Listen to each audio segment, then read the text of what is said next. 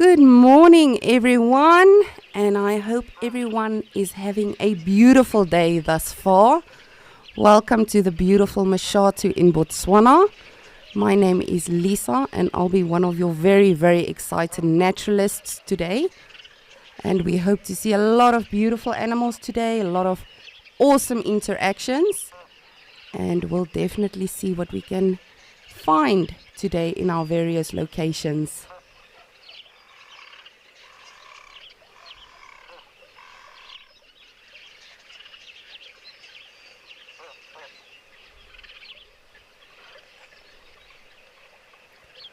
As always, we have our beautiful guinea fowls coming to greet us and coming for their morning drink.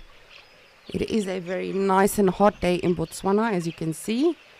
Actually, in all of our locations. Currently in South Africa, we've got a lot of heat and humidity going on as we're heading into summer. But hopefully that promises a lot of rains as well.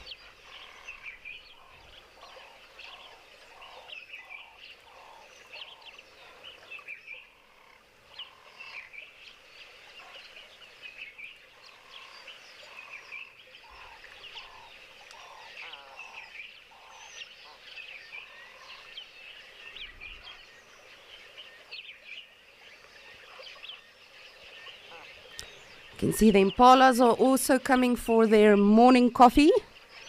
As I said, it is a fairly beautiful hot day already. And speaking of which, let's take a look at our weather for the day.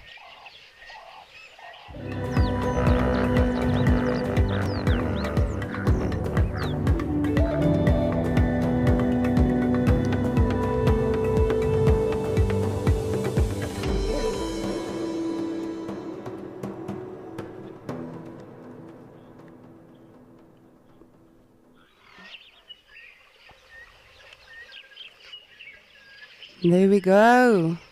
So as I mentioned, we are slowly heading into summer. Well, technically spring, you can say. But I think a lot of us in South Africa or Southern Africa only refer to winter and summer when it comes to the seasons, because it really is either very cold or very hot.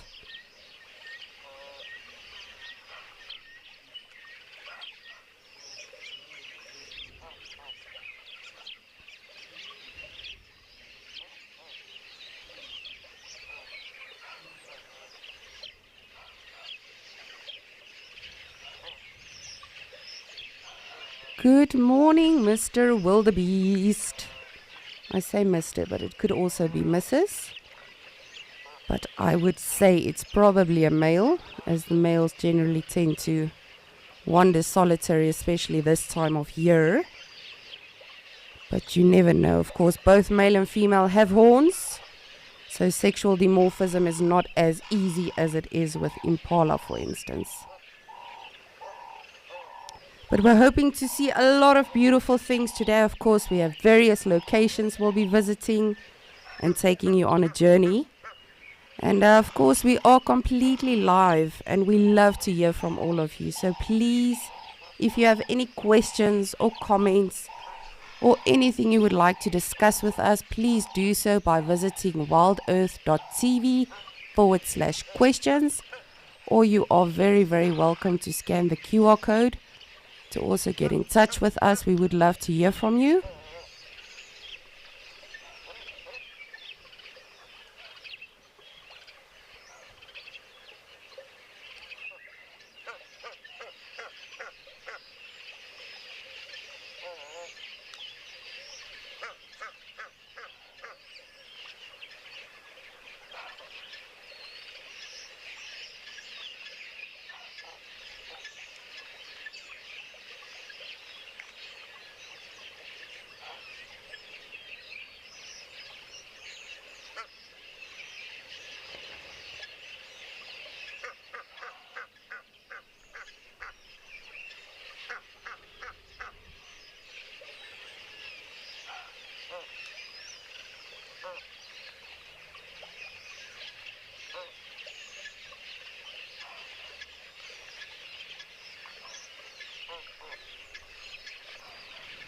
Nina, thank you so much for getting in touch with us. We love to hear from all of you. It's really, really awesome when we get to chat to all of you as well. And we are also very much looking forward to another relaxed time with Escape to Nature. And of course, this is all about just immersing ourselves in nature, just observing the animals specifically, without disturbing them, just observing their behaviors and what they do. It's really such a privilege just to be able to do that. And of course, we have the animals spoiling us, but we have all the beautiful bush noises we also get to listen to. How lucky are we?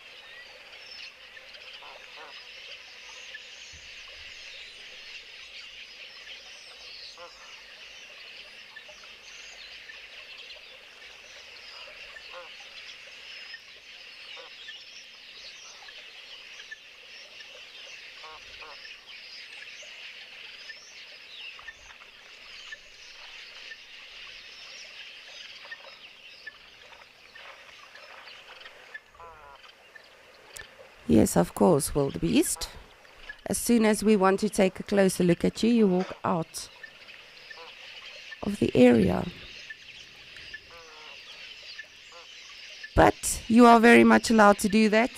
This is, of course, your area. And we are mere visitors, very lucky in being so. Hopefully we'll have some elephants come to Mashatu today as well. You never know, we might see the crocodile. I have not seen the Kori bustard in quite some time, so I'm really hoping for that as well.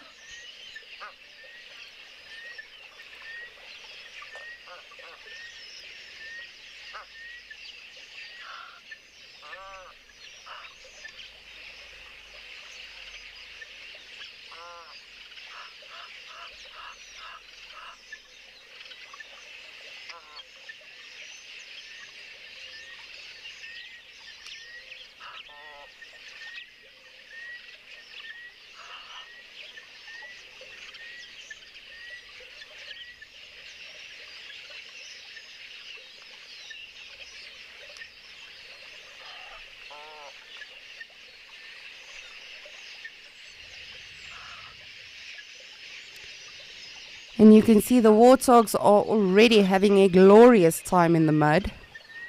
Of course, just getting some nice mud on the skin so they can protect themselves from the ticks and the parasites, and of course cooling off. You can see that one is using its head as a shovel to get some of the ground or the soil loose, just to create some extra special exfoliation. Luckily, we don't have to do that. I don't think I would be one of the favorites at the pool if I got into the pool all muddy and dirty. Luckily, we've got sunscreen for that and insect repellents. Oh, that's nice.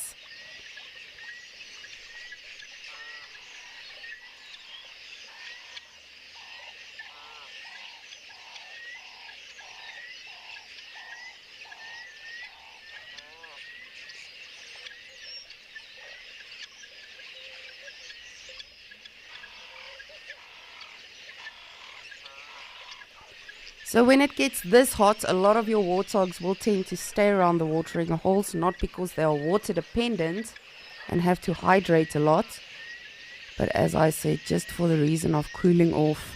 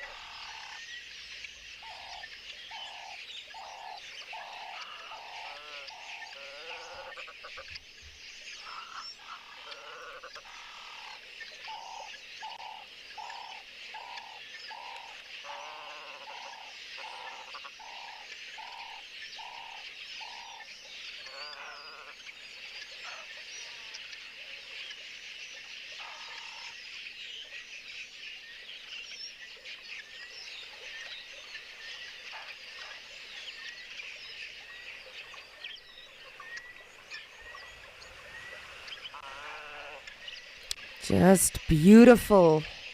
And of course, the red-billed quillias, as always, very, very much loving the camera.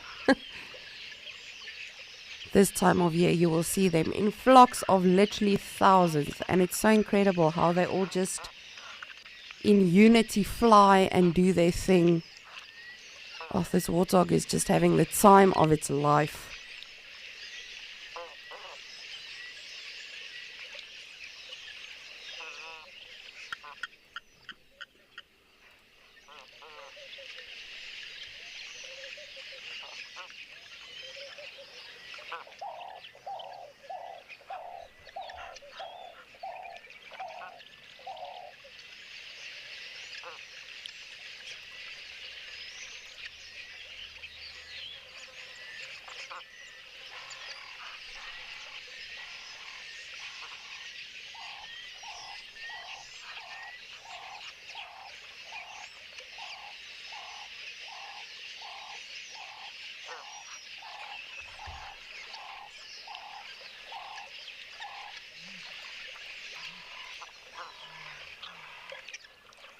How cool is that?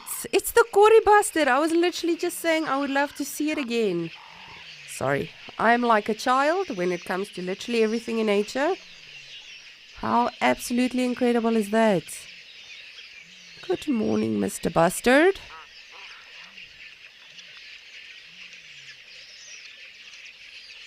And believe it or not, that massive bird has the ability to fly. They are incredible hunters as well. They love fire season, believe it or not, because in Africa we do controlled fires, but unfortunately sometimes you do get, due to the heat and humidity, you do get unplanned fires as well. But when it does happen, of course, that creates a lot of creatures and creepy crawlies to come out of the soil, and then the bastards love that because that's what they feast on. But they do also feast on lizards, snakes, smaller birds, smaller mammals and reptiles. Oh, that is just so cool.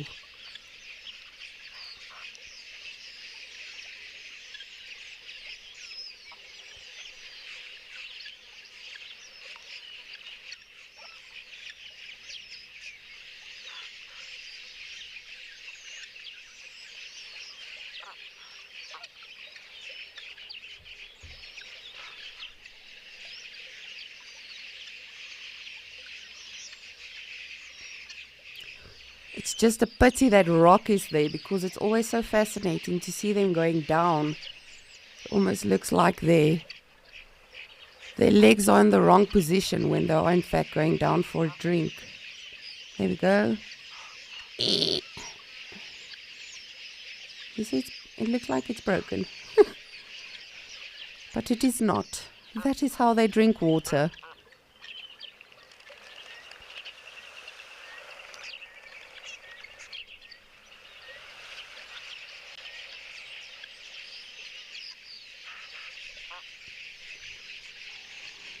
Randy, absolutely. This is such a special sighting. Honestly, I am so excited. This has literally made my day. I don't have to see anything else today.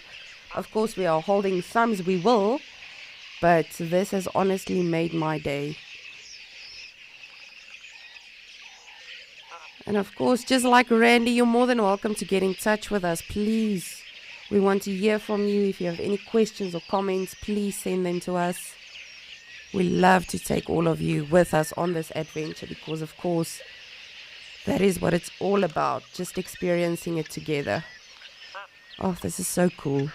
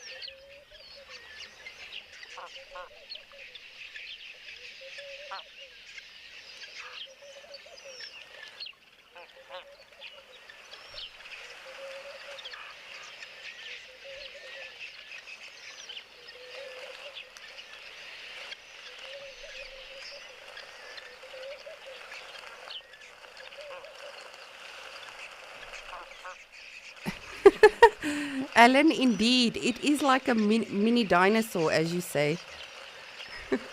Definitely, that's the first time I've heard that comparison, but it's definitely fitting. They are very, very strange looking birds. And I have actually only seen a few in my life. That's why when I do see them, I get utterly excited. Because it's not an endangered bird species, however, they are not all that common, like your doves, for instance, or the quillias, or an African fish eagle. But of course, just like anything else in nature, everything is so, so, so special to see.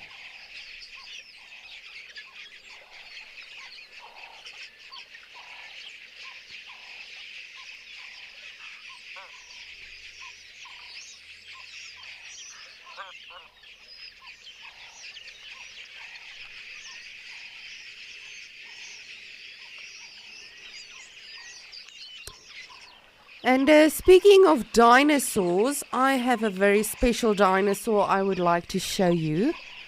So I think let's go over to Okokoyo.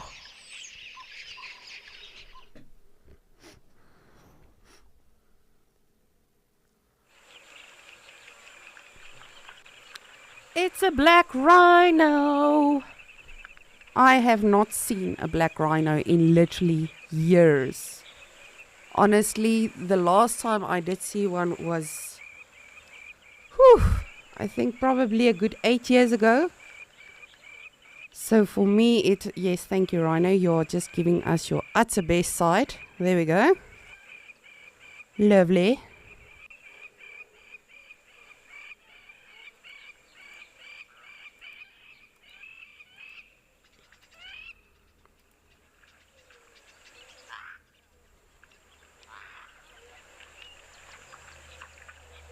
And then, of course, the springboks and the oryx in the background and the zebra.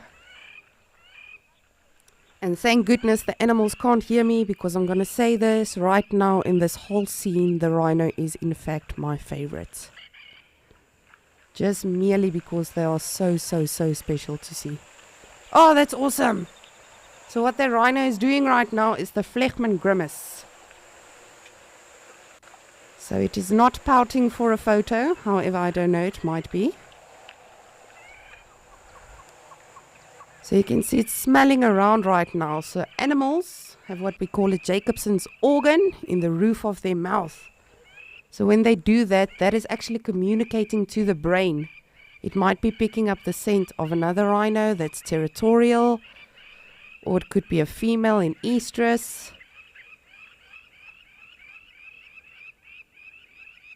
Or it could just be parting the lips for a nice photo.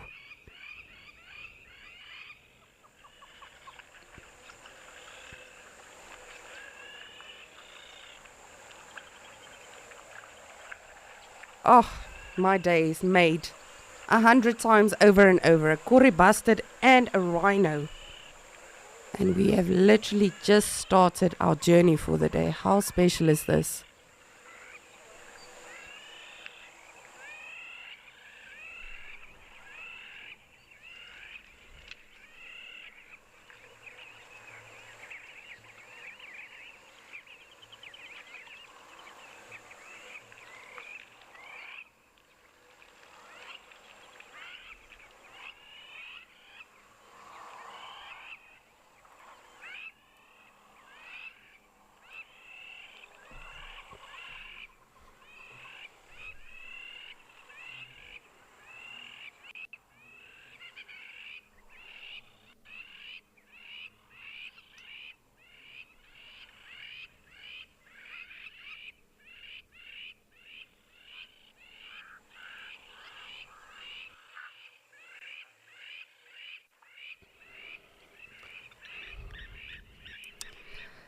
Katie, I want to apologize, but I also don't want to apologize.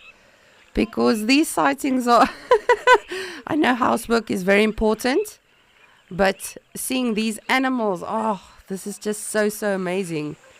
And we are really so fortunate to be able to see them. But I do apologize for distracting you. But as I say, sorry, not sorry. We are so happy to be able to see these animals.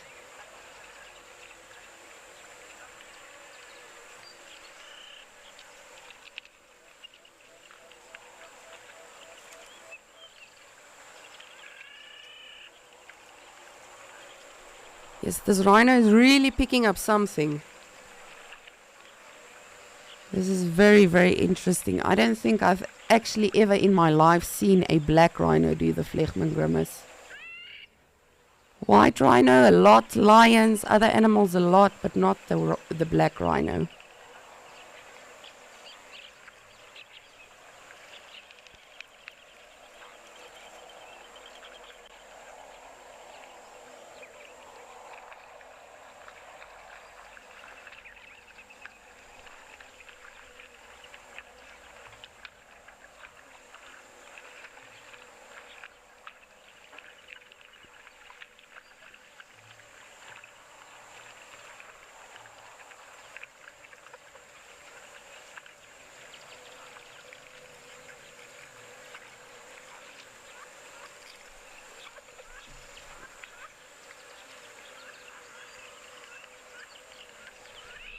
And of course, the black rhino did not derive its color due to, or its name due to the color of the actual animal, because of course in southern Africa you get the black rhino and the white rhino. The black rhino is much more endangered, but the white rhino got its name from the fact that it's got a wide mouth. So then they thought, okay, well, this one must be the black rhino, but this one is a browser. It eats leaves, and that's why it's able to lift its head so high to get to the leaves. I also call them the Mickey Mouse rhinos. They've got beautiful round ears as opposed to the white rhino that has more pointy ears, I guess you can say.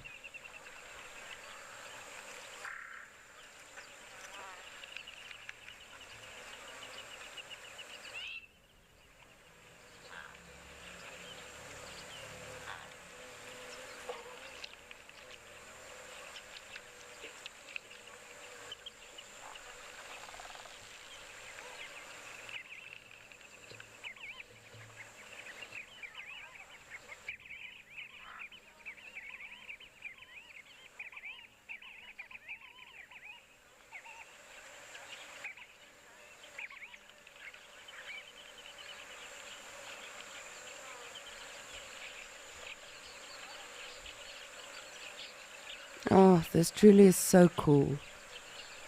Honestly.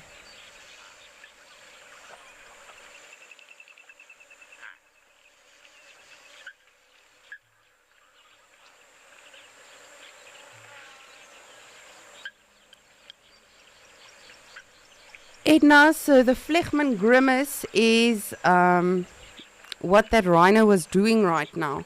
So when they do that whole pouting thing, that is actually when they pick up a scent, whether it's a rhino or a lion. If they get to a certain spot and they pick up a certain scent, those pheromones go into the roof of the mouth, which there is a where there is a Jacobson's organ, and that actually communicates to the brain. This might be an animal that bypassed, that is a territorial animal, or it could be a female that's an estrus. So that is how animals communicate with each other. And then, of course, when they do pick up those scents, they'll make their way to those areas depending on the situation, of course. So let's say it's a rhino that picks up another territorial rhino's scent and it wants to challenge it to territory, it might now follow the scent. Or if it's a lady that wants to have a baby, might also, of course, follow the scent. Follow your nose.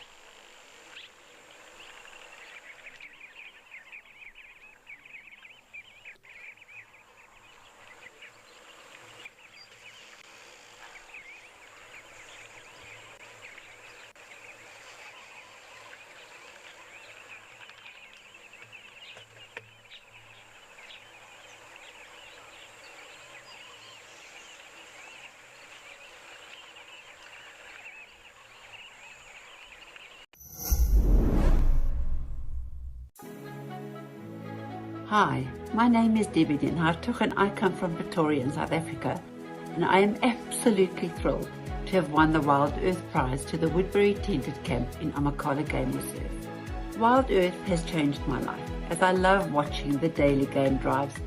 Thank you, Wild Earth. Sign up today and you could be getting out there to experience it for yourself. Wild Earth Explorers. It's in your name.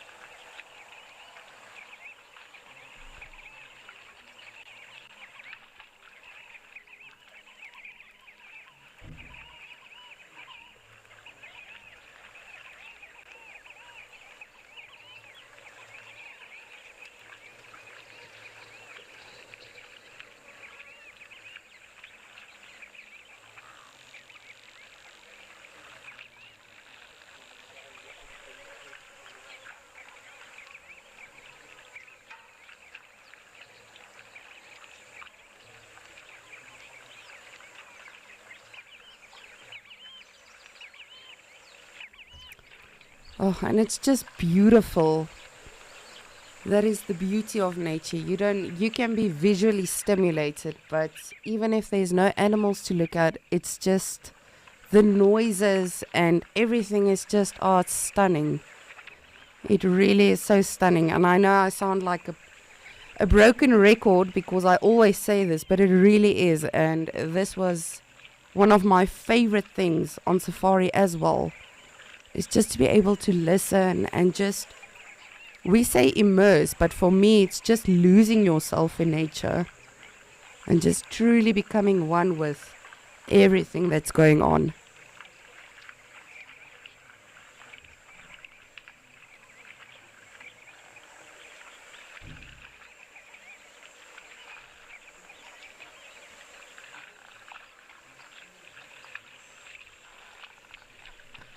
Oh, well, I'm so happy we got to see that rhino just in time.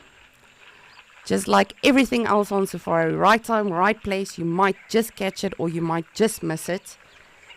And speaking of which, there are some animals on the Djuma camp that are also wanting to disappear, but I would love to see if we can catch them.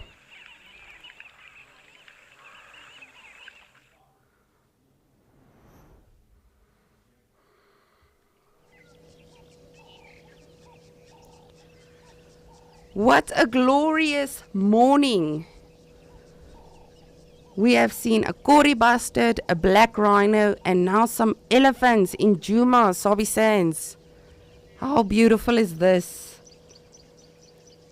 They just had a quick drink at the watering hole, and now they're slowly heading into the bush, of course, for some shade and just for some snacks, of course, because Ellies love their snacks.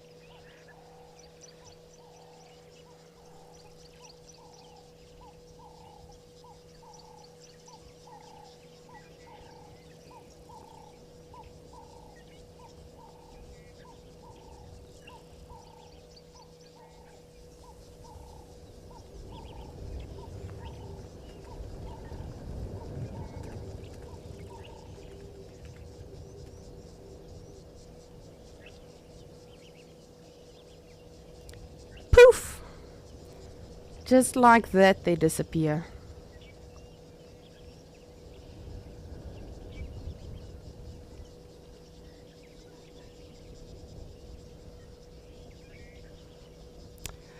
Well, we got to see some Ellie bums, but as I say, what a morning so far. And I know Rolf is having a beautiful morning as well, and he would also love to say good morning to all of you.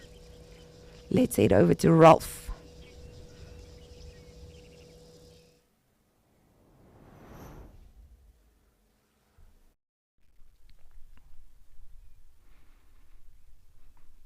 Yes, indeed. Hello and good morning, and welcome to Escape to Nature. We're escaping to nature in the Kariega Game Reserve in the Eastern Cape province of South Africa. My name is Ralph Kirsten, and we are watching a lovely big tower of giraffe. Well, they do say when they're standing still, they're a tower. When they're moving, they're a journey. We've got a bit of both happening here. A tower journey of giraffe. There's been a lot of necking going on between them.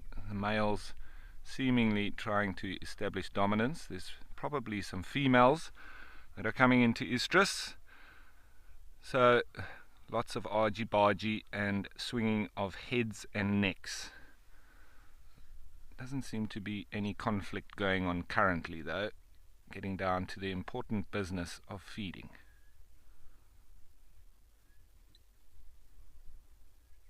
And just a beautiful landscape and scenery here at the Kariega Reserve.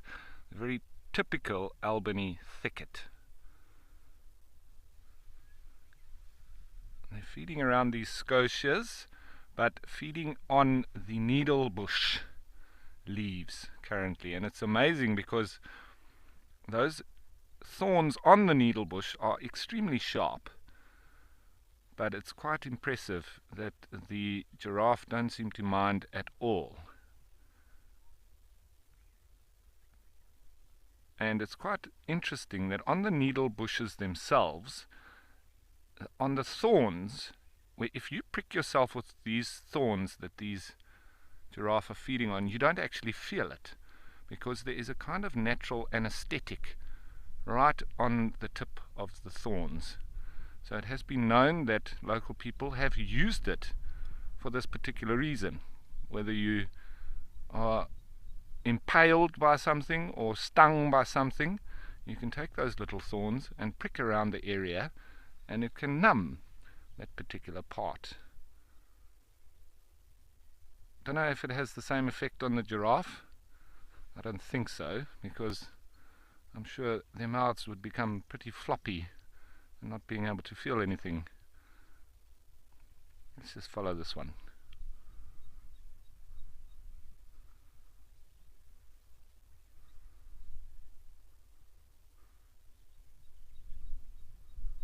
It moves off to feed on another one.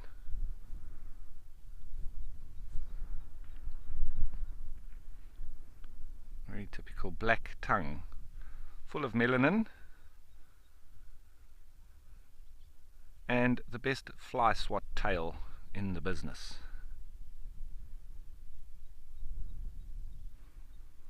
You hear rufous-naped lark calling, the bicycle pump, chip chip chip chip chip.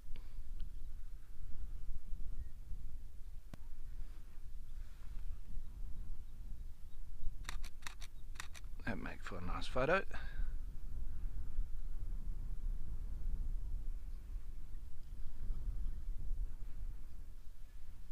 Beautiful markings and in tip-top condition. I must say the only thing that I noticed on these giraffe is that they are full of ticks, especially under the legs, on the belly area, and that soft portion right where the legs join the body, and around the bum. So it's soft areas of skin that the ticks target. But it's completely natural, completely normal for them to be full of ticks. They will fall off eventually.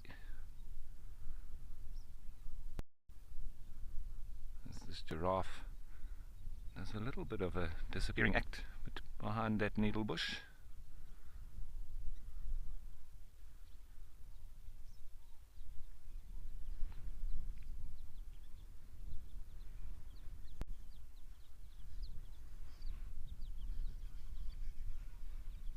The wind is picking up a little bit now, and it's quite cold actually compared to yesterday. It was very hot. It's cooled off nicely today.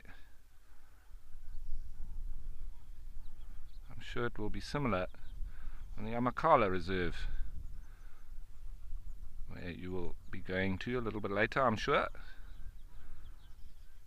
where Trishala and BK are.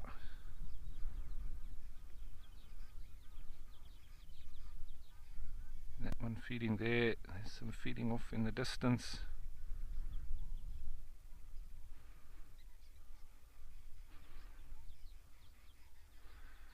So Debbie, these needle bushes that the giraffe are feeding on, they're called as such because of the very sharp thorns that I was discussing a minute ago.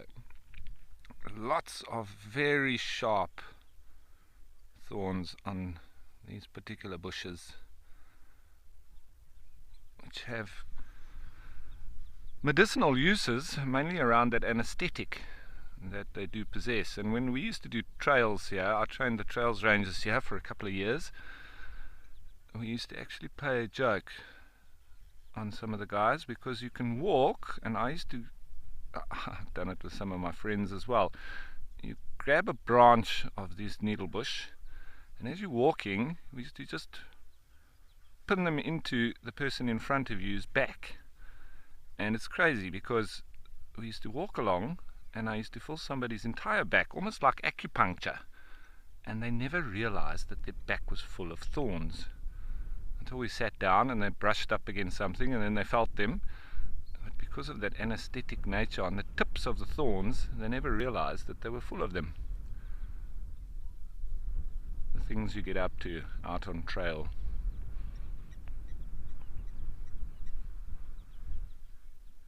Yeah, we're watching you. That's a Scotia tree on the left. Scotia afra, the Karoo boerbean. Produces lovely red flowers that the sunbirds love feeding on.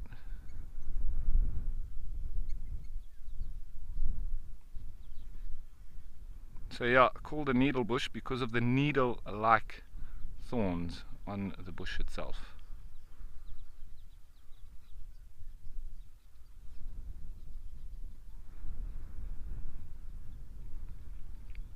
Crazy how the weather changes here from one day to the next.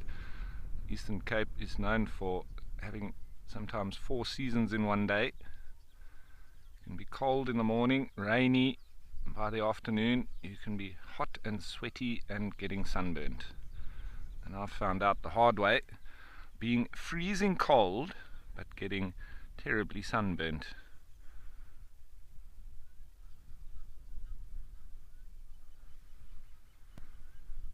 There's a brown-hooded kingfisher calling.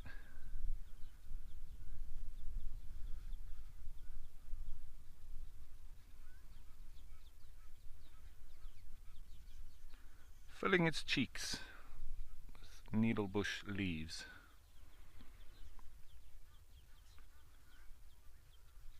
So time spent feeding now. Later there will have to be a period of inactivity when they go through their very important task of ruminating.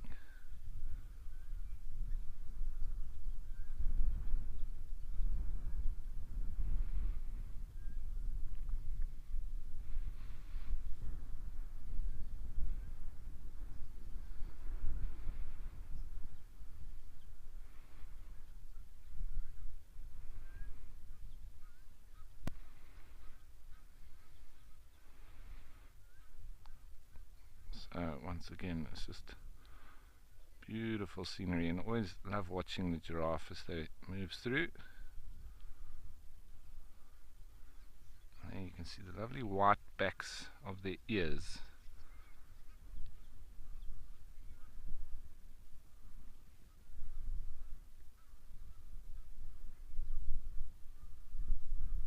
It's often what you see from a distance when you look giraffe from behind. You see those flashy white rear of the earlobes, the ears, ear flaps.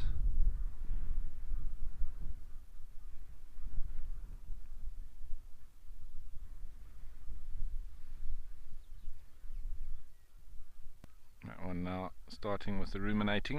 You can see it's swallowed. It'll come back up now. There it comes, and then it's chewing again. Chewing the cud.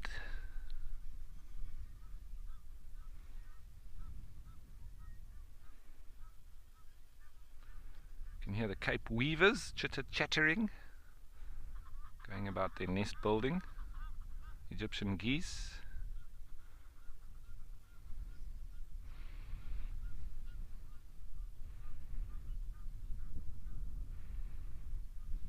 I always think of Australian cricket players chewing gum when I watch giraffe chewing the cud.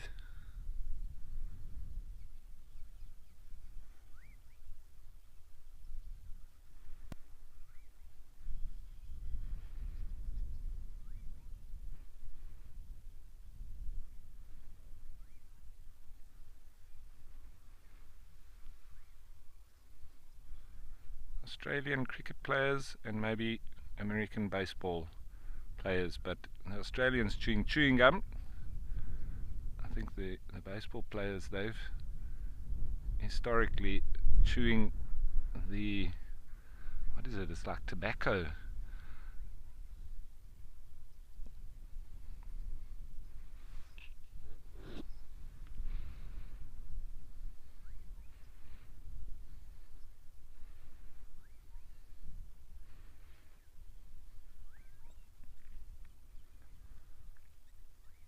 So a very motionless giraffe, apart from the chewing mouth.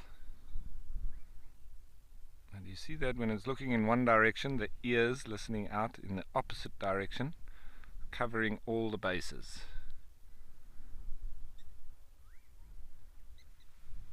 As you would when you're playing baseball.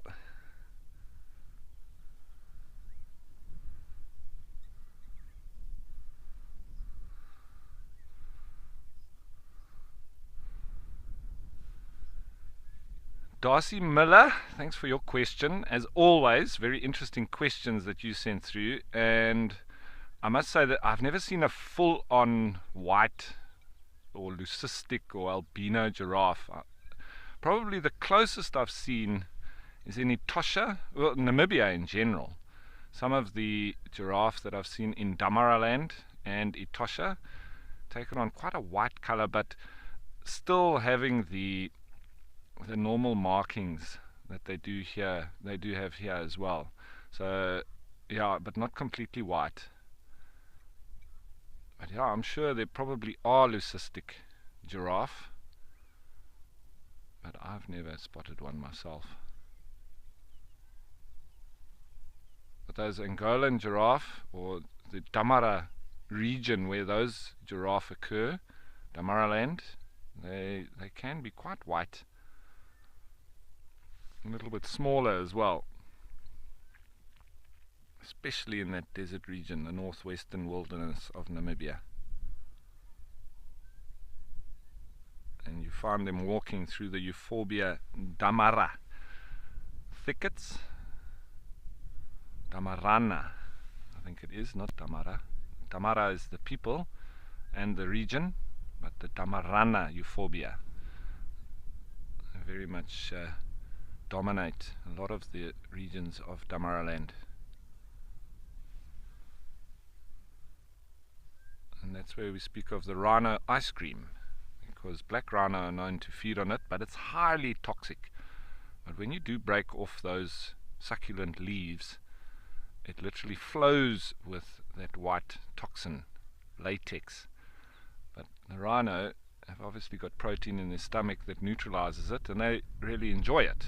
But it flows out so much that you often see them with a mouth and around the mouth full of that white latex, and that's why I call it the rhino ice cream, because it really looks like they've been stuffing their face with an ice cream cone, missing their mouths.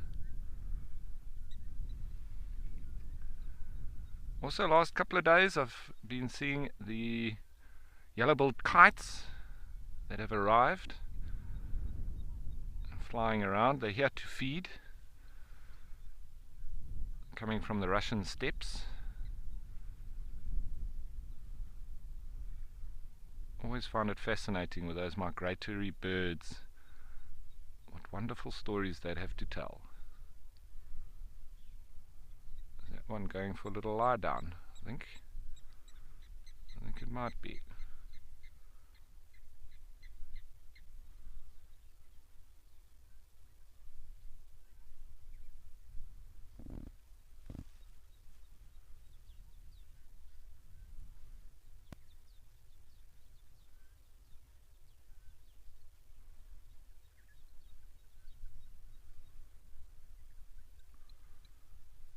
So you know, there is a safari vehicle coming through. They're just finishing off this morning on their morning's game drive. That's them coming through now. They will be going to the main lodge.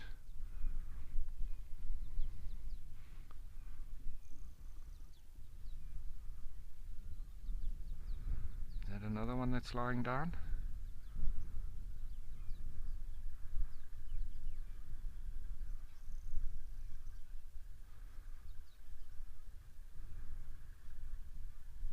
Just for the picture, I'm just going to go past this vehicle because they're coming towards us now. So let's go onto the waterhole.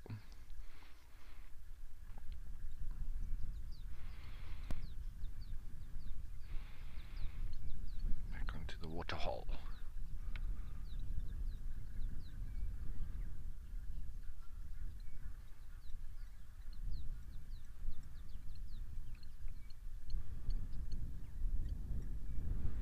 Blacksmith lapwings, they do have a little chick, and I've been trying to spot it. I saw it the other day, tiny little thing, and I haven't been able to spot it again. They hide it, they sort of leave it, and then it just acts very, very independent. It just stays on its own while the lapwings go off and chase whatever birds or animals may come into the area. They leave it and they go off chasing.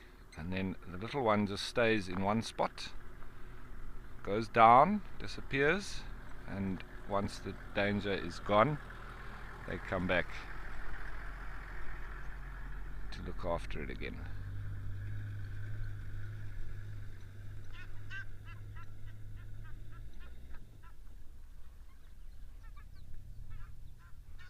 There's a moorhen, gallinule.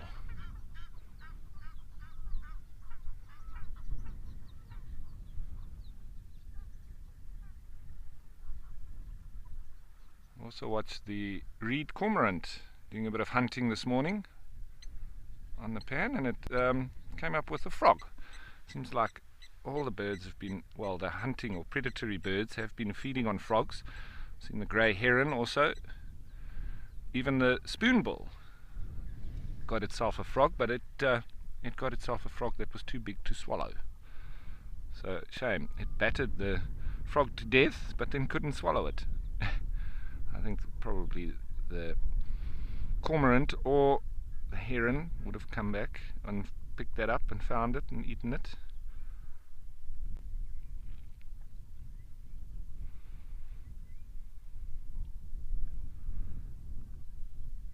waterhole is populated by all sorts of different species of birds, and everybody does compete for space on the water. The Egyptian geese and the shell ducks have quite a bit of conflict.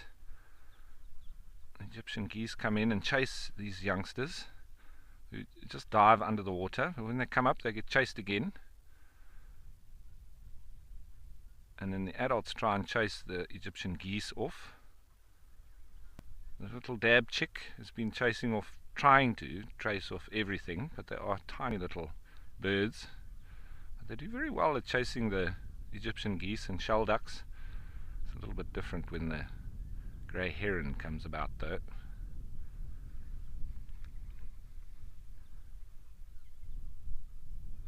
And that's the female off on the right with a more white head.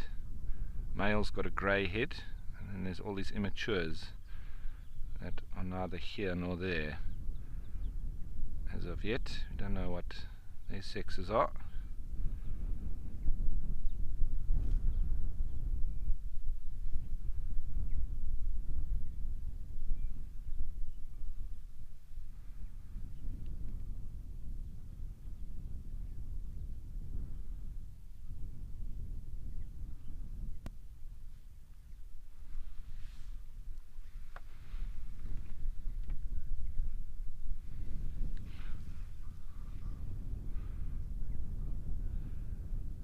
So, I'm speaking of all these small little creatures and the diminutive little dab chick or little grebe. I think it's time to send you on over to the land of the giants.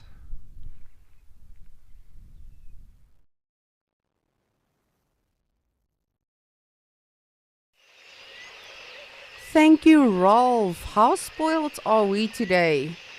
With your beautiful birds, and earlier we had the Kori bustard and a black rhino and giraffes, and now we are treated to elephants. Now, of course, Botswana is very, very well known for their elephants, but I mean, wow, what a treat. So special that they came to grace us this early in the morning.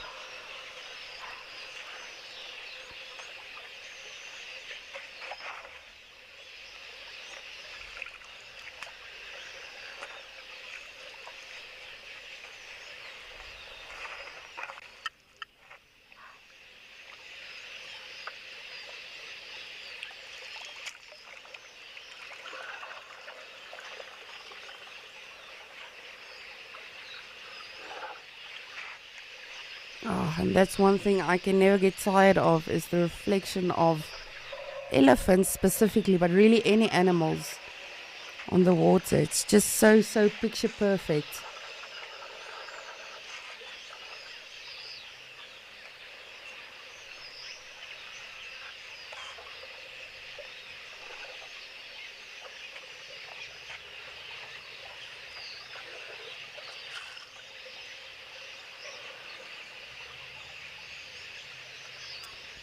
That young calf is really alert. You can see the ears and everything, just always listening and smelling to see if there's anything potentially that might be dangerous to them.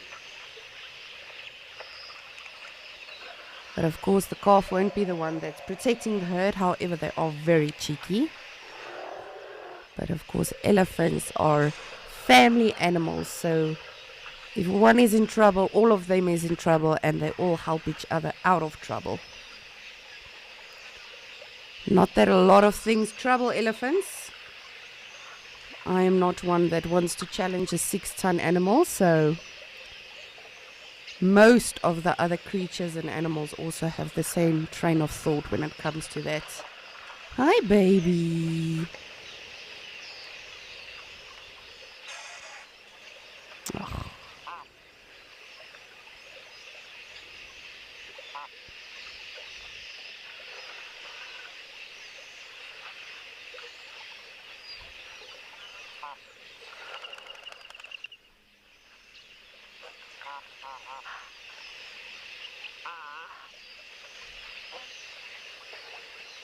Oh, how cute is that calf? My goodness.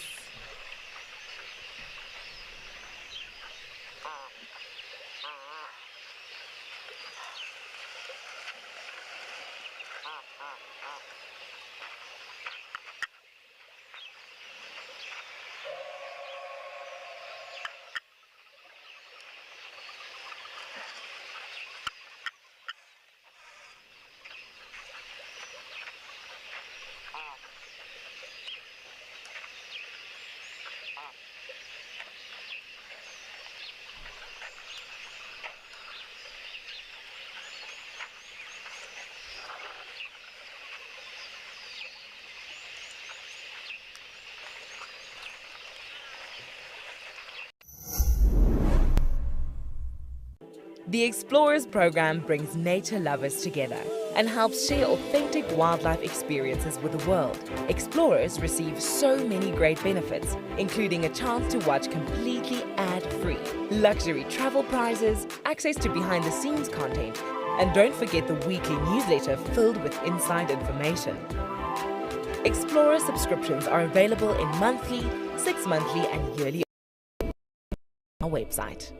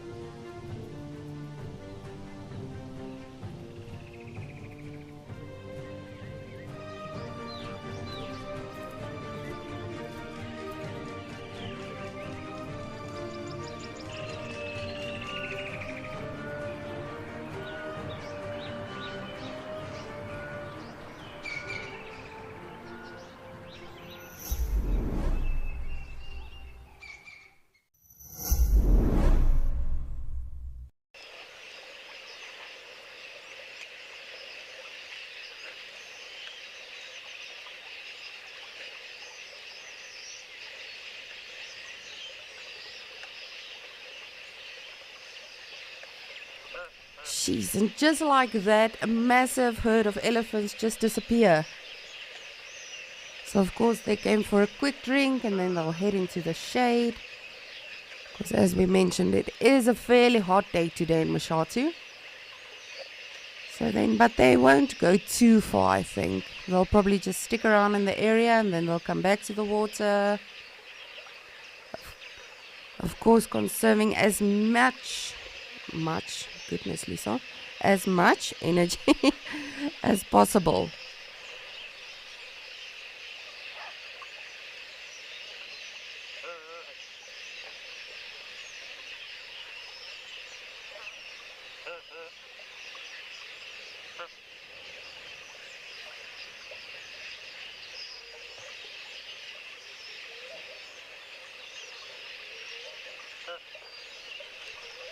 Alrighty, well, I'm gonna stick around here and see what else we can find and see and be lucky to observe today. But while I do that, I'm gonna send you over to Trishala, who's very excited to say good morning to all of you.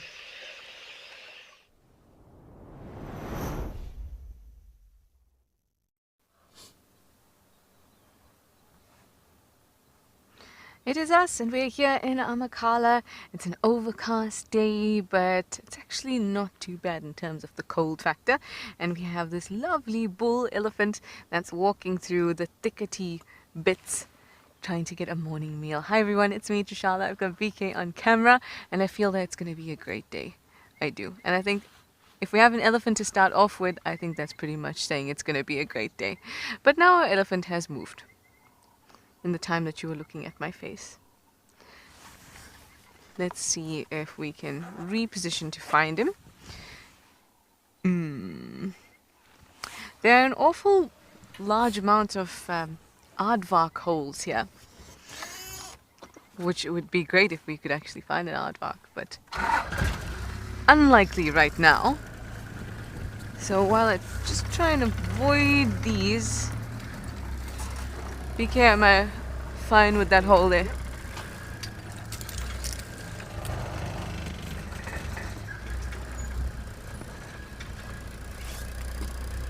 Ah, okay, I see only a butt that is moving away from us.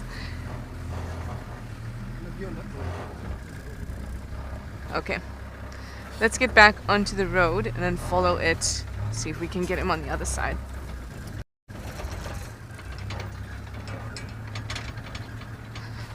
So this area we've spoken about before is dominated by Albany thicket, and that's what we're in at the moment, with a bit of coastal or dune forest. Ooh, there's another elephant. And so there's patches of this really low short grass with flowers, and then there's patches of sort of islands of thicket. And so the islands are where the elephants want to chill out because that's where they're going to eat, or that's where they're going to find the majority of things that they like to eat. Grasses, elephants will eat, especially if the grasses are really good and juicy and they're after the rains, but it's not their first choice. Elephants are mixed feeders, so they busy browse and a whole lot of stuff. Now here, they don't have the luxury of getting a little crazy for marula fruits. There's no marulas here, like there is up in the Lowveld in Juba. But there are some other fruit that it can get its chunk on. For example, the star apple, the common star apple that I ate yesterday, and might I add that I am alive today, which is a good sign, because the one I had picked was not exactly ripe. So elephants will definitely eat those, but jackals particularly like them. That makes sense because that tree is very closely related to the jackalberry that we get up in the Lowveld too. So right now, let me pull out my binoculars and have a look at what this bull is eating.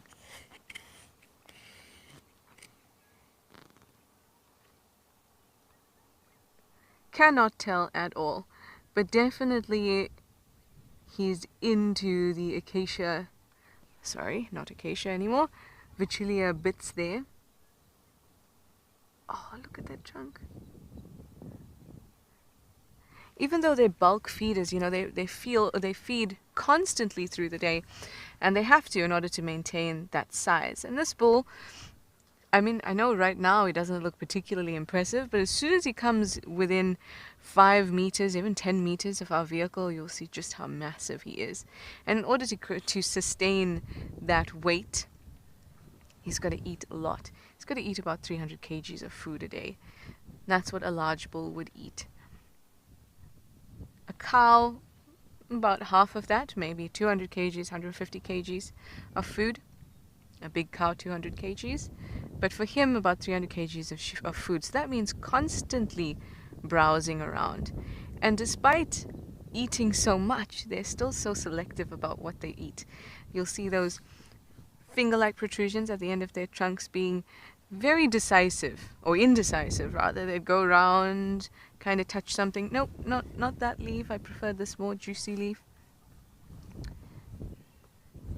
And they still manage to get the amount that they need, even though they're so choosy. And of course, if you're eating that much, you've got to poop that much out.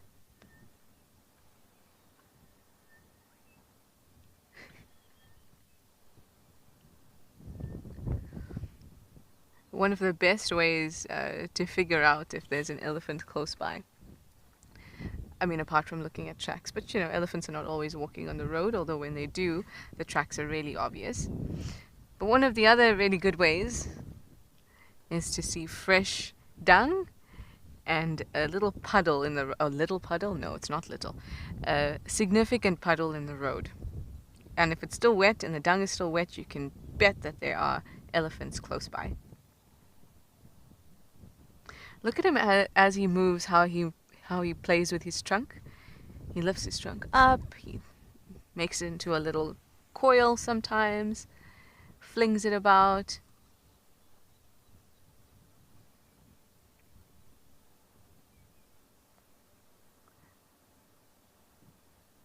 It's just like a limb. You know, as you walk, you might touch things as you walk by. You might swing your arms. You might cross your arms. You might touch your other arm, your shoulder, your face, whatever it is. That's what their trunk is for them. So you'll see them as they're walking. They touch things around them. They curl their trunk. They might touch their eye. I love when they rub their eye. Sometimes they touch their ear as well.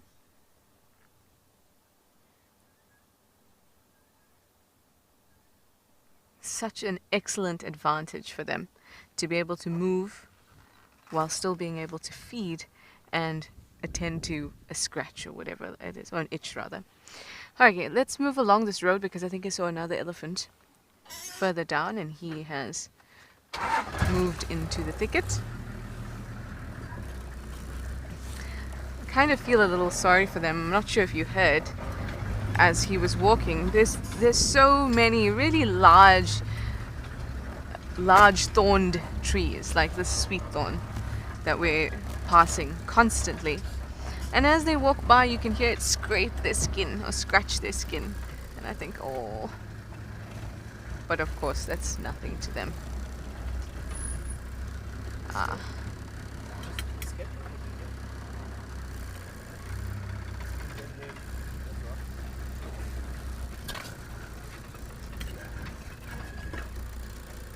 Okay, so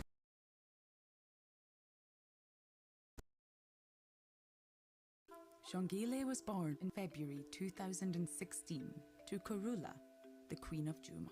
We watched her grow from birth to enforced independence when Karula disappeared. On the 19th of August 2016, Tandy, Shongile's sister, was on the prowl. From nowhere she appeared and a traumatic fight ensued.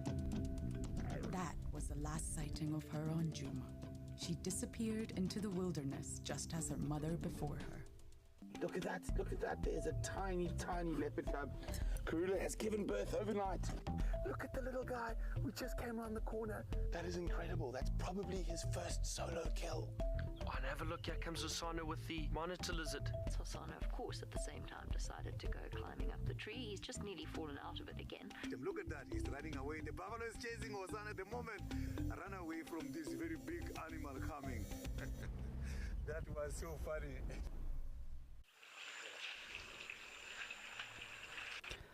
How lucky are we? Mashatu, Djuma, Amakhala, and now Ukukuyo has had elephants in just over an hour of our journey this morning. How cool is that? Oh man, we are so lucky. And it's tricky to spot them now, but I shall try. There are two tiny babies in this herd. Very small, but of course mommies are very protective over them. There's one, no, that one's not so tiny. There in the background is a tiny one. Let me see if I can show you.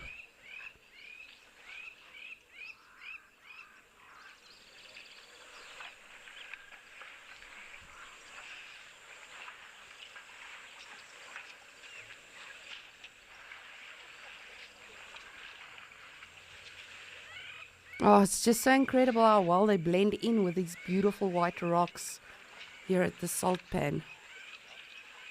Hi, baby. You're a tiny little thing.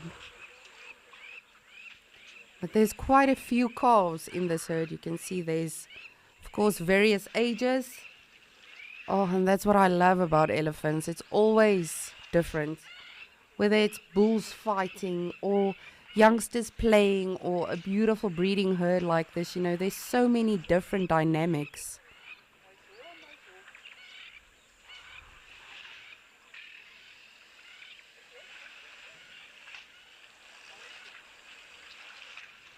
Oh man.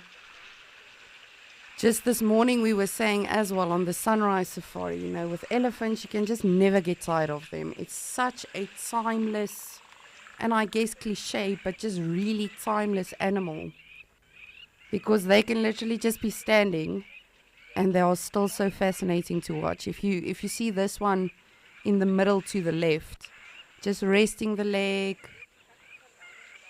and then you see the other ones drinking water and the babies playing with each other there in the back. It's just, oh, wow.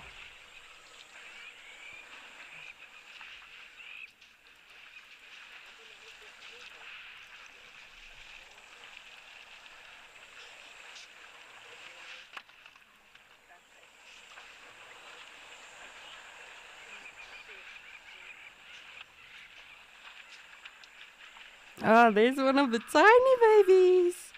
They're in the back. You can see how full of water it is. Because obviously for that tiny baby, the water is still very deep. Oh, goodness.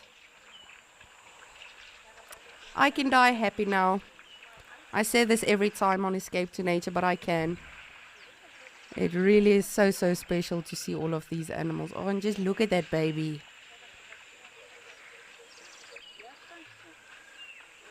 And it's just incredible how the other animals, you know, sort of know to wait their turn.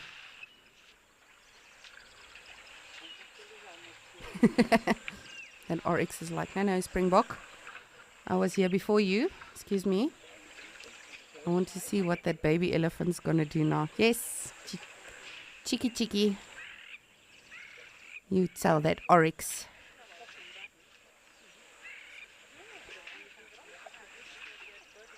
Oh, that's so special.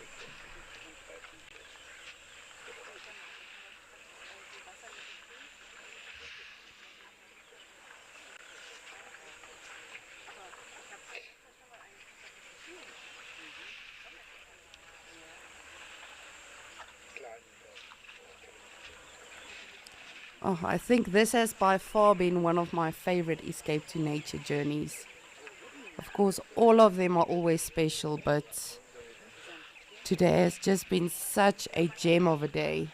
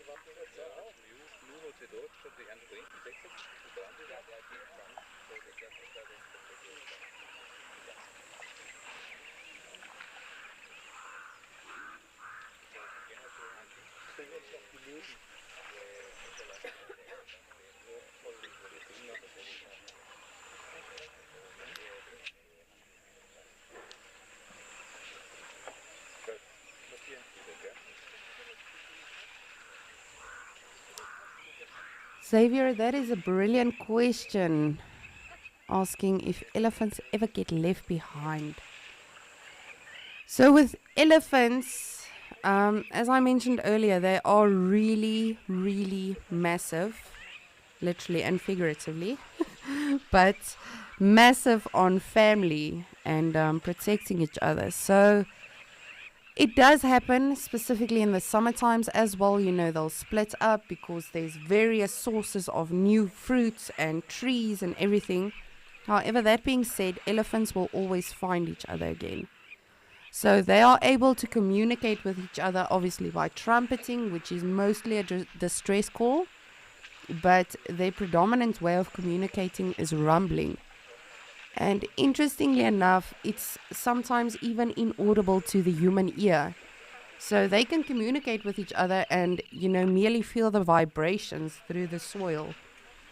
And that can be felt or heard for kilometers and kilometers. And when I say kilometers, I don't mean 1 or 2.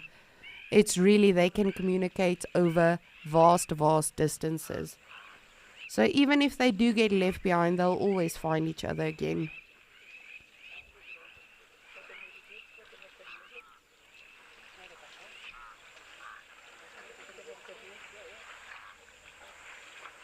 And of course they have excellent hearing and smell. Of course they have massive ears, which they also use to cool their bodies down. But their ears consist of it takes up 20% of their body mass alone. So you can imagine how immaculately well they can hear.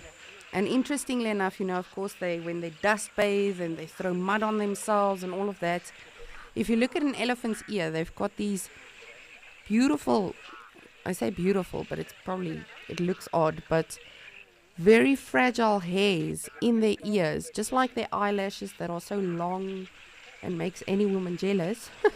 But in their ears, they also have hairs which protects their ears and the insides of their ears. So it truly is so incredible. It's this random, awkward, massive animal, and yet everything is perfect when it comes to the body functions. And Mother Nature has just really thought of everything with elephants.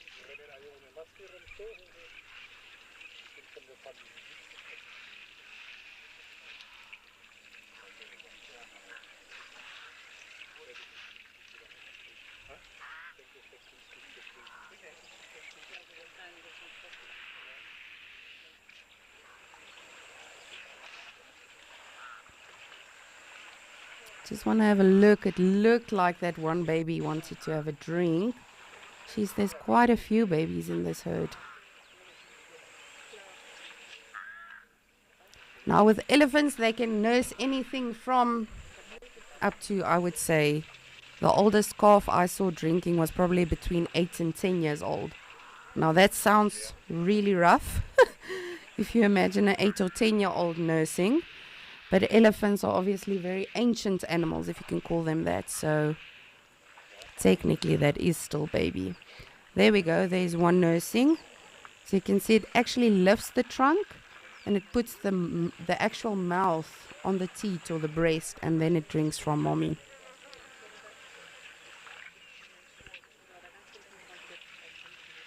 Just there in the background you can see the mom and the calf. And it's incredible. Watch how the rest of the elephants are just waiting. One of them will now decide, okay, it's time to move on, and then all of them will also follow the rest of the herd.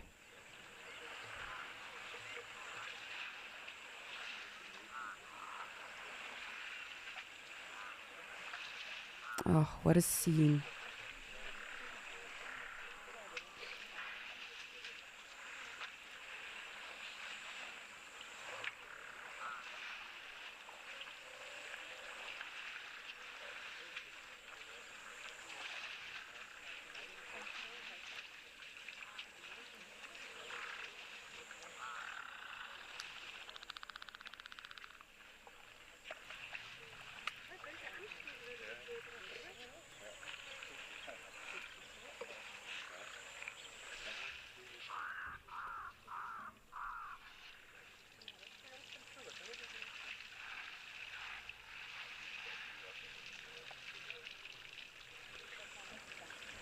So Alex, elephants vary. As I mentioned, I've seen an elephant calf that was between 8 and 10 years old that was still nursing from the mother. So it really depends, even with rhinos. But both rhinos and elephants become fairly old in the wild.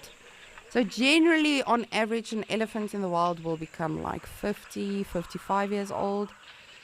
Pushing it even 65 years old. So if you say like a 10-year-old elephant is still drinking, it sounds rough, but it's still baby. However, that being said, of course, a baby can only nurse for as long as a cow lactates. So at a certain point, she will stop lactating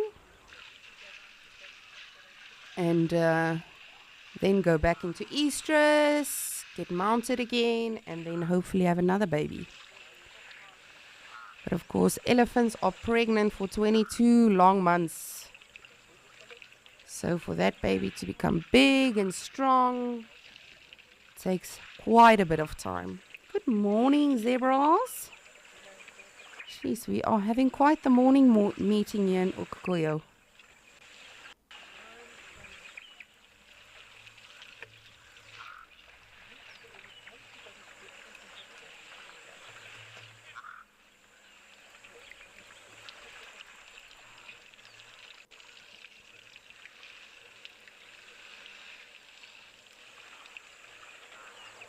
And watch how they all just follow the same game path.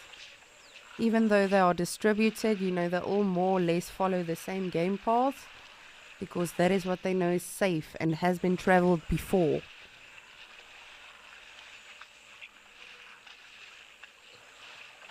Oh, this is just such a beautiful African typical scene. And believe it or not, I've been a naturalist for, goodness, almost forgot how old I am, for just over 10 years. And I was very fortunate to grow up as a kid as well, going on a lot of safaris and constantly being in the bush, you know, on family holidays and all of that.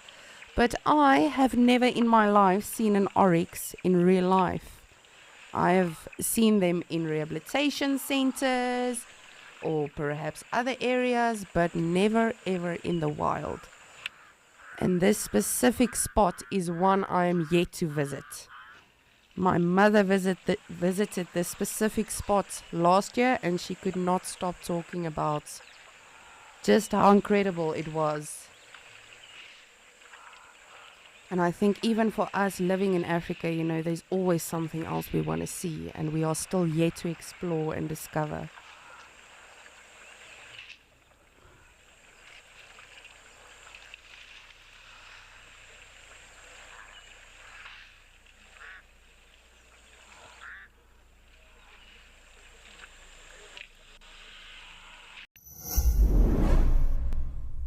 Wild Earth is excited to announce the launch of our massively updated app. There are so many brand new features that we have to share with you. Tune into our live channel, and if you are an explorer, you can now watch completely ad-free on the app. There are also many other channels, including behind the scenes. You can find the app on app stores worldwide.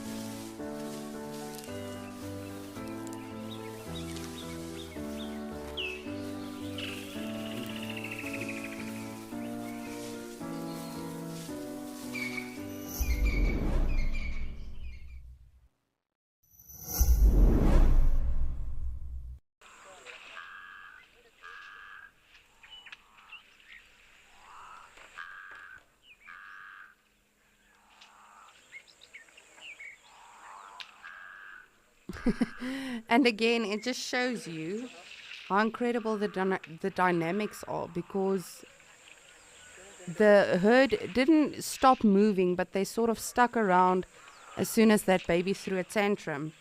So it really is so incredible. These animals are so, so, so fascinating.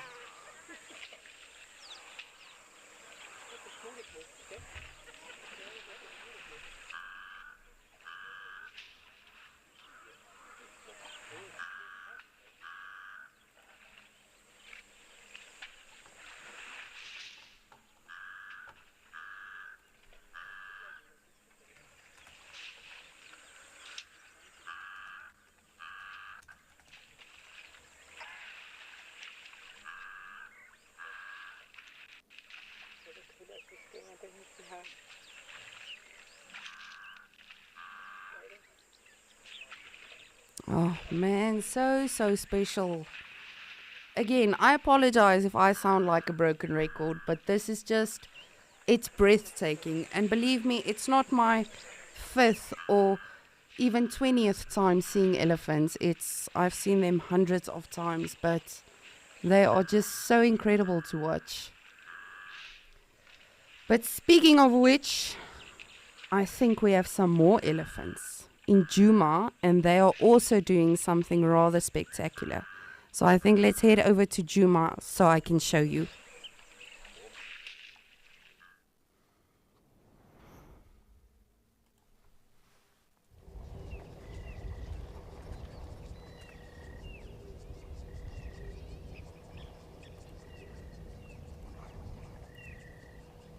Look at that! I cannot. I'm just so thrilled with this day. And again, I know I said it earlier, but I can die happy now. Honestly. Elephants swimming. And again, this is something I've also seen many times in my life. But how cool is this? Such a massive animal just becoming a complete kid in the water. I think this is another reason they are my spirit animals. They are emotional. Yes, I am an emotional person. But they love water. And that is honestly also me. On a hot day, getting into the water, just completely transforming into a 2-year-old or 5-year-old. Just becoming a kid.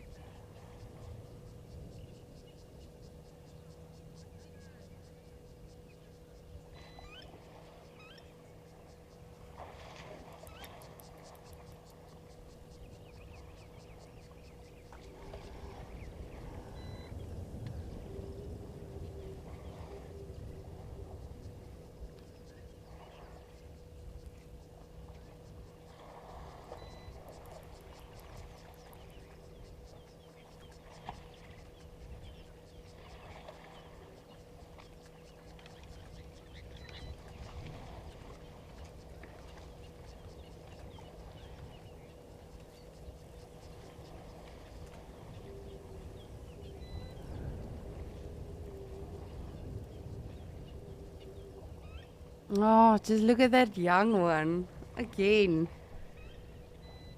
And with elephants, it's always so incredible, you know, whether it's a baby or a calf or a sub-adult or a teenager or an old elephant. As soon as they hit that water, it's like a gremlin. It really becomes this naughty little thing. Luckily, they don't multiply in the water. But oh, that is so special. And of course, in the Lowveld right now here in Djuma, it is super hot and humid. As I mentioned earlier, this is the time of the year, you know, where it gets very, very hot, humid, because this is slowly heading into rain season. Of course, every year is different.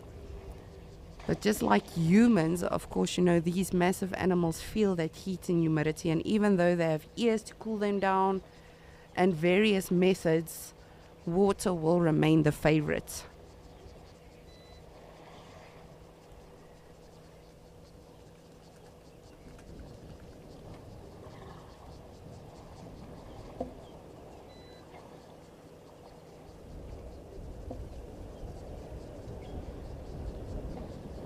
Now, just a reminder, we are completely live, and this is an interactive experience, and we really want you to join us on this journey.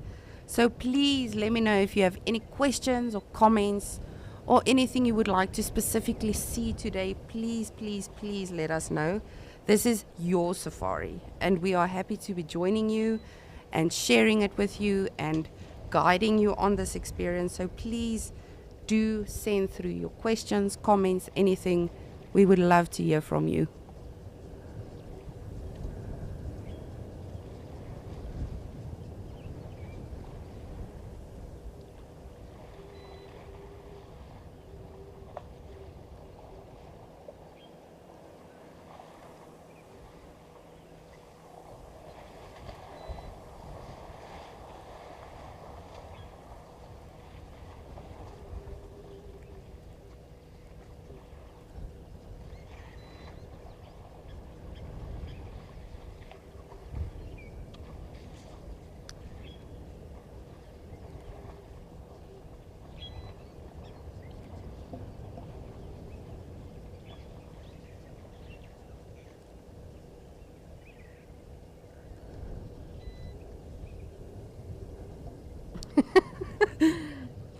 Give way, Lapwing.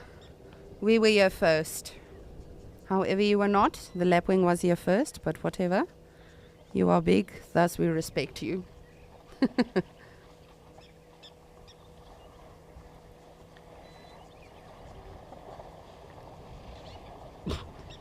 Yes, that is definitely my brother and I on holiday. I remember it very fondly. Just as soon as you get out of the swimming pool because your mother calls you for lunch or even dinner, you know, just as soon as you're out, you just quickly get back in, you know, just to get that last cool down. Yep.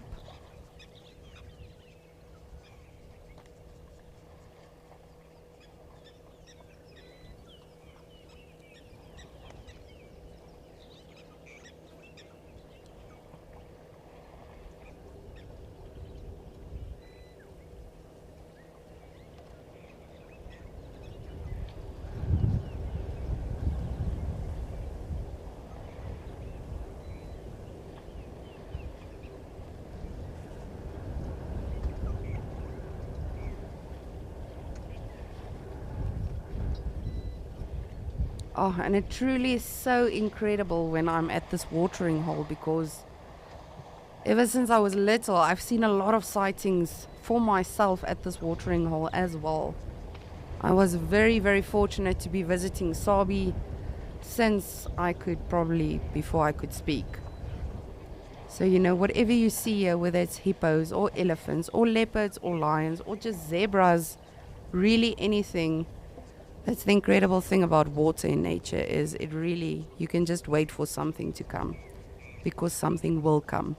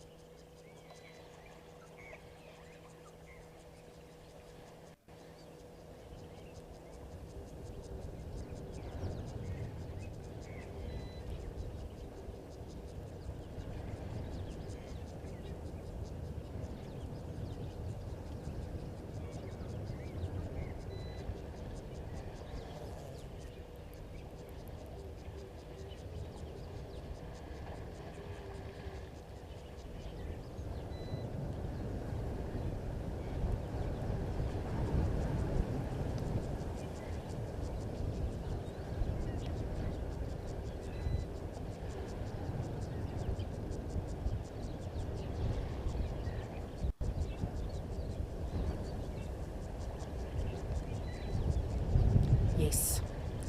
I'm also hungry when I've had a good swim. Straight from the water to the snacks or the food.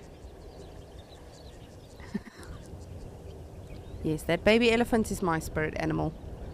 Refuses to get out. But while I stick with these elephants and see what they're up to, which I think they're probably just going to be heading into the bush for some shade, I think Trishala might also have some ellies to show you in Amakhala.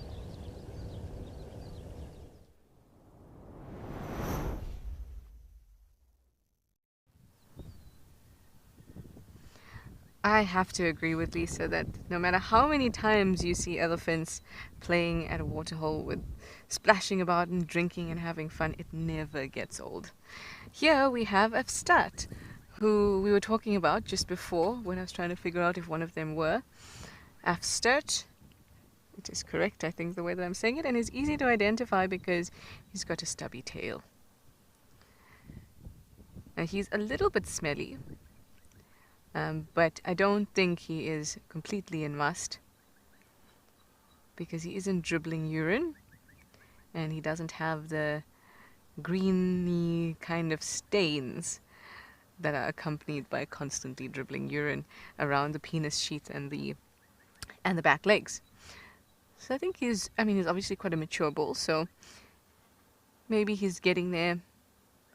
It must doesn't just happen overnight. It's a gradual process. Hormones start to change, he'll start to get a little bit smelly until it peaks. Now Afstat has a little bit of a problem, apart from, of course, the stubby tail, which he seems to be totally fine with, and that makes sense because the point of the end of the tail is for an animal to be able to whip it back and forth to clear any parasites and things that come and land on it. So he, as you can see, he can still wiggle his tail quite well, but he just doesn't have the end bushy bit to help him swat away things. Maybe that's why it's constantly moving, so he doesn't allow anything to land on it in the first place. Anyway, the other problem that Afstat is facing is that he has recently broken one of his tusks. It's not the tusk on this side, it's the other side. I'm not sure if he'll show it to us because he's kind of inched a little bit closer to us, so I'm not going to move at this point. Unless he decides that he doesn't like us, then I will move. But he's been pretty good. But the tusk on the other side has recently been broken. Not badly, not broken off, but it would still be a painful thing for him. And he's kind of like the ridge of his nose, not quite his nose because his trunk is his upper lip and his nose fused, but that front bit, the ridge there just below his eyes, is a little bit swollen, and so is where the tusk comes out from. So he's going to be selecting some really soft, not woody bits to eat. Elephants often grab the bark and sometimes the actual stems of trees and chew on them, so he'll be avoiding that kind of thing until he's a little less swollen.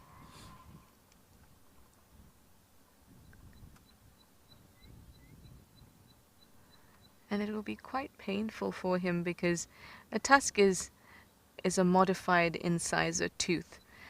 So it's got a pulp cavity, it's got nerves, it's got a blood supply, at least for a bit of its length, not the whole way. The tip, for example, doesn't have a blood supply. So, for example, if you imagine chipping your tooth, if it's just the end of the tooth, you're not going to feel too much pain. But say you crack your tooth in half, you're going to feel it, and it's going to be really painful. So the similar thing happens with a tusk. And so it's probably a little bit painful for him. So he might even be a little bit irritable this morning. So the other day we saw him around a drainage line eating some soft, quite moist, wet grass, which is exactly what he needs during this time. You can even see that he's chewing quite slowly.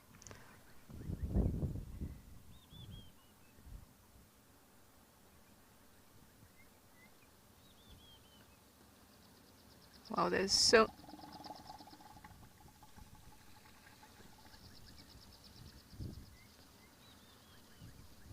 Well, that is a lot going on at once. He is urinating, defecating, farting, and eating at the same time. That's efficiency, I think. Oh, don't point your tail in our direction, lifted. Luckily for us. I mean, elephants are herbivores, so it's not as if they produce I take that back. I was about to say that they don't produce that smelly farts. And it's true for the most part. But this one was, I think we were a little bit close, and it was directed right at our faces. So there you would have seen the broken tusk. And you can see that it's broken quite significantly. I actually thought it was broken less than this when I saw it the other day, because we were looking down on him. So, oh, and now you can see just how big and swollen it is there. So that would have gone into the pulp.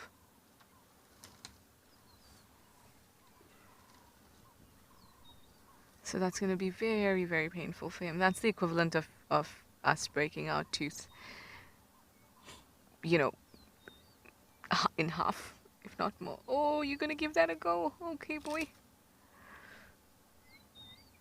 I'm sort of feel his pain. There's nothing like a toothache, though, you know, to make you feel empathy for another animal.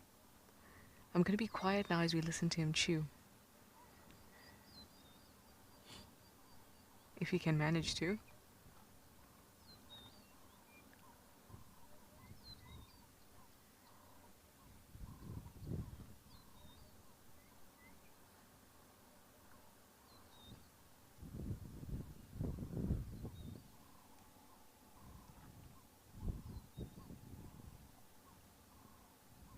Oh, you can see how slowly he's taking it. I think that's quite painful.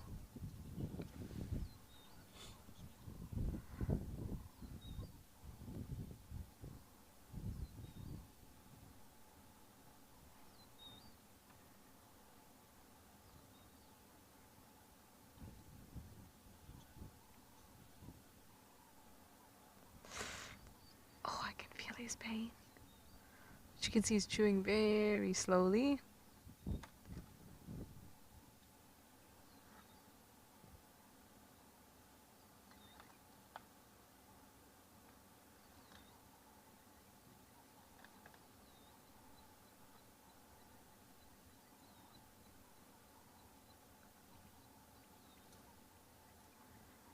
Actually, I think he is quite, I wouldn't say he's in the peak of must right now, but he is quite into it. I'm just having a look at his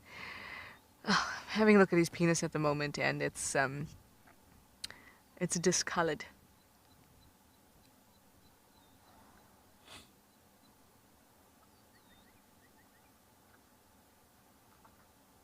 Oh, shame. Look at that area where the tusk comes out of, really large. But he seems to be doing quite well. Animals are so incredibly resilient. Ooh, ooh. Felt like he was going to poke himself up there for a moment. Don't do that, Upstart.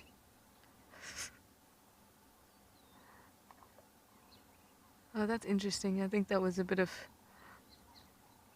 irritation or something as a result of the inflammation, that he tried to use that stick to kind of scratch a bit on that broken tusk. Because elephants can be very, very accurate using their trunk, and if he wanted to just grab the stick and put it straight into his mouth, he would have no problem doing that. So he tried to rub it over that area.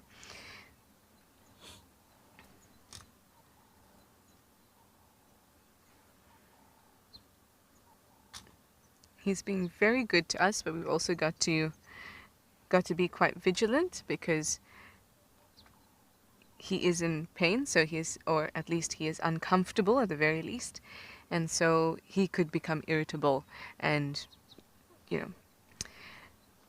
could be directed towards us. So we've got to be a little bit extra careful with him today until that swelling goes down, which would indicate that there's a little bit less pain for him.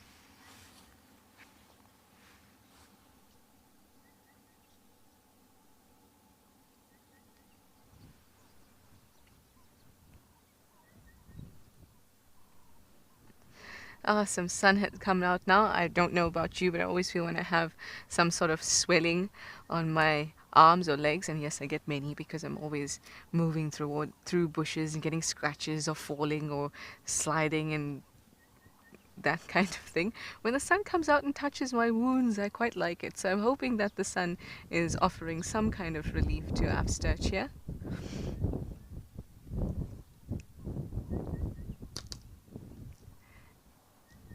And I'm hoping that this feeding of the branches is indicative of the pain being less than I had thought initially.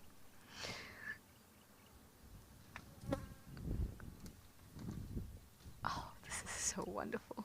I think at first when we arrived I was feeling quite tense for him. Now I've relaxed a little bit because I can see that he's feeding okay. And that makes me feel good.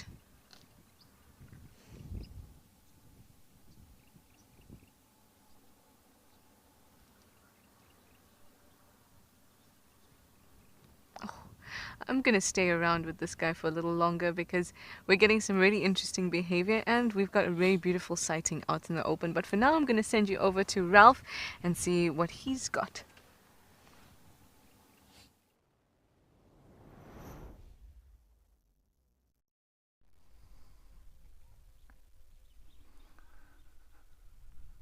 Well, folks, this is a very special moment, not only for the Kariega Game Reserve, but also for Wild Earth. I'd like to slowly pan across and just show you a very, very special animal. Now, this is not only a very special species, but this is a very special individual rhino. And to mark this special occasion, I'd like to quote from Lindy Rushmere, who heads up the Kariega Foundation, the story of Thandi. Every rhino counts. Never before has this phrase been more relevant than to that of the story of Thandi, the first ever rhino to survive a poaching incident. Thandi is a female white rhino in the Kariega Game Reserve in South Africa's Eastern Cape. She survived a very brutal poaching attack in March 2012 and now roams the bush with her growing family. Her scarred face, minus its horn, a symbol to the world of her heroic status. 10 years on, we take stock of her incredible legacy, of the sheer determination she had to live and the inspiration she has given to so many people throughout the world. Her story began on the 2nd of March 2012, when she and 2 other male white rhinos were targeted by poachers. Using dart guns and machetes, they brutally attacked the rhino, taking their horns and leaving them for dead. Luckily, the rhino was spotted early by a security patrol, an amazing team of vets, and rangers swooped in to their rescue. Sadly, one of the male rhino was already dead, and the other male, Temba, fought bravely for another 3 weeks before finally passing away. This left Thandi, who much to the surprise of everyone involved, was showing significant signs of improvement. Thandi's recovery was a long process involving pioneering skin grafts to her face, led by wildlife vet Dr. William Folds. For 2 whole years, she stoically endured many operations and procedures, with most of her recovery done in the wild, the best place for a rhino to be. His story became known around the world and inspired many to raise money and contribute towards conservation, in particular for rhinos. Then the unbelievable happened. During routine blood tests after her final facial procedure, it was revealed that Thandi was pregnant with her first calf.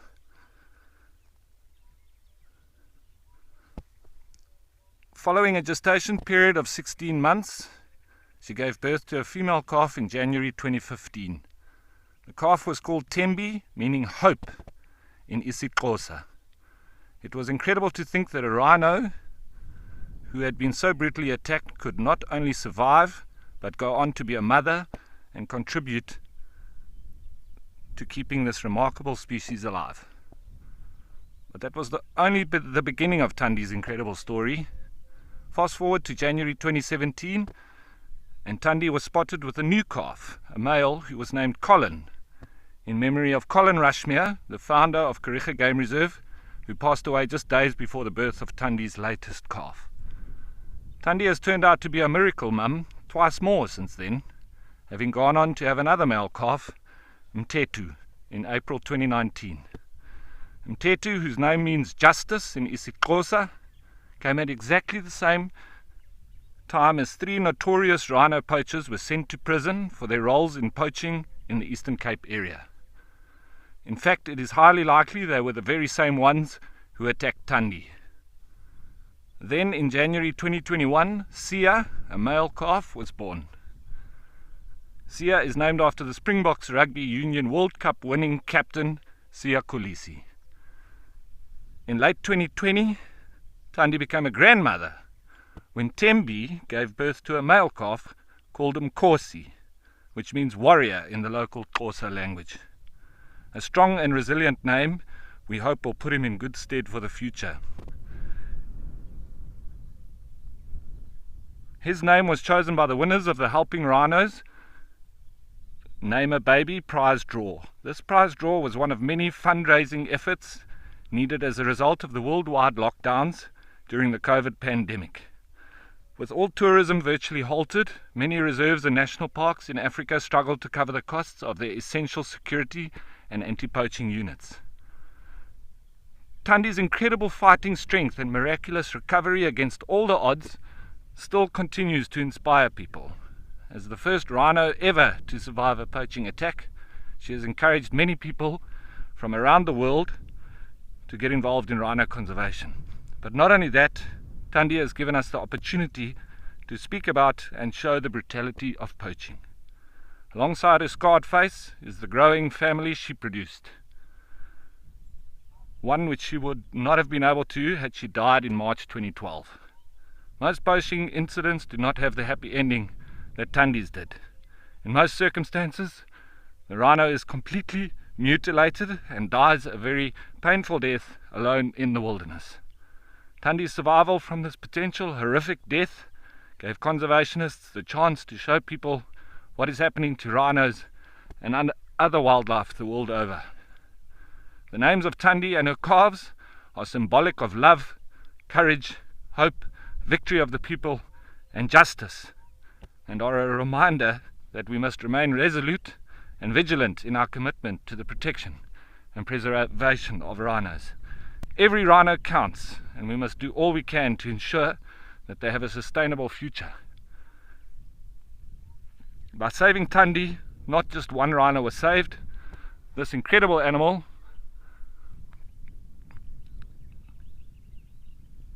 has helped increase the rhino population by 5. And no doubt this rhino family will continue to grow. Every newborn calf must be celebrated as a conservational success. And finally, on a more personal level, her survival against all odds has made her an icon for what it takes to overcome life against enormous adversity. This is something we can all learn from.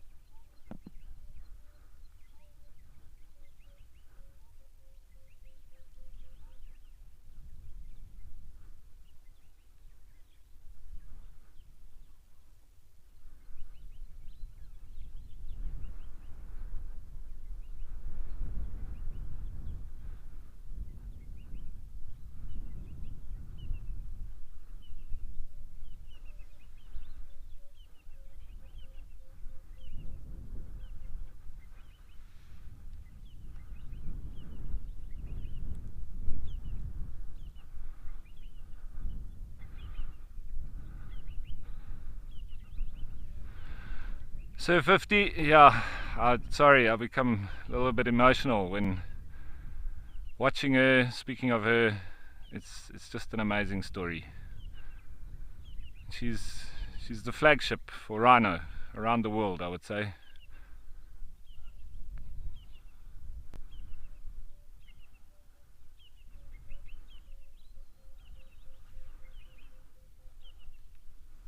She has with her 2 calves, Sia and Mtetu.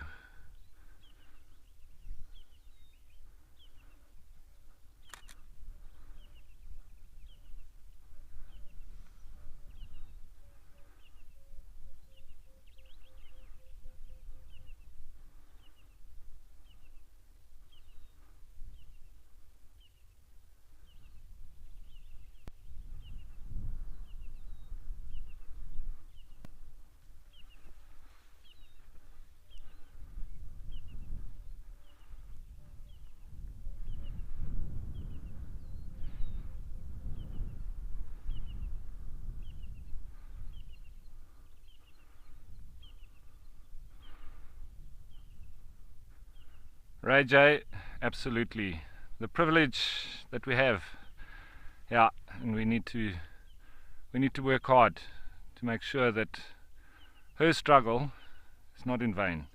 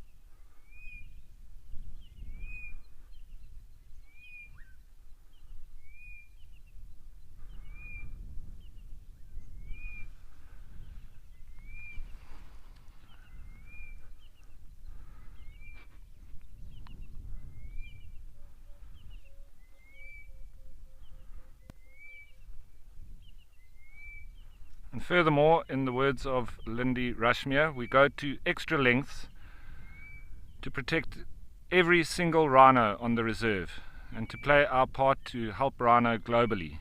We face insurmountable odds, and yet Thandi has shown me personally that if you are willing to persevere and fight every day, there can be amazing joy and success.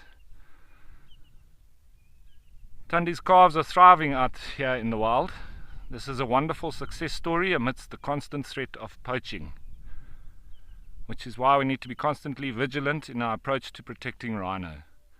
The relaxing of travel restrictions has opened up poaching and smuggling opportunities once more.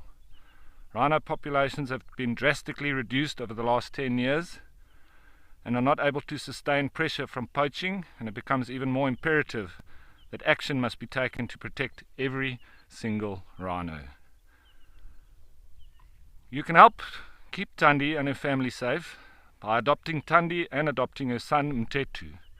Through your adoptions, you will enable us to roll out conservation and education programs in the areas surrounding Kariega Game Reserve, reducing the likelihoods of community members turning to poaching.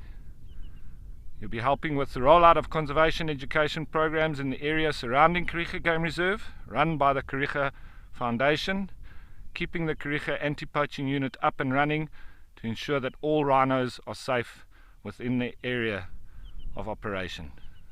What happened to Thandi should never happen again.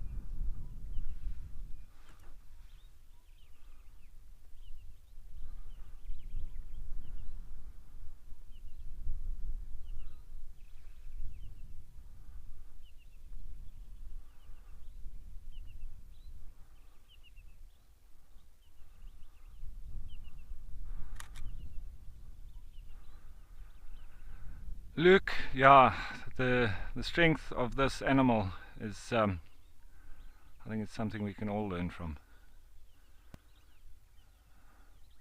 Surviving in the face of adversity.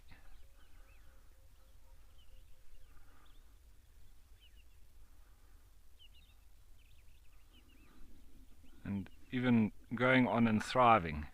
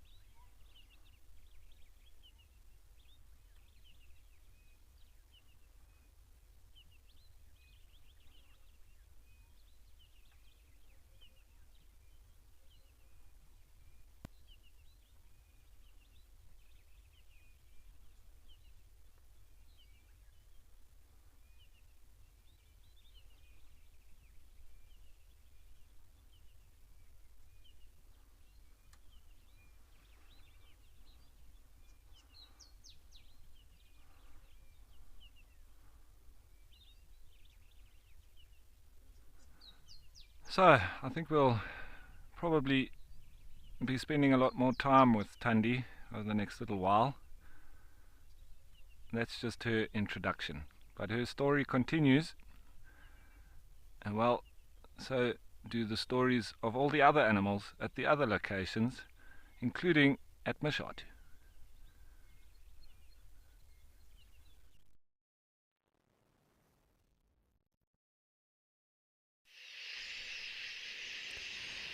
Thank you, Rolf. I need to compose myself because that was quite the story. And I think as naturalists, we see a lot of things during our lifetime, but also specifically our careers.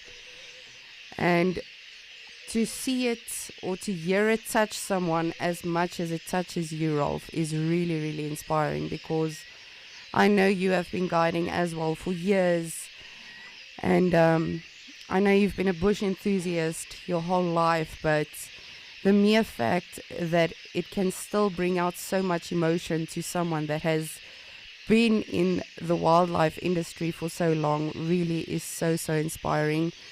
So thank you so much for sharing that story about Thandi with us.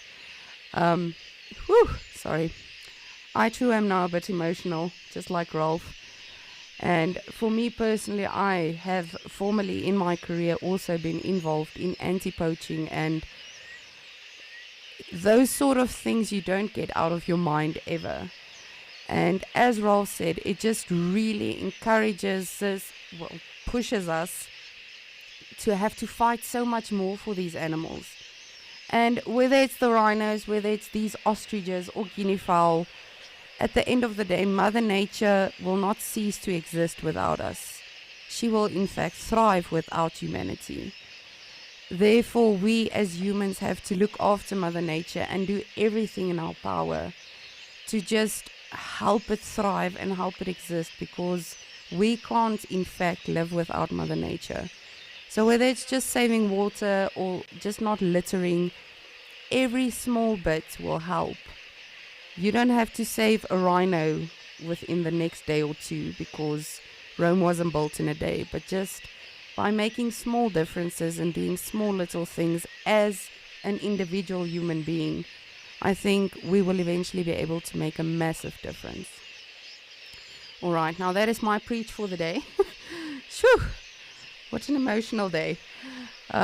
We have some ostriches in Mashatu. It seems like a male and 3 females. There was another female here as well, but it seems like he's got a bit of a bachelor party going on here.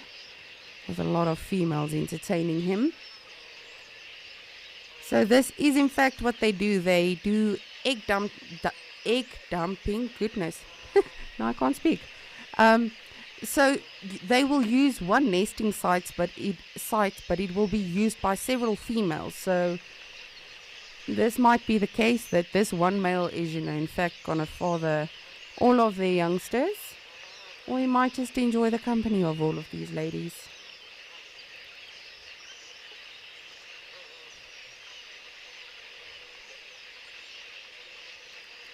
And we had some impala here earlier as well.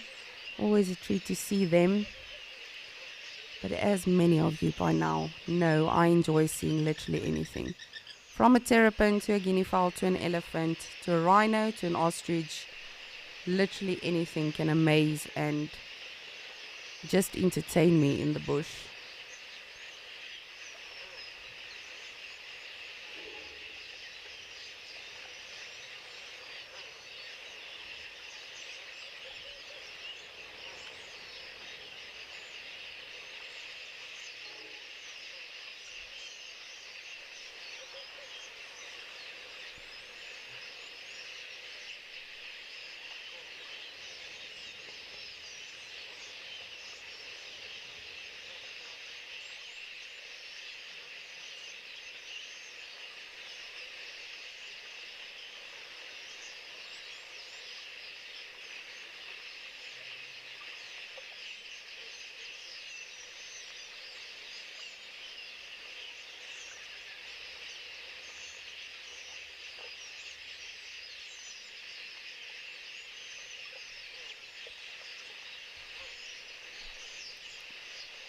And of course our Quillia's chatting away in the background. Tweety, tweety, tweety, tweety, tweety. That is the one bird call. No, I'm not. That is wrong. That is one of the many bird calls I have not yet mastered and have actually quit trying to master.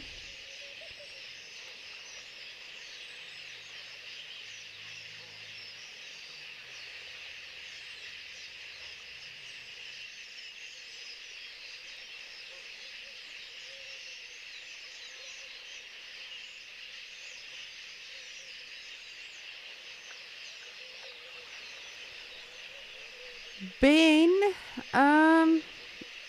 so ostriches is not really a common thing for predators to go for. Of course, it's food, and if there's an opportunity to get food, they will. That being said, ostriches run about 60 kilometers an hour if they at a good pace, So if you look at it technically, it wouldn't be able to outrun a cheetah, for instance, because cheetahs can run up to 100 to 110 kilometers an hour if they need to. But I think what they use for their main defense mechanism, I know, is their kicking force. So they've got impeccably strong legs. And if they feel threatened by anything, they will definitely kick off the predator or kick it in the face if need be. But it's definitely not a bird you want to anger. But in terms of outrunning predators, they can't really specifically outrun everything. However, their babies are very, very vulnerable. So they'll have quite a few chicks at a time. They can have up to 12 chicks at a time. And then, of course, those little ones, just like any other animal, does not have street smarts yet. So then they're, of course, much more vulnerable to the predators.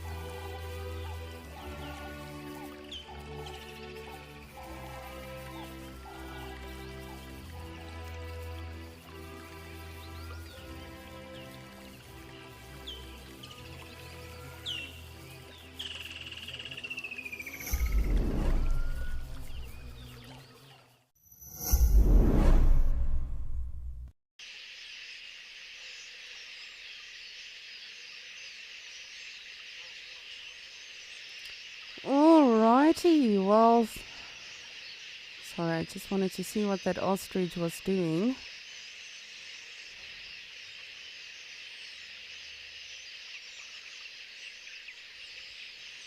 Just want to have a look, see, they seem to like to do that. As soon as you say, alright, well, since your camera shy, then they're like, but wait, we are not. Pumbaa's always enjoying the camera.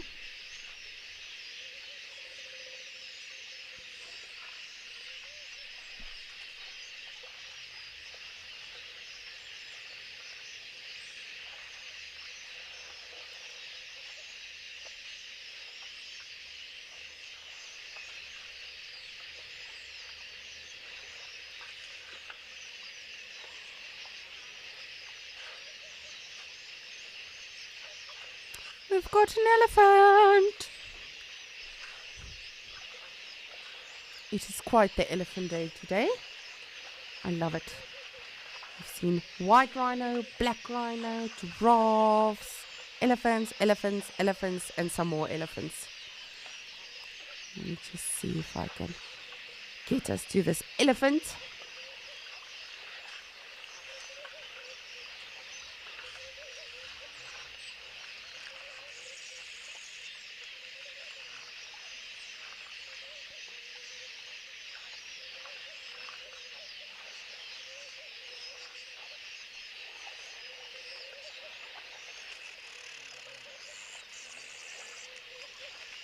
I stand corrected. That will be plural elephants.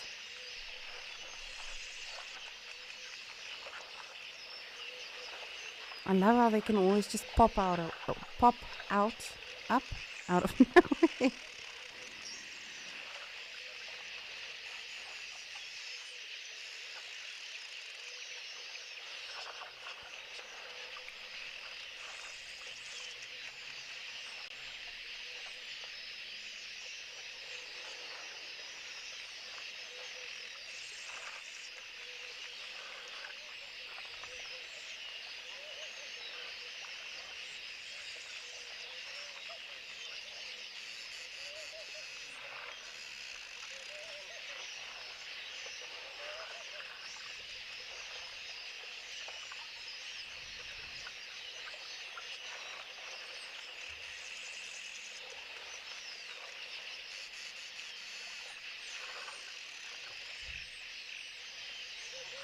Beautiful tusks on this elephant.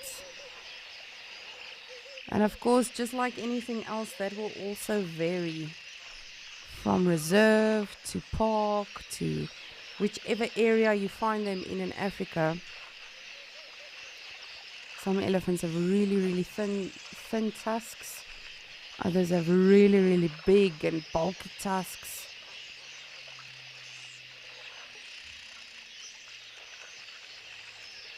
But as Trishala mentioned earlier, it is not a lot of fun for them if their tusks do get broken off. If it's just the tip, it's fine. But unfortunately, you don't see that whole tusk. Just like a rhino horn, it goes into their faces. So when that gets taken or when they get injured, it really is very painful, but can also be detrimental to them.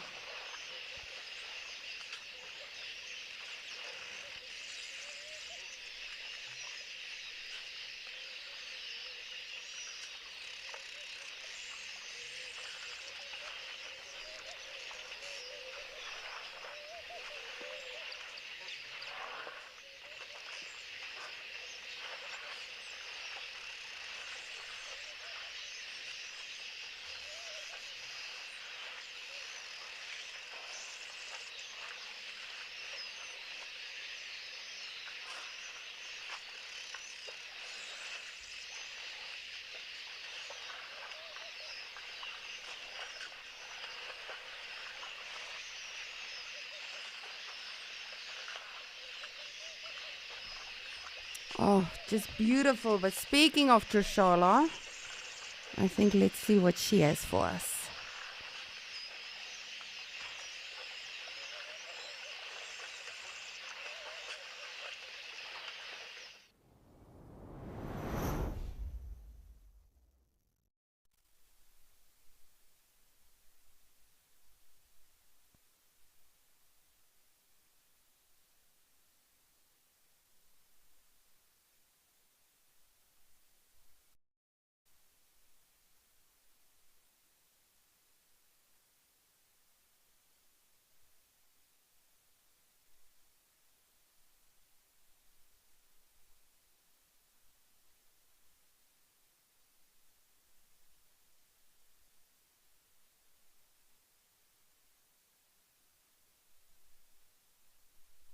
Sorry guys if you weren't hearing me there, but I'm back. But I was just saying to you that this jumping spider is now hiding from BK and the wind. But I picked this jumping spider up, or it picked me rather, about 2 hours ago. It jumped on me and then I couldn't find it because I wanted to show it to you, and then I found it on my jacket just chilling right now. So I thought I'd put it on the dash and we could have a very close look, but it's going to be a little bit tough for BK to keep up with it. It's in the shadow. Okay, I can try to move him out. Hey buddy, come on. Do you want to come out? I can be this way with him because it is my friend, you see. BK wants you to see, just be in the light. There we go. Jumping spiders are just incredibly adorable. They're one of those spiders that are super friendly. If they spend time around people, you'll find them that they can jump onto you, like if you put your hands next to each other, they'll jump from one hand to the other hand to the other hand. I've had jumping spiders follow me, or at least play with me, for about 2 days before.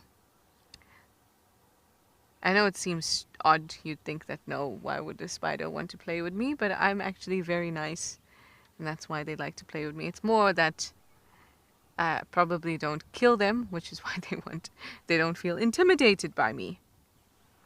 Do you, little thing? Anyway, this jumping spider is probably a Tussilata tustiala. There we go. No, Tusitala. Tusitala genus.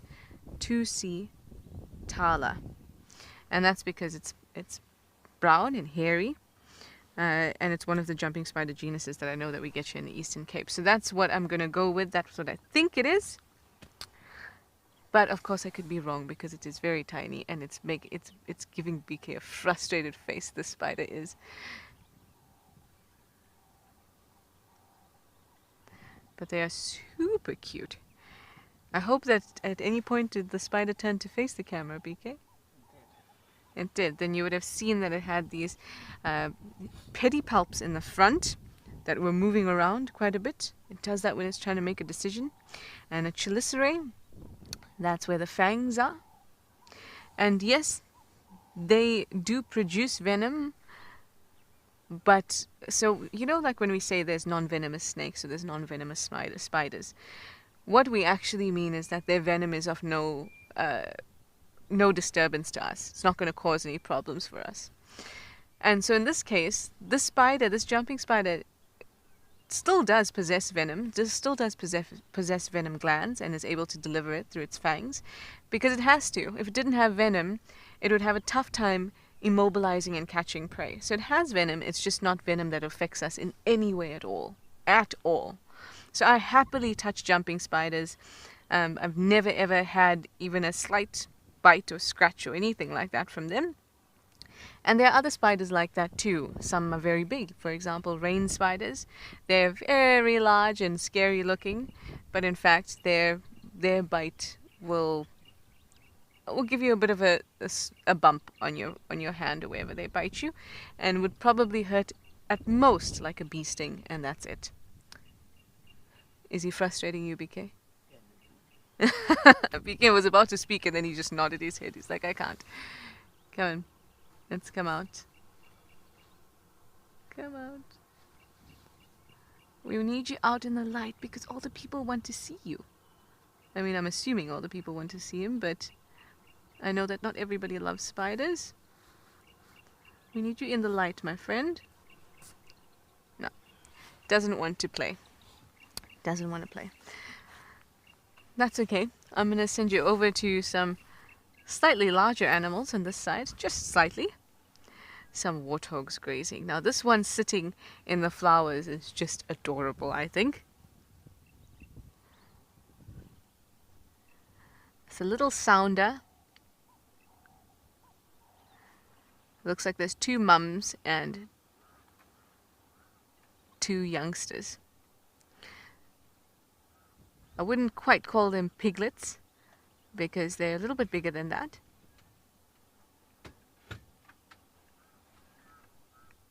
But still not old enough to leave the company of their mums and the sounder altogether.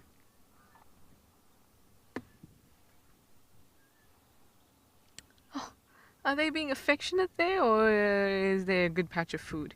I'm going to hope that they're being affectionate because I think it's quite adorable. Every sighting that I've had around here, is just completely amplified by the presence of all these flowers.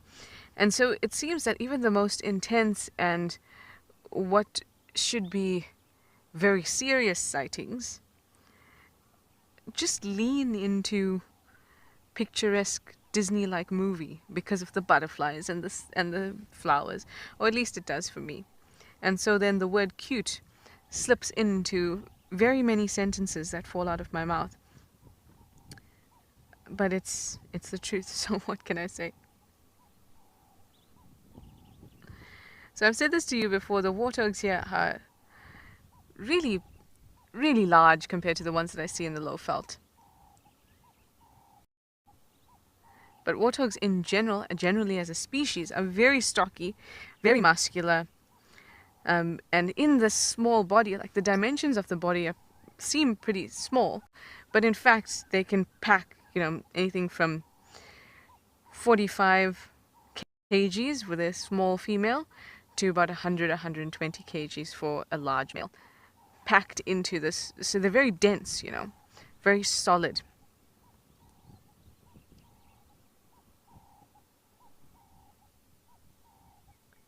And that's why they are able to cause so much damage if they come zooming out of a burrow.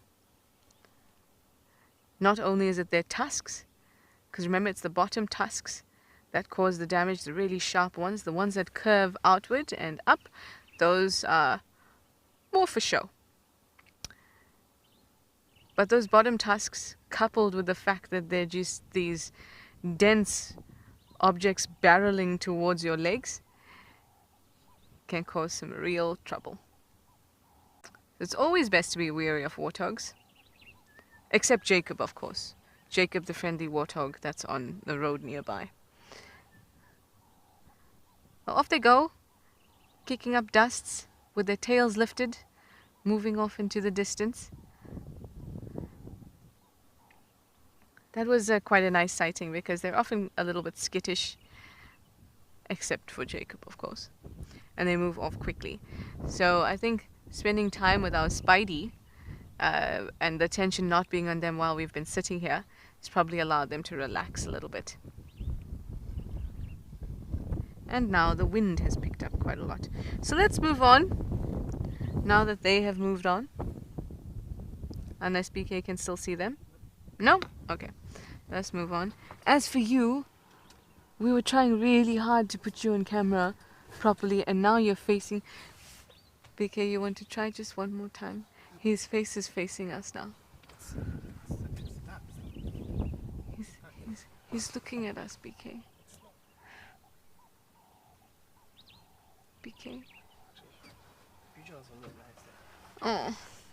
BK has spoken. He says the visuals won't be nice, but the spider is looking straight at us.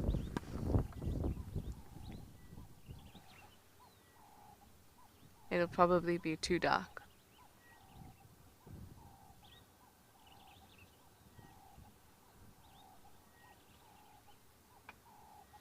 Yes? Oh, look at that face. Isn't that just an adorable face? I hope that this, the time you spend with me and spiders allows you to feel less aggressive towards them. Grow a little bit of empathy for them, because I love them. Anyway, let me send you over to Ralph while I keep puttering about you and see what other things big and small I can find.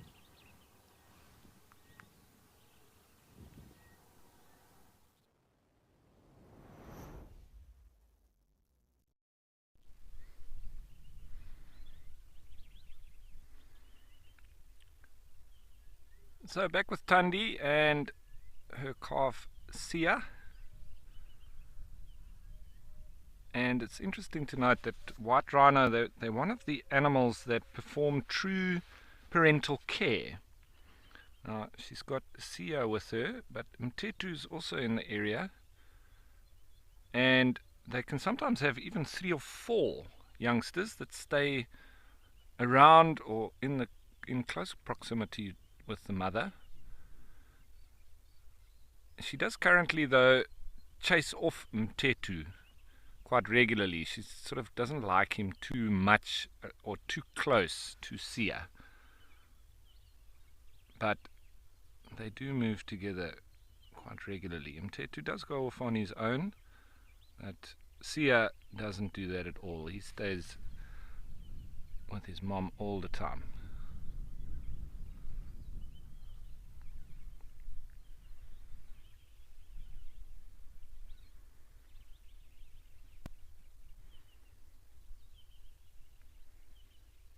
Not very good eyesight with rhinos, as we know. Very good sense of smell and hearing. You see those ears working overtime all the time. But the eyes, I think, going forward, evolution-wise, I would imagine rhinos could even lose their eyes completely, because they are almost useless.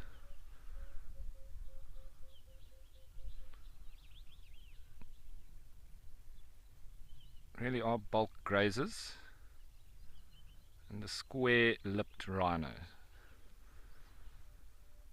I always struggle with the pronunciation of their Latin name, the Ceratothymium simum is their Latin name.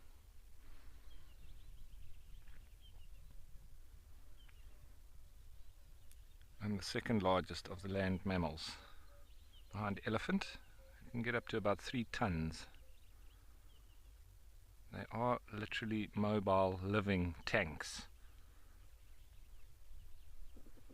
Typical of the hindgut fermenters, always looking rather bloated.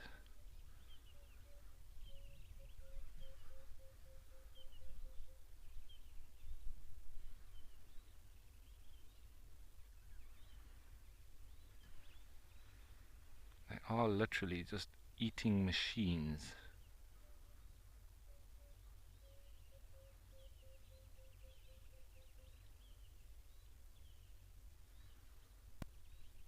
Sia, still under 2 years of age.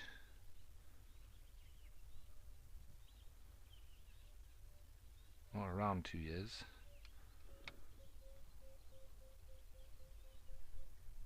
And there comes Mtetu.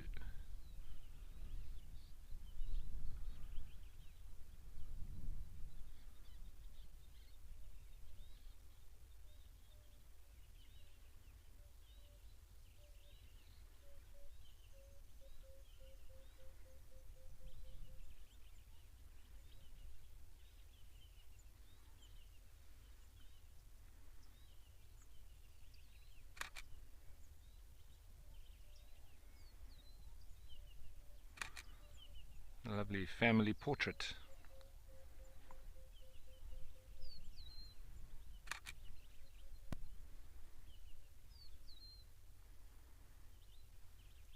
Making for beautiful colors as well, with the green and the yellow button flowers and the real sort of grey color of the rhinos. So as we say, black and white rhino, nothing to do with their color, they're both grey. Better to say the square-lipped or the hook-lipped rhino.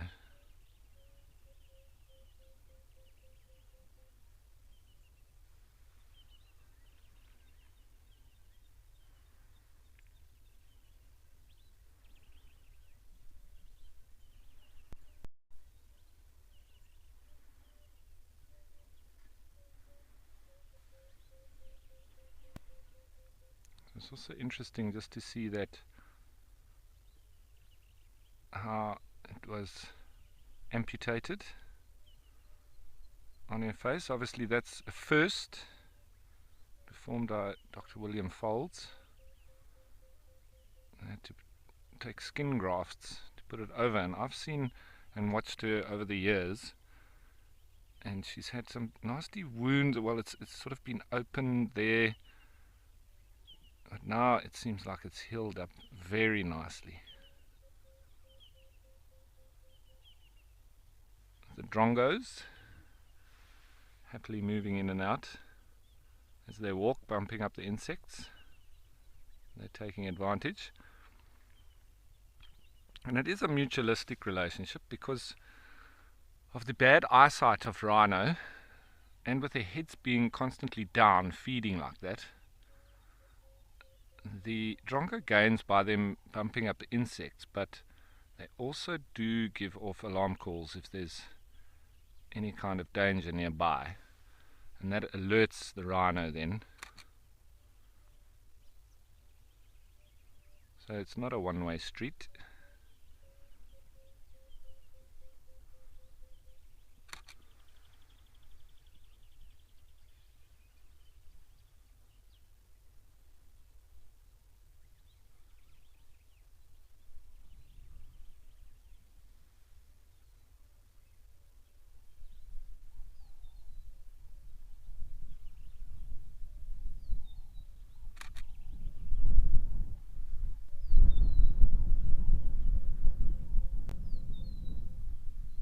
Also another difference you can see between the black and the white rhino, and how the head is designed to be able to just remain down like that, and then you get the hump above the shoulders, whereas with black rhino you don't have that. Their head's more raised, and so their skull is quite different.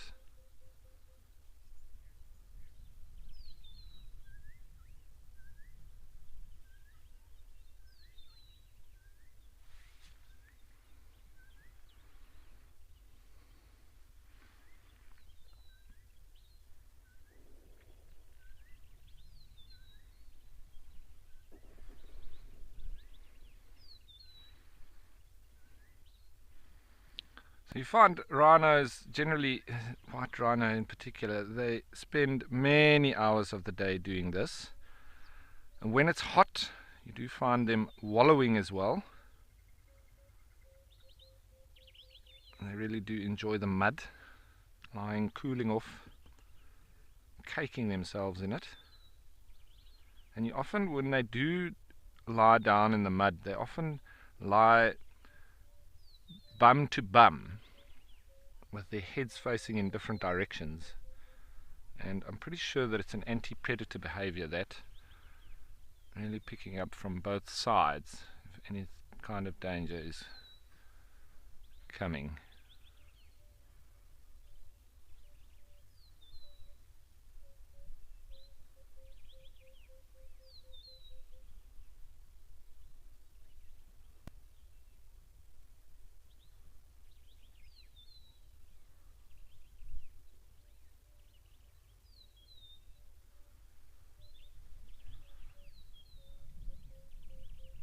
Really on a beautiful side of the reserve as well. Here, just in one of the corners, it's like the Garden of Eden.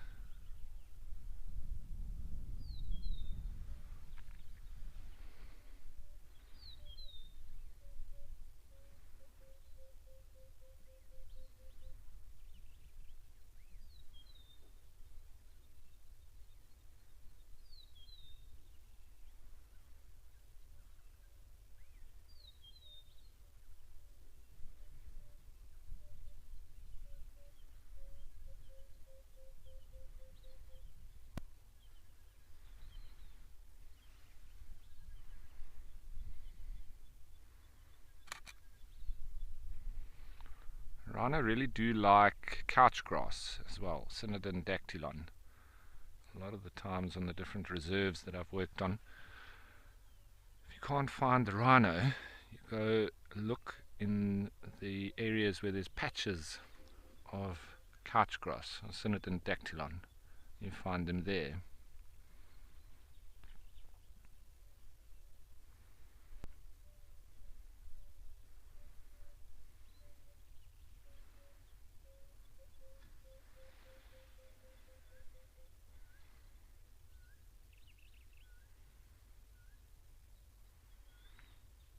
So with the two sons, these two sons, I wonder how many rhino they are going to sire. And as always, folks, this is an interactive experience, so please send us your questions and your comments and jump on board with us as we escape to nature, enjoying this special moment. First time that we've put Thandi on screen.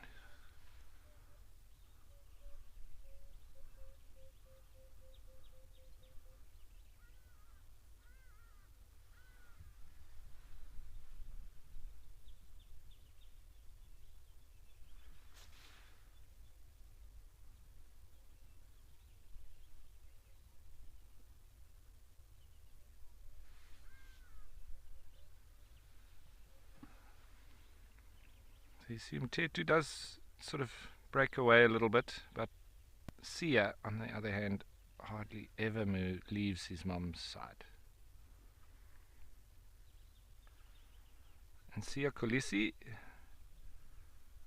the Springboks captain, he has actually been here to meet his namesake.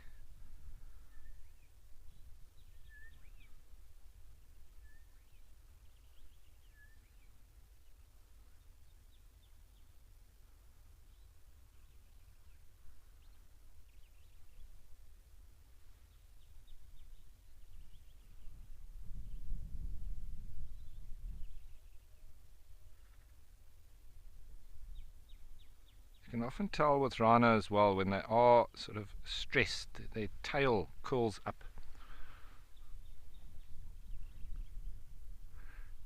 So Ali, yes, definitely. Thandi could have a couple more calves.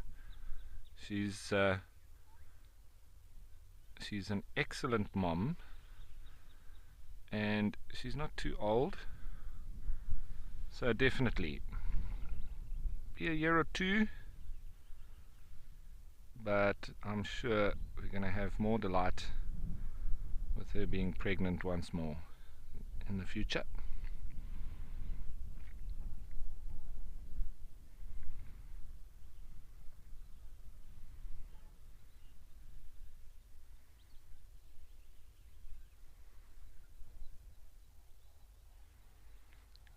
There you can hear Turako calling out, Knysna Turako.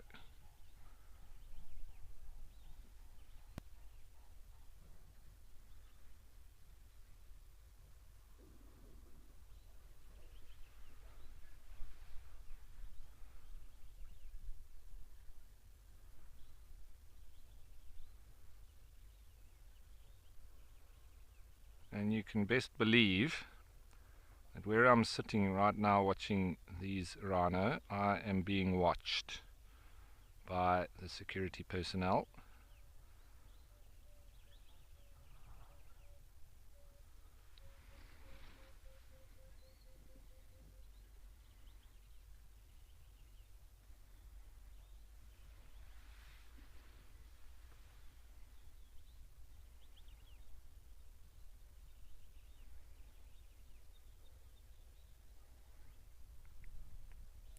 Sia always pushes in to be right next to mum.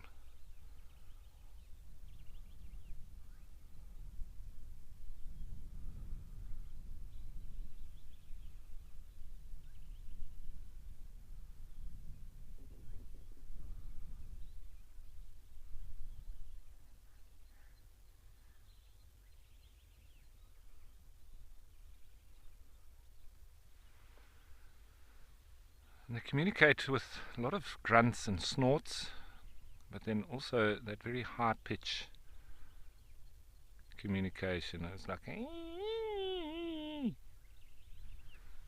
I've been hearing it a lot.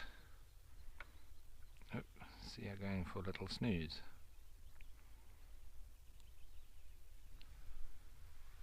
As you do when you're his age.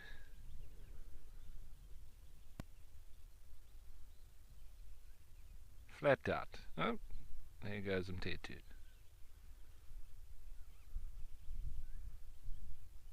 Leaving mom to keep guard.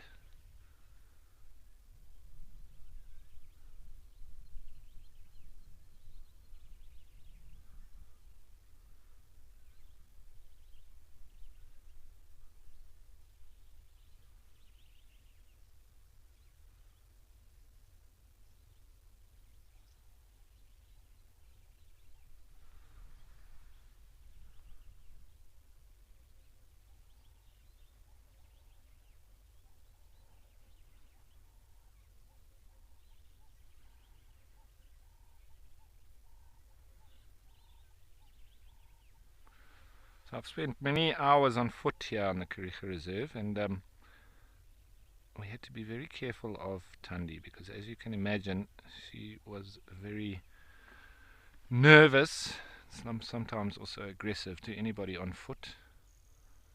She was highly cautious.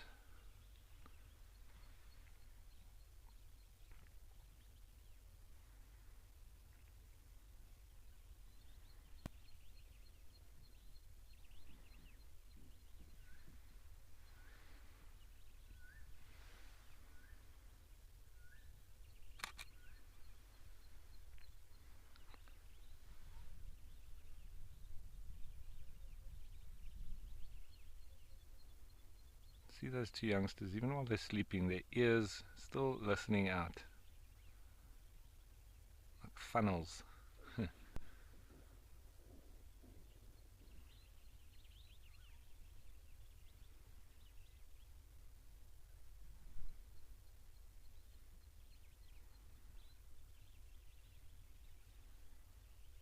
Massive nostrils, that helps with their sense of smell.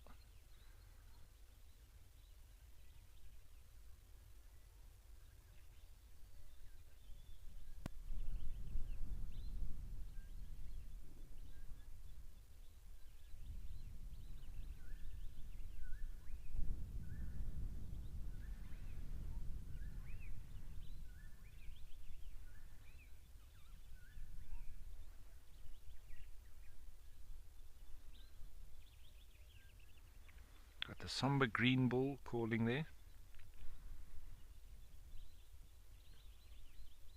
As well as the rufous nape lark, emerald spotted wood doves.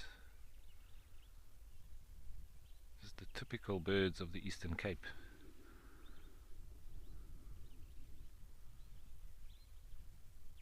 Starling that just flew through there.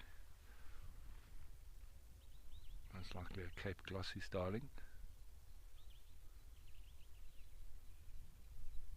Tinkerbird calling now.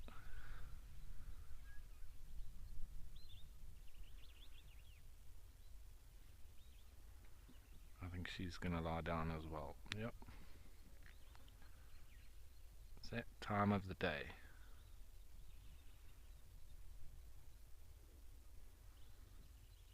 That might be them for the next few hours.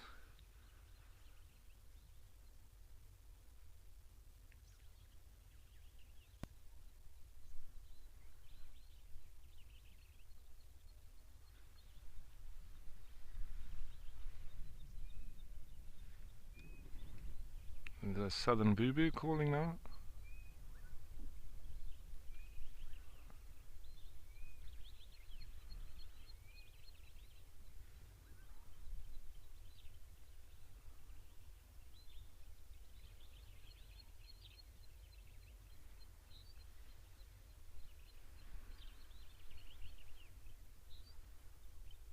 I love watching those ears.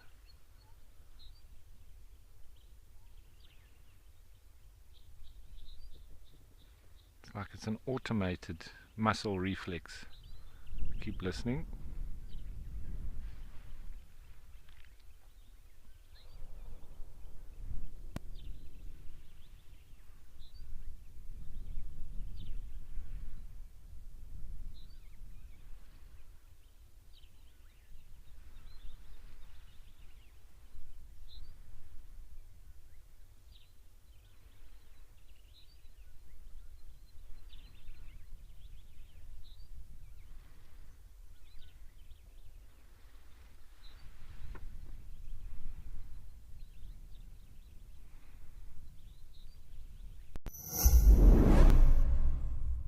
The updated Wild Earth app is here, as well as 12 hours of fresh live content a day for free. You can watch repeats and highlights of shows you have missed, and if you have subscribed to be an explorer, exclusive access to the behind the scenes channel, access to rehearsals for new locations, a chance to give us feedback, and explorers also watch totally ad-free. Download the app today.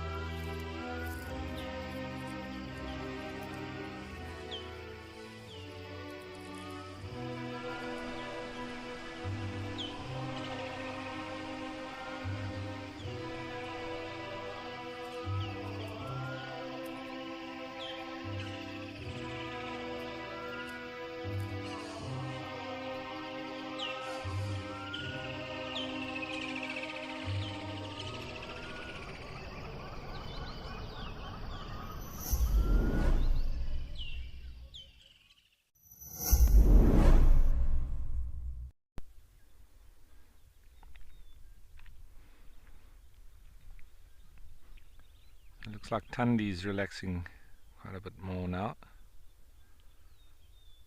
He's chosen a lovely spot to go to sleep, in a little bit of higher ground, so they have a nice view. Even though their view isn't great, they're still in a very good spot.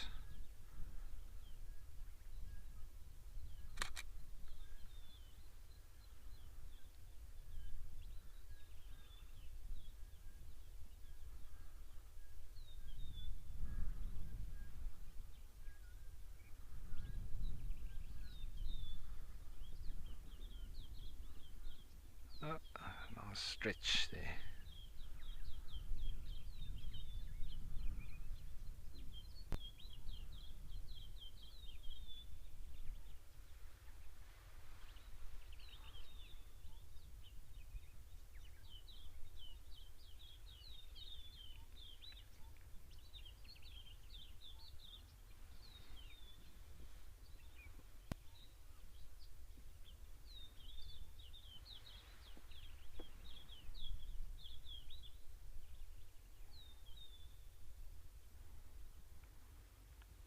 Okay, so I think I might leave Tandi, Sia and Mtetu while they have their mid-afternoon nap. And I'll have to go and see what else we can find. A little bit earlier I saw a giraffe for the first time eating prickly pears, thorns and all. So I wonder what else I'm going to be able to find. And speaking of other things, let's see what's coming down to the waterhole at Okukuyo.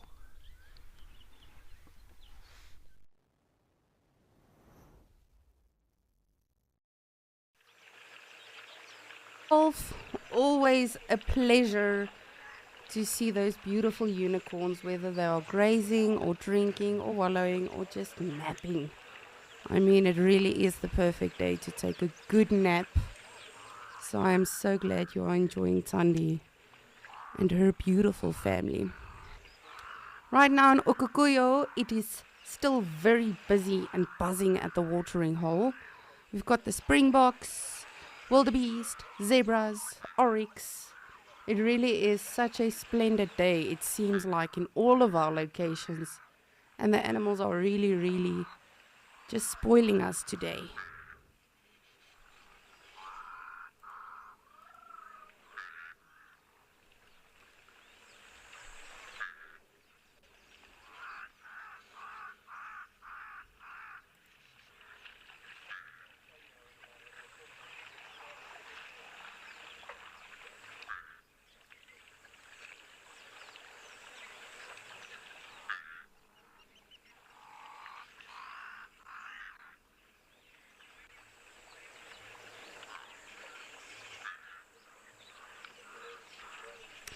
The oryx also now coming down, or closer should I say, to the watering hole to cool down. They might, just like the springbok, actually get into the water.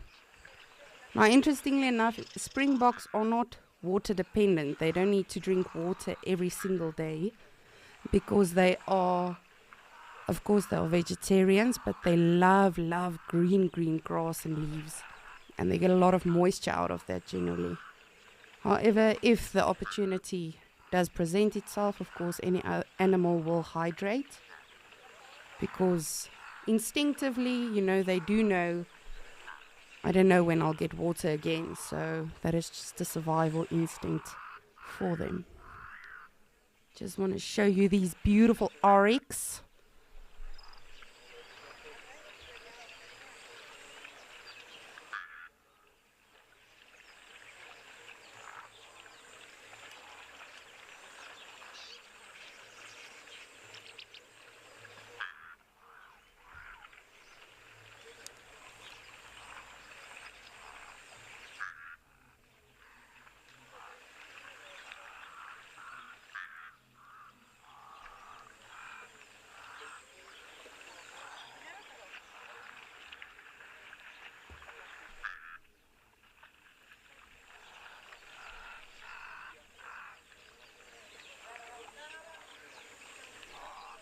So the oryx actually have a special set of veins, which is called the carotid retae, which actually before the blood goes to the brain, that cools off the blood to prevent brain damage, which is very, very fascinating. If you look at all of the animals, all of them have something that make them super unique and super interesting, of course.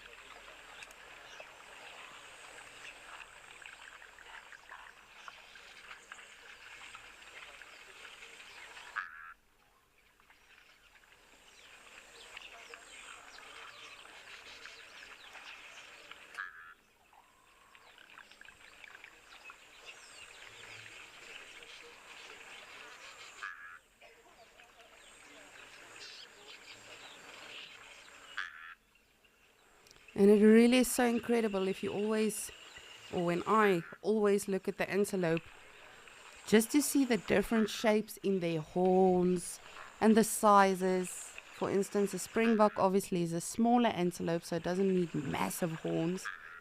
But your animals like the kudu, like the oryx, are very, very large antelope, and they need to defend themselves not just against predators, but also against other potential males. And so they have very, very beautiful big horns.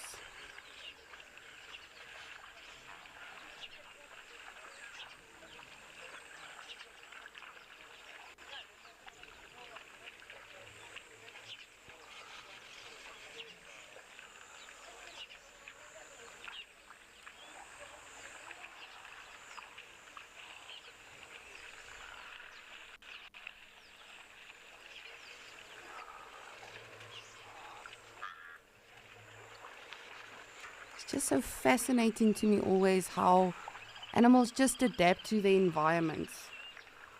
And I often wish I could be, or humanity could be so much more like animals, because they truly, anything can be thrown at them and they just adapt and evolve and, you know, just make it work somehow.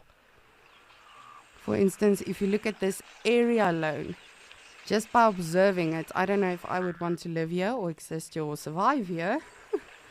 And somehow these animals, the elephants, the antelope, the zebras, everything, they just make it work.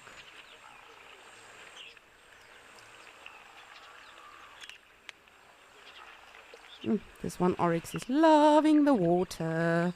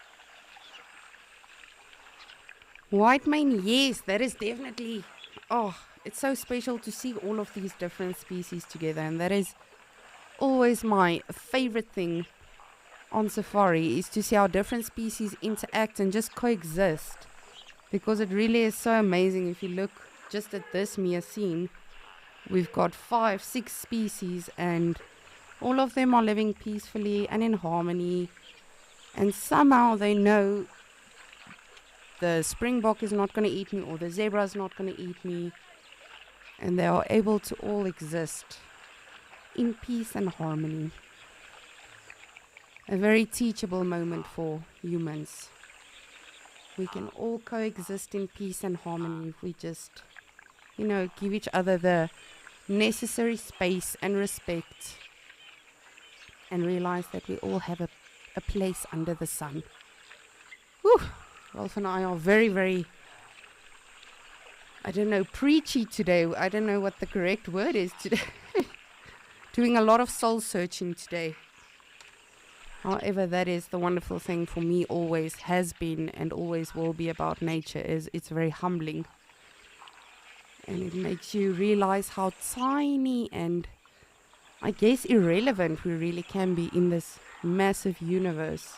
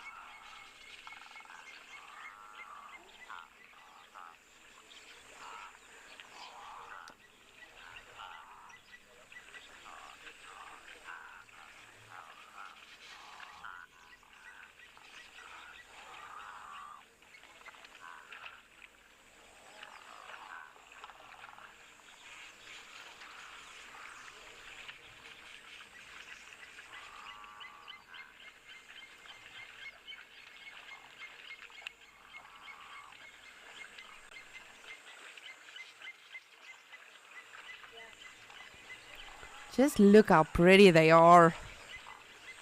Oh, I love them. All of them. I almost said the impalas. The springboks, the oryx, the zebras, the beautiful black rhino that graced us this morning. Early on. Ooh, look at those beautiful horns. Jeez, that's quite a set of horns that oryx has.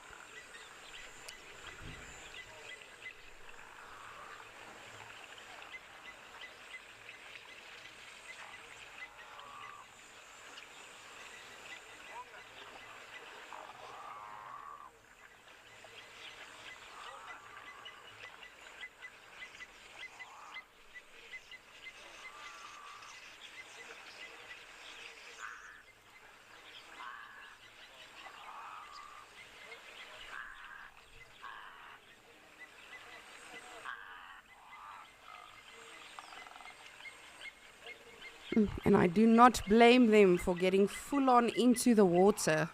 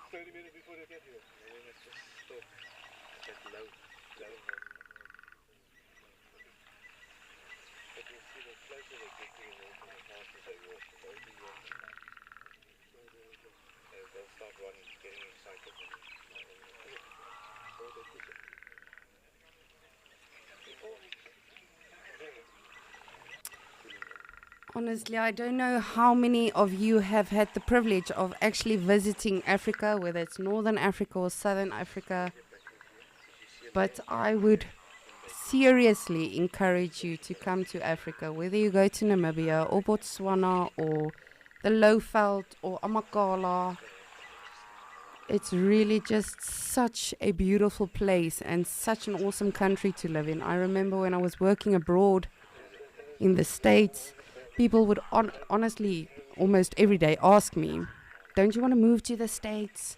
You probably miss home, but don't you think it's better here? And honestly, every country does have its issues, but for me, Africa will always be home because in what country can you have this massive diversity in terms of topography and just animals and everything? We really are so lucky to call this home. And as I mentioned, I have not yet been to Ukukuyo myself, but I will definitely be going soon. That has overtaken some places on the bucket list. But oh, it's so stunning. And again, it's just so diverse. You go from one area where we were just with Rolf, where it's green and lush, and now you've got this arid area, and we've got elephants coming again. Oh, what a day. What a day to be alive.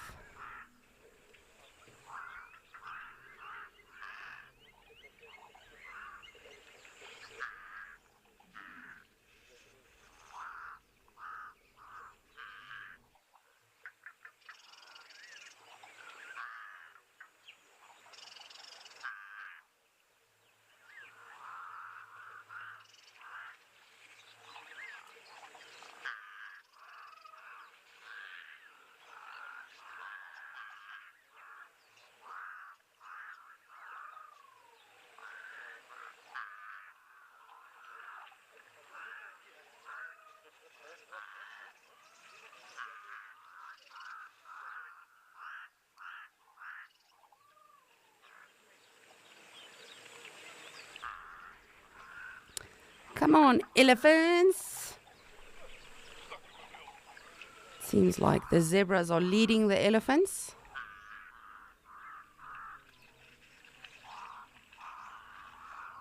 Hopefully they bring a baby with them.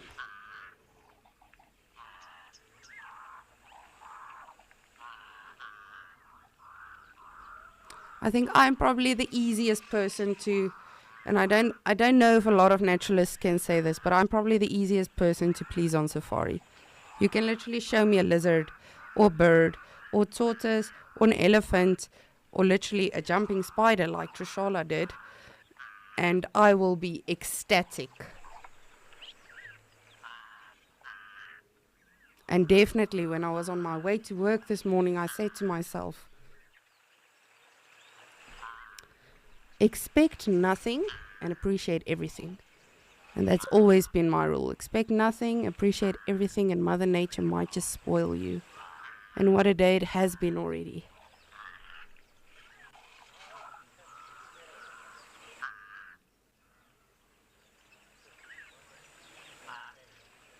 I see a baby. I see a few babies actually.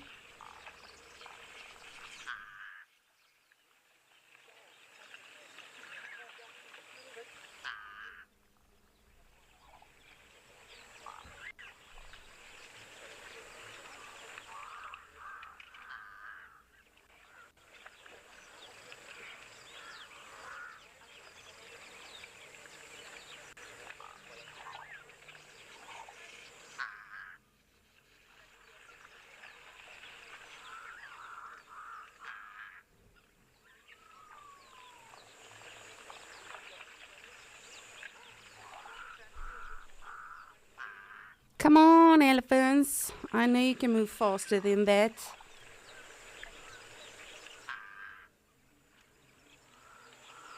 Oh, wow. It's a stunning, stunning herd. Beautiful. Big. Lots of members. It's going to be interesting to see the interaction now and the reaction from the springbok. You can see some of them are already realizing, perhaps we should just stand off to the side.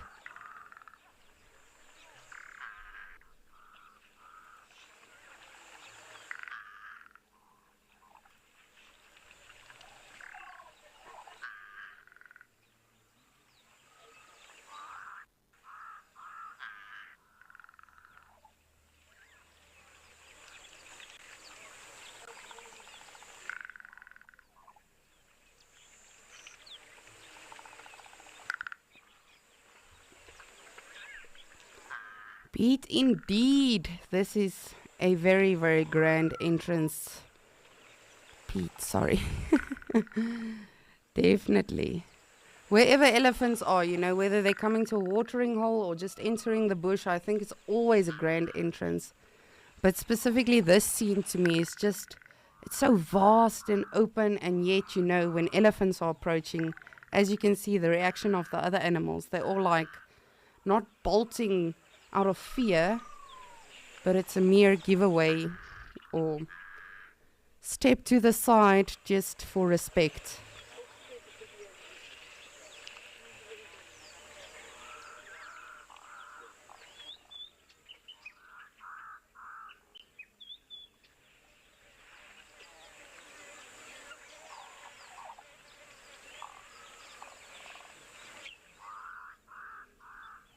Oh, there's one here on the side that we haven't even seen.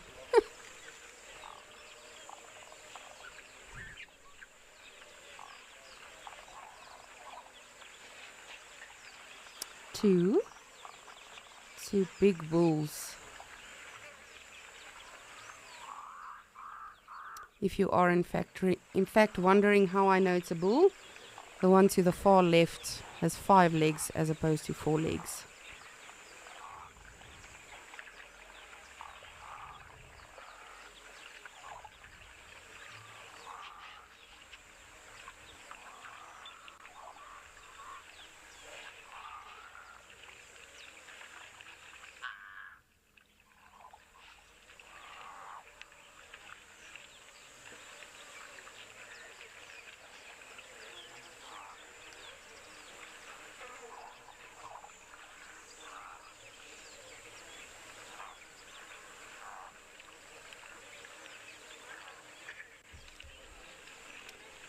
Ray J, definitely. As I say, when my mom returned from her trip to Ukukuyo, she definitely, you know, that's all she could speak about. And it's definitely a place I think that should be on any wildlife enthusiast's bucket list, because I don't even have to give you a because. Just look at this. Look at the babies.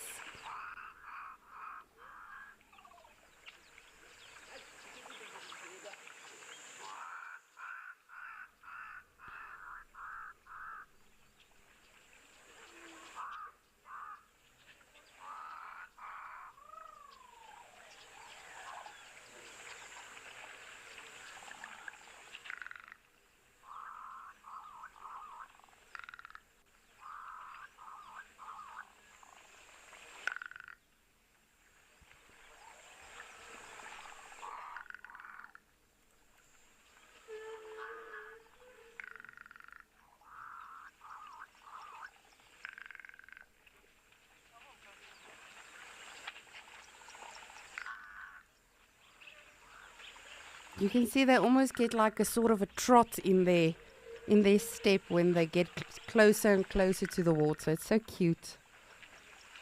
As we saw earlier on at Djuma as well, you know, as soon as water is involved, they become absolute kids. Whether it's just for drinking or for actual swimming and going on into the water. Oh, look at those tiny babies. Oh my goodness. For the 3rd time today, I can die happy.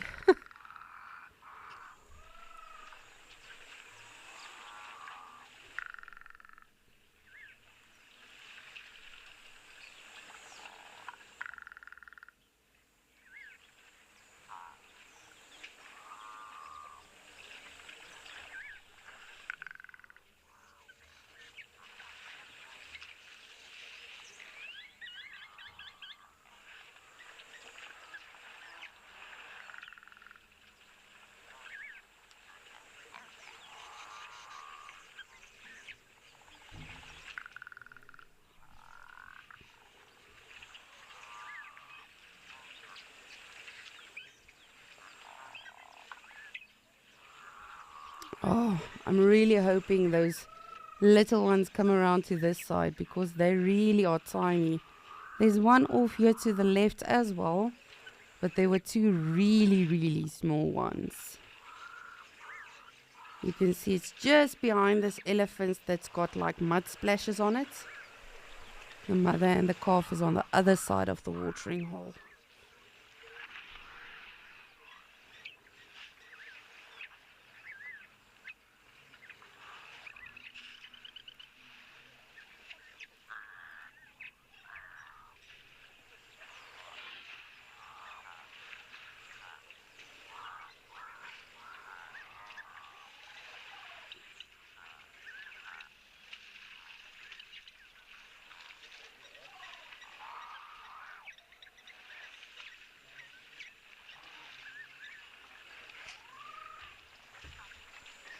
Oh, there we go. There's one of the tiny babies.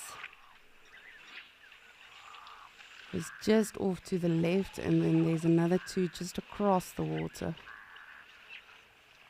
Oh wow, these springbok are like, nope, we're not moving, you can move around us.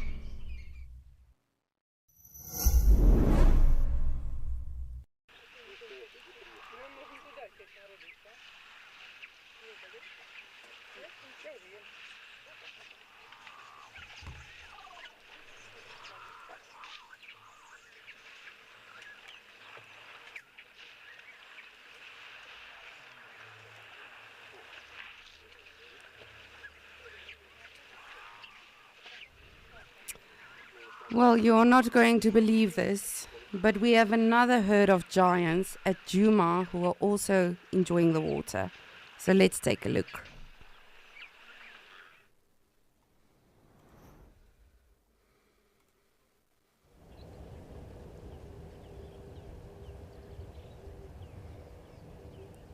How incredible is this?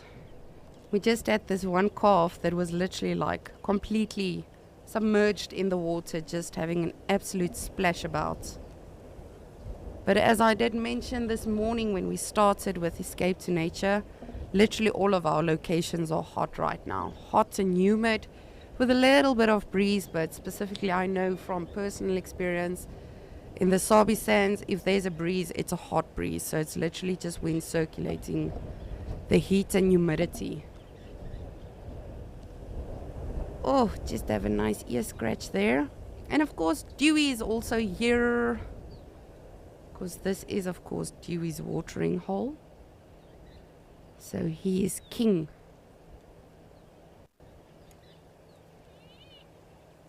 But not too bothered by the elephants, of course. If they were to come into the water, you know, they'll just sort of give each other space, or he might move off a bit. But as long as they're over there and he's in the water, neither are really bothered.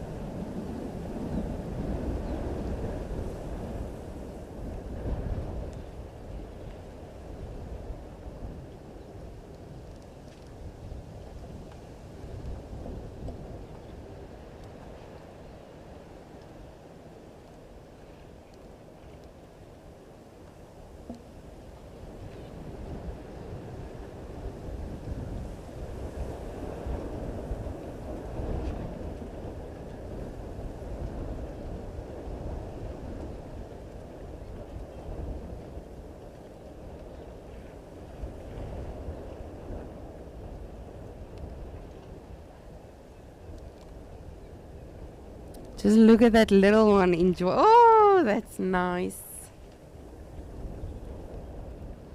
Very, very lovely to be cooling off.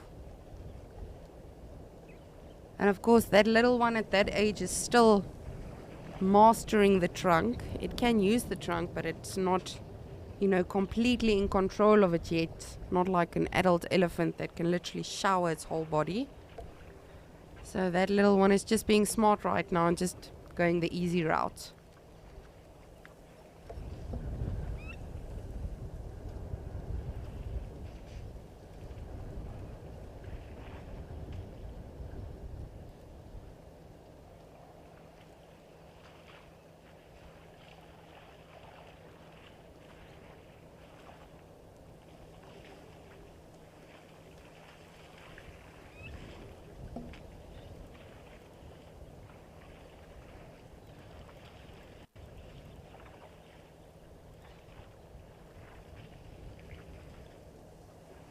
Oh, I love when they do that. Just sort of playing with the water.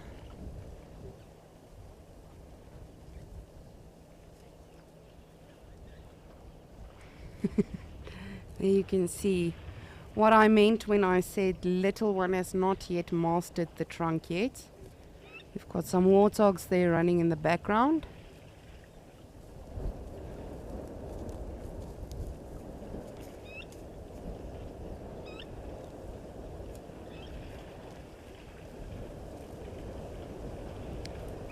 And I remember this was always a popular question to me on safari. What's my favorite season in the bush?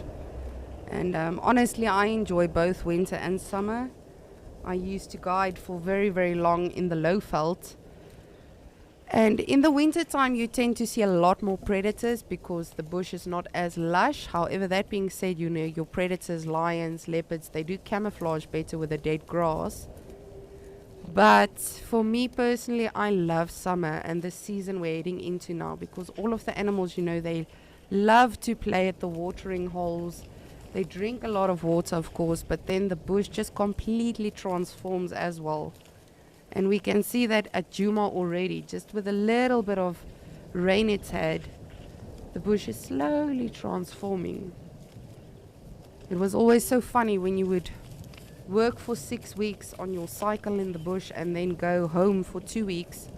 You know, you come back to a completely different scenery. And that is why I love summer. All of the animals just seem to enjoy it much more as well. And of course there's babies and spiders and insects and butterflies and flowers. It's just really such a fun time. But for me, honestly, I enjoy any time in the bush. But if I had to choose one, it's definitely summer.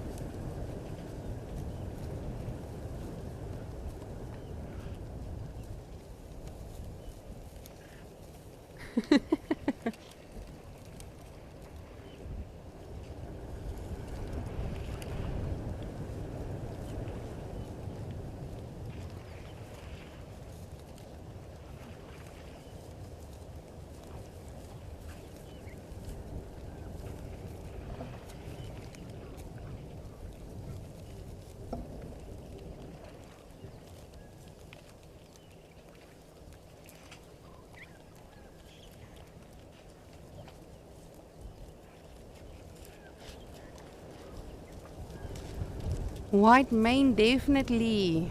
Elephants are always, I mean, I say this all the time, but just this whole scenery is so peaceful with the birds calling in the background.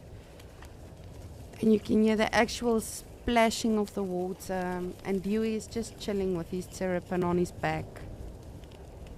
And again, we are observing all of this. We are being stimulated visually, audibly.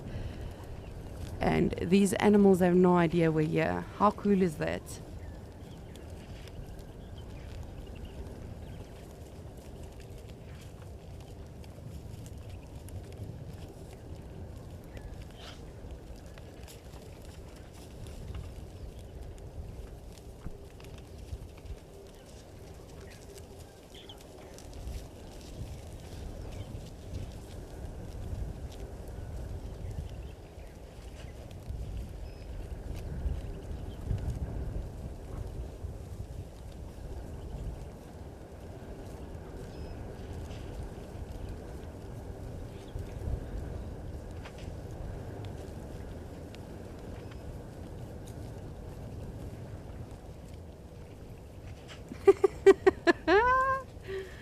Oh, baby elephants are the best.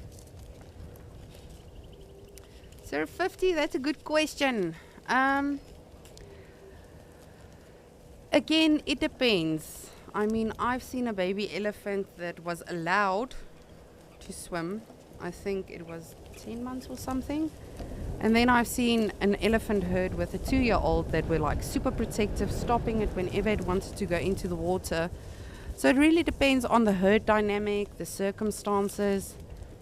Just like humans, you know, we have everything else that happens with us and that affects us in life. And every single one is different. So some of us swim earlier, some of us swim later. But generally they can swim anything. It really depends on the trunk because, of course, you know, if they have to go through deep waters, they just have to be able to get air. So it can really be anything from a couple of months up to a couple of years, depending on the herd and the dynamic and everything else.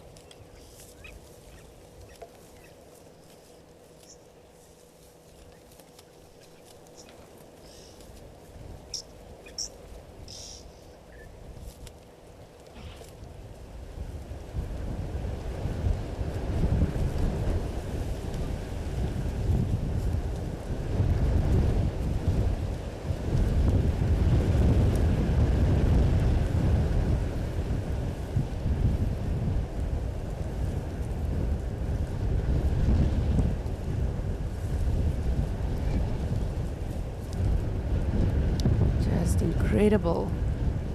And of course this youngster at the back just nursing a little bit, however doesn't seem to be full on latched onto mom.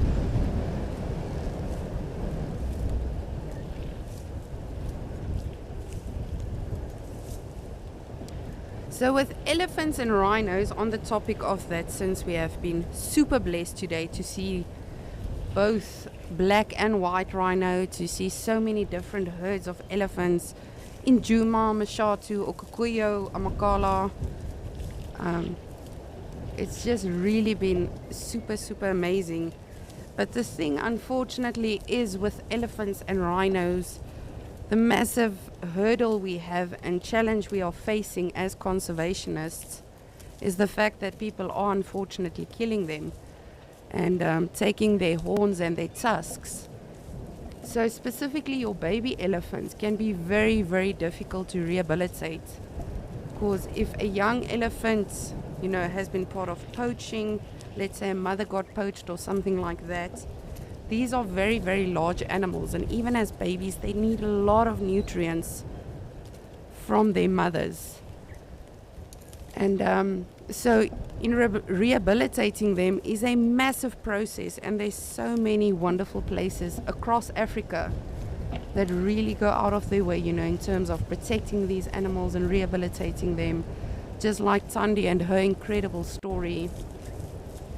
But it's the same with elephants. There are baby elephants that also lose their mommies in the wild. And to rehabilitate those little ones is just such a massive job. I personally have been part of both elephant and rhino rehabilitation programs and studies and all of that, and it really is not an easy job. So I honestly, personally, from my side, just want to salute each and every person that is out there, not just in Africa but in the world, that is making such a massive difference to both elephants and rhinos in terms of protecting them but also rehabilitating them.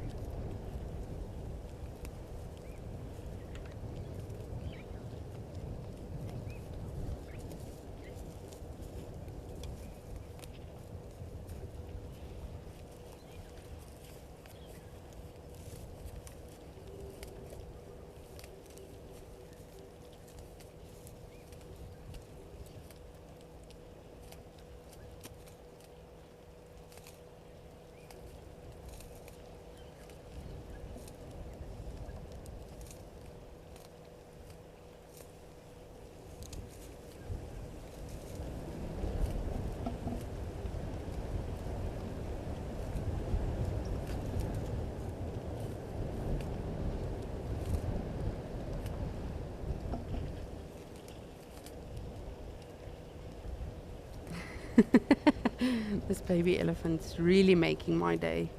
Not that my day could be made even more after everything, but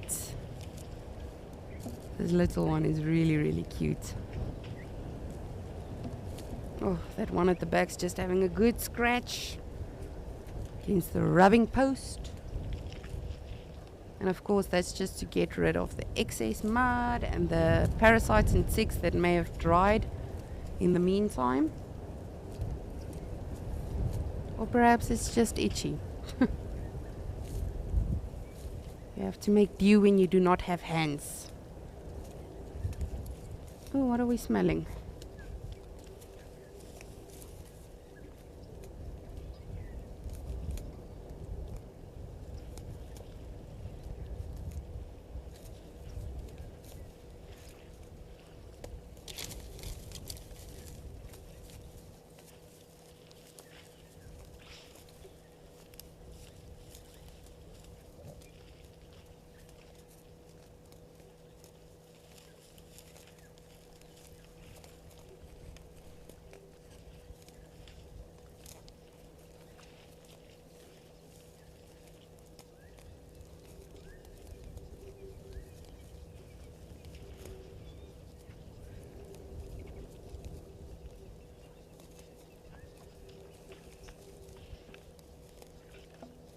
Wow, what a way to cool off.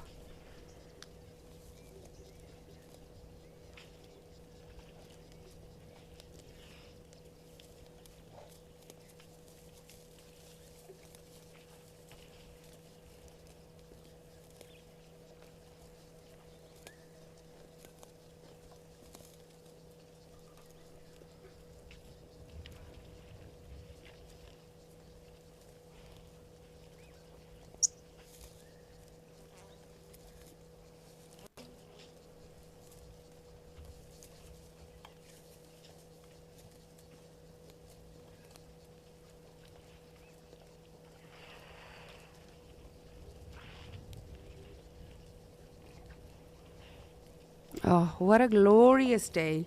What I would love to hear from all of you is if you could be any animal, Whether it's a dinosaur, a tiger, an elephant, a giraffe, what would you be? Everyone, whether you know me or not, would know my answer. It's an elephant. Because I am partially already an elephant. I'm super emotional. I love water. I guess I could drink more water. That's definitely something I could work on. Working towards being an elephant. But what would you be? Which animal would you like to be?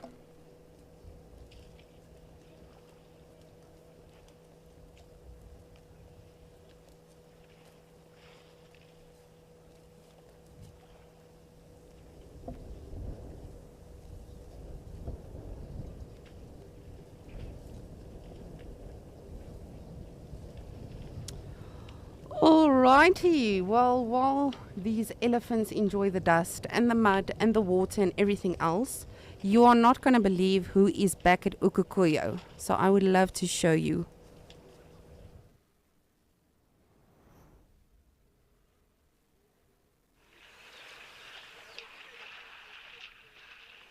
Look who it is! It is our black rhino. How cool is this? Oh my goodness. Not just a black rhino, it's a black rhino chilling in the water. And there's still elephants around. Look at this. Let me show you.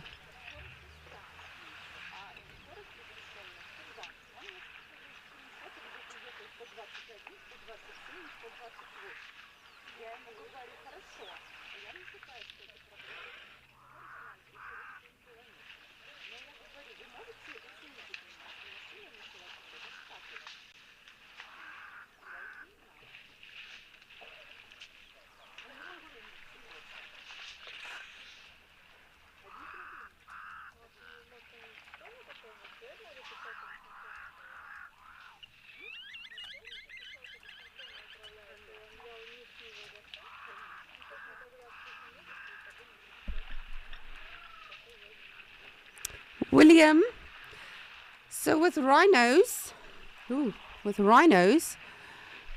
your black rhino, as I mentioned earlier, is a browser. So they do have the ability to lift their heads fairly high to get to the actual leaves. So your black rhino would be able to cross, into the water and through water, however, obviously not as efficiently as an elephant, for instance, because they don't have a trunk for air or snorkel. So you can find them fairly... Woo!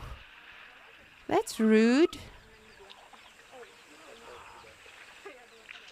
I was just giving the Kumbaya speech earlier about everyone living in peace and harmony, and now this silly elephant is just being a bit bombastic. Yeah, you see now, that's not necessary. It's a big watering hole. Goodness.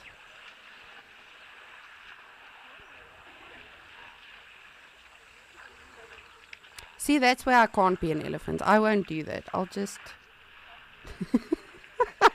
Okay, well, I assume that elephant decided it needs the center of the watering hole to be able to do that. But I mean, you could have left the rhino and still have done that, elephant.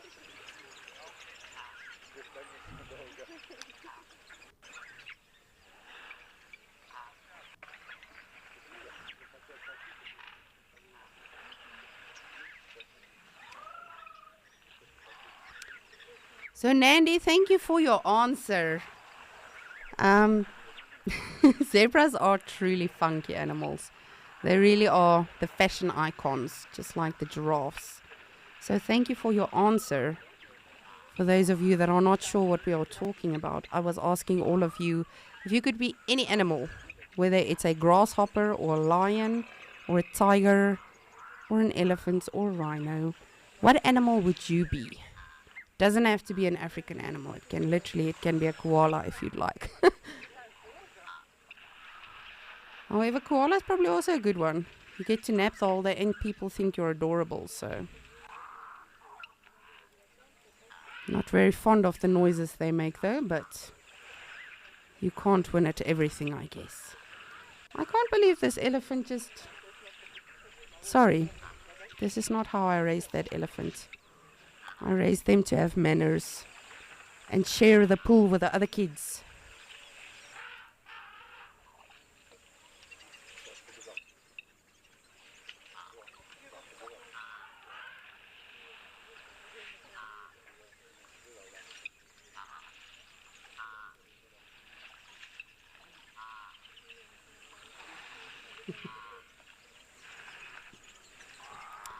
Hyena mom, yes.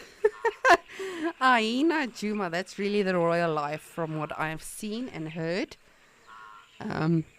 Yes, hyenas are that's a good answer. I like that one too. Hyenas are very, very fascinating animals and very, I almost want to say unpredictable. Like with an elephant or a lion, you always sort of know, they're either going to sleep or eat or do this. But with hyenas, it's just always random. So thank you for that.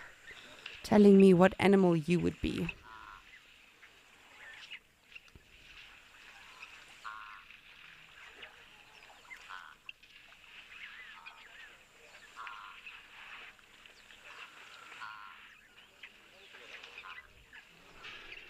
Heidi, yes, I think you have the best answer. I think everyone has had brilliant answers, but being an eagle, yes. I also love elephants, but just imagine soaring the earth, I guess, and the air, and just being able to see everything, see your food, ambush your food without it knowing you're coming. But yes, just being able to see the world from that beautiful vantage point. That's a good answer. Thank you. So we've got elephant and hyena. Honestly, I just don't want to be this black rhino right now. I feel this elephant was very rude to it and it should be apologizing. Because both of you are big animals. It's not just you that's very big and very intimidating.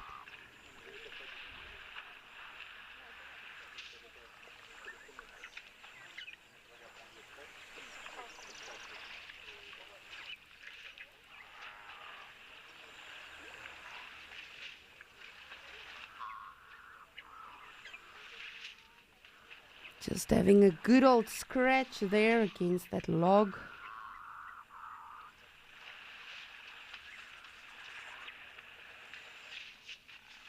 Oh, I'm so happy we got to see the rhino again.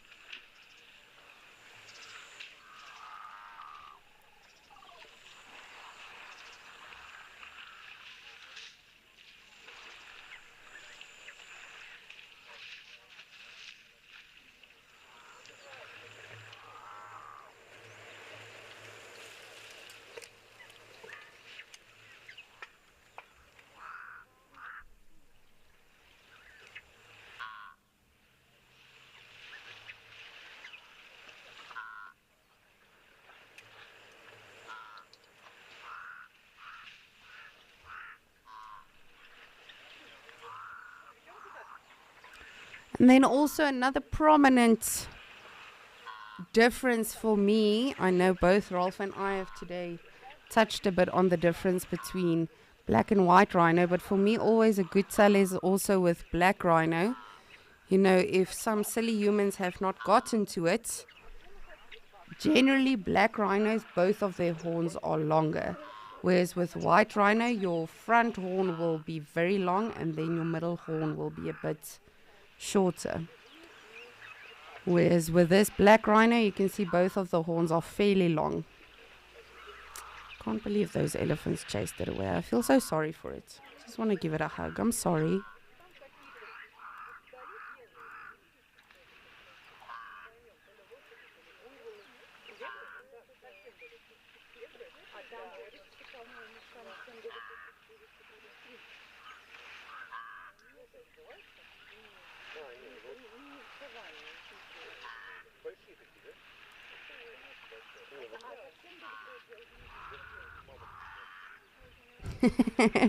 Still on the topic of what animal or what creature would you be if you could be anything.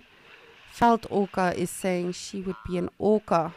that could walk through the veld. No, definitely. Definitely. I think just as any animal, it's... Well, I wouldn't want to be an impala. I mean, you're constantly wondering, are you going to get eaten today or tonight? Something like that I would not like to be. Perhaps a kudu, I would like to... It's not my favorite or my first choice, but I think kudu could also work. Having those beautiful spiral horns. Of course, if you are a bull, if you are a female, you would be hornless. That being said, though, if you do fight with another kudu and your horns get interlocked and... No. Scratch kudu. I don't want to be a kudu.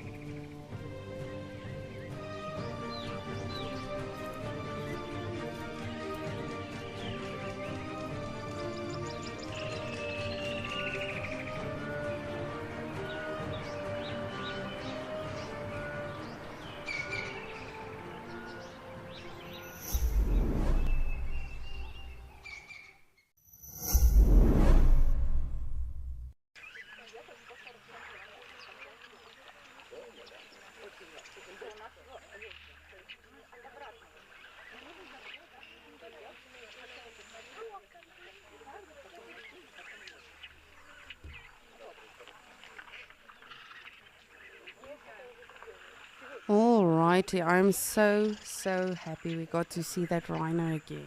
Wow, it's just been such a wonderful and incredible and just beautiful day at all of our locations and with all of our naturalists. We've all just been so lucky, and the day is not nearly done yet. We have been super blessed. So I think what we'll do is let's head on over to Mashatu and see what animals are hanging out at that beautiful watering hole.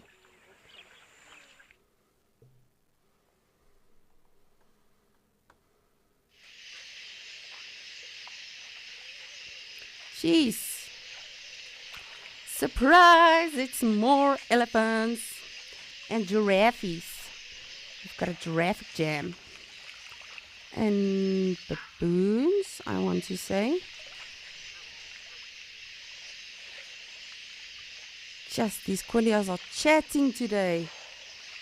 I've honestly never heard them this loud.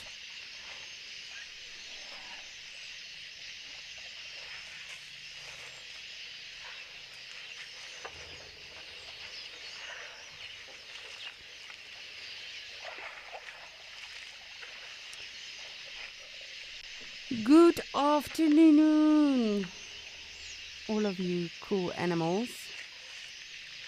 I say cool because I don't think baboons are beautiful, so they can go with cool.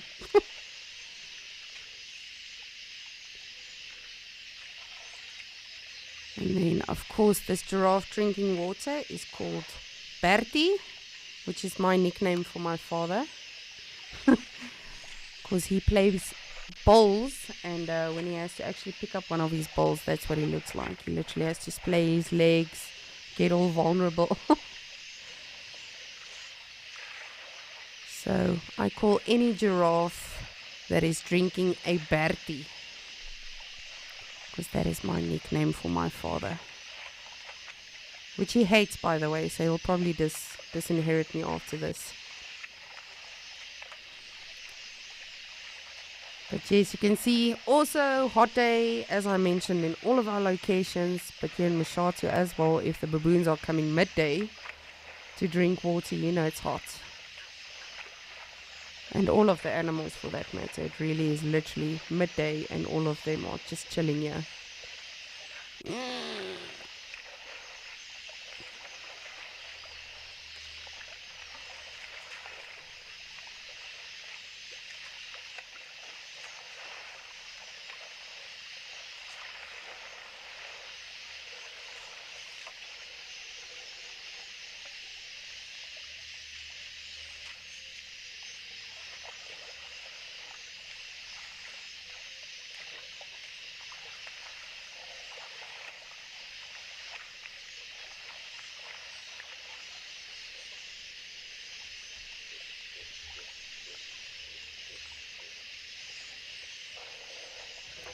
It's very nice water, this.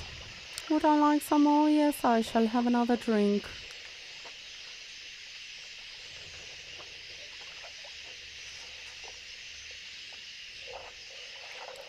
Solly, so these are baboons, the Kechma baboons.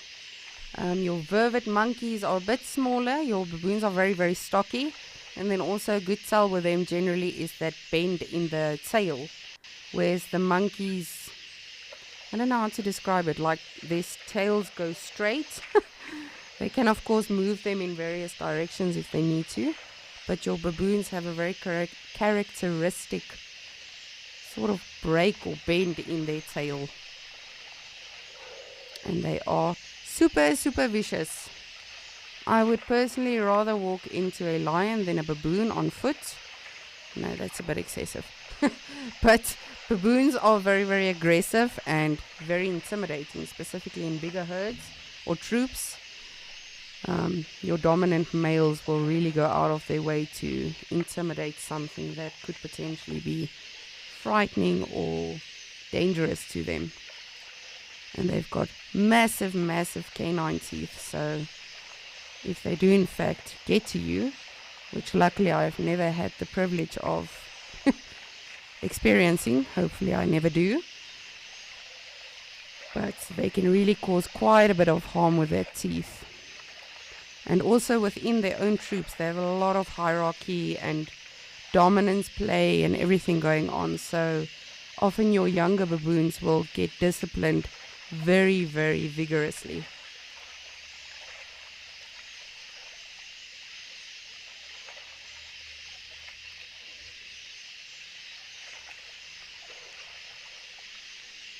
Just want to see if the ellies are still on the side.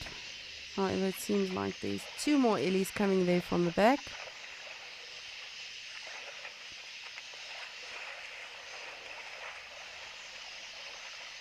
Ooh!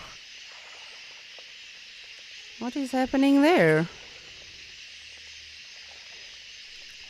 Jeez, that's a massive baboon. You can see that's a male. Looks like a dog. I mean, I know I say all the time, oh, I love everything in nature, but I mean, I could live without baboons. However, of course, they do have their role. Everything in the ecosystem and Mother Nature has a role, whether we realize it or like to acknowledge it or not. Just for me personally, I would be okay without seeing baboons.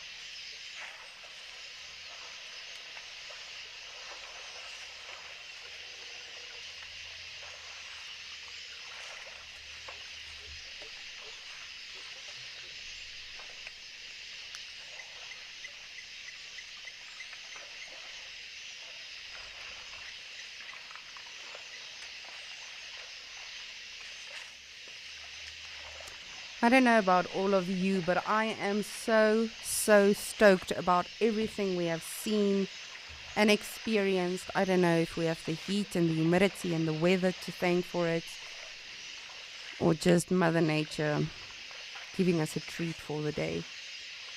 It really has been such a beautiful day everywhere. But speaking of everywhere, I'm going to send you over to Ralph, who is still in Kariga.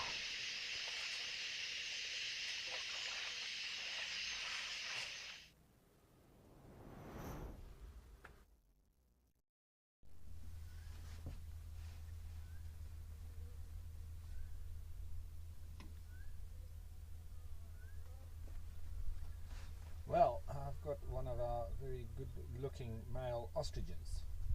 I have Tandy and her calves sleeping. Came across the plain and spotted these beautiful guys.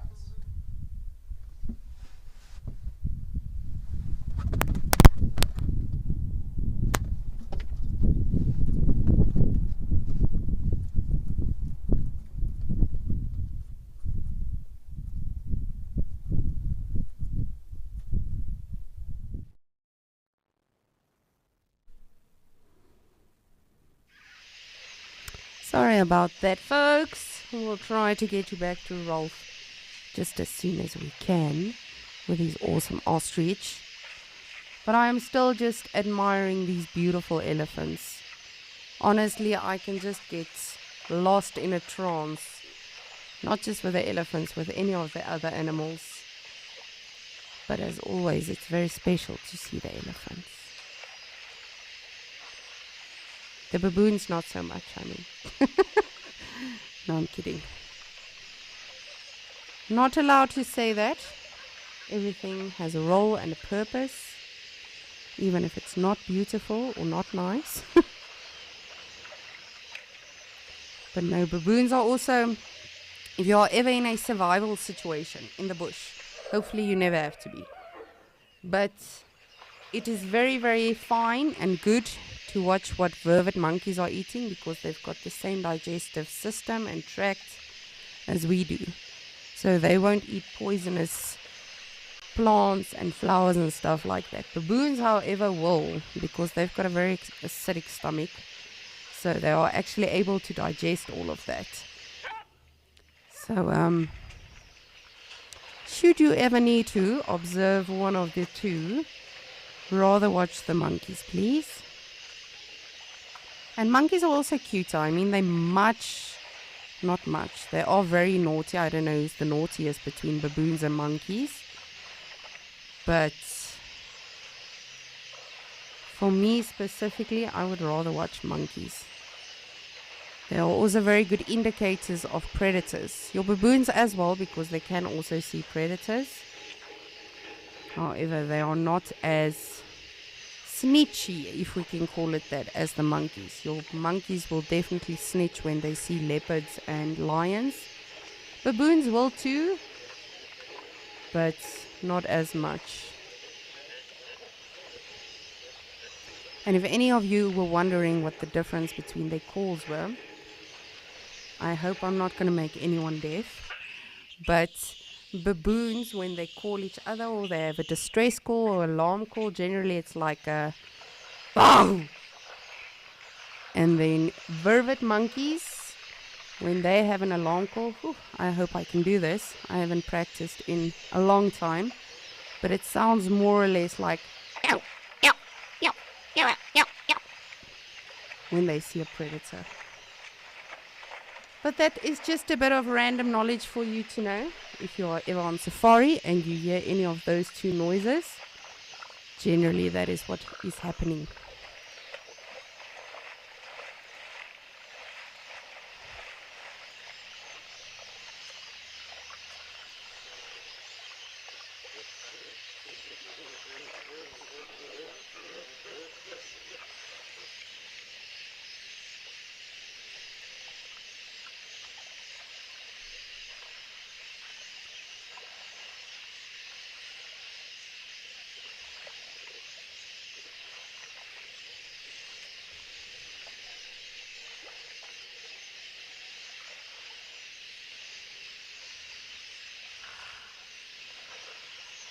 Yep, it's my spirit animal again, that elephant. Not the one we had earlier at Okukoyo that was rude chasing the rhino out of the water, but that elephant that was literally just like chilling in the water. I have actually fallen asleep before in a pool because I have an undiagnosed illness. No, it's not really. But when I fall asleep, I'm dead. So I've literally fallen asleep in a swimming pool and just slept there. So what that elephant aimed to do now before the others came was pretty much the same idea. Just cooling off, doing nothing for as long as possible.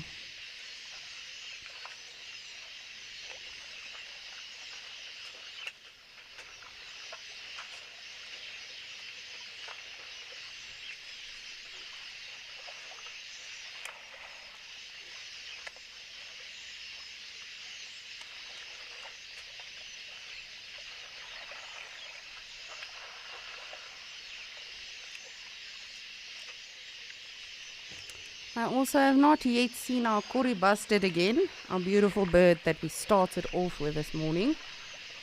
I think he probably wandered into the bush, but of course there has been a lot of activity today at this watering hole, so I think specifically amongst the elephants, it's a big bird, but still it's minute in comparison to these giants.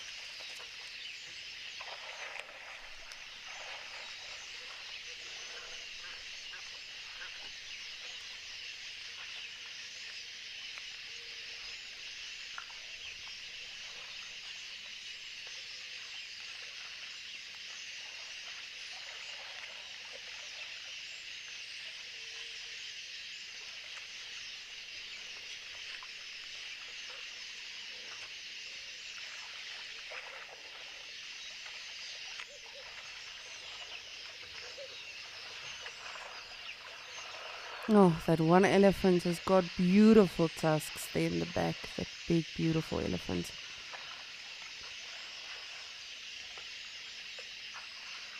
Woo.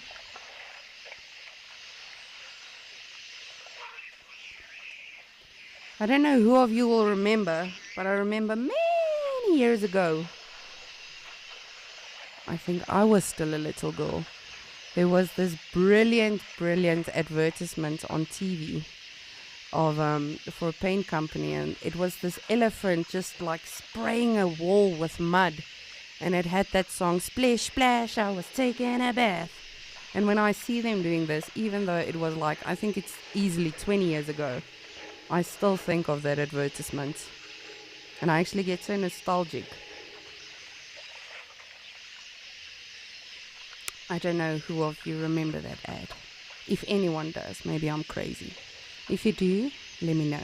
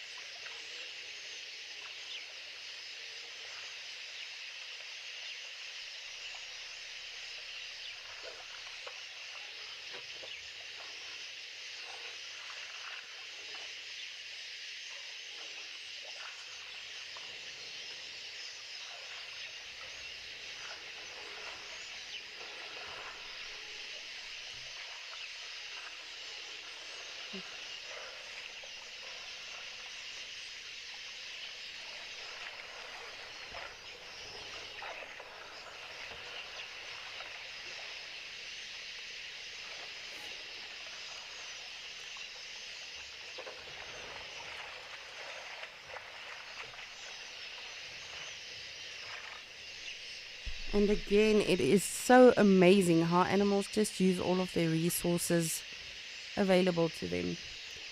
Whether there's a lot of water, just a few watering holes, they always make it work. I mean, elephants, of course, also have been known to travel for kilometers and kilometers, just to get to water. They really are so, so admirable.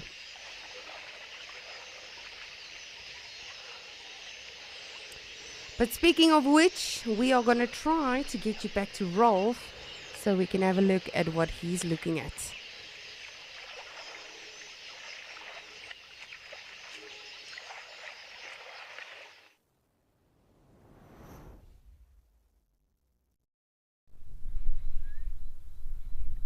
Well, back at the Kariega Game Reserve, and I've managed to find Tembi, which she's the one on the right hand side. That is Tandi's first calf.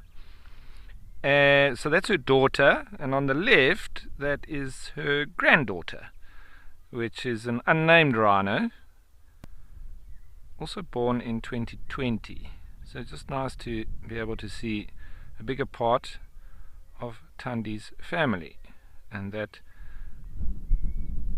being a part of her as a grandmother. Wonderful. And they are not in the best position. Obviously you can see they're a little bit down, so we don't have a perfectly clear view on them. They're doing what rhino do best, moving through grazing.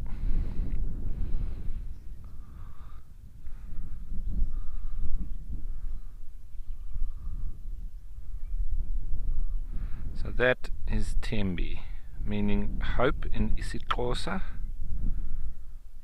Tandi's first calf. It's now an adult and a mom herself.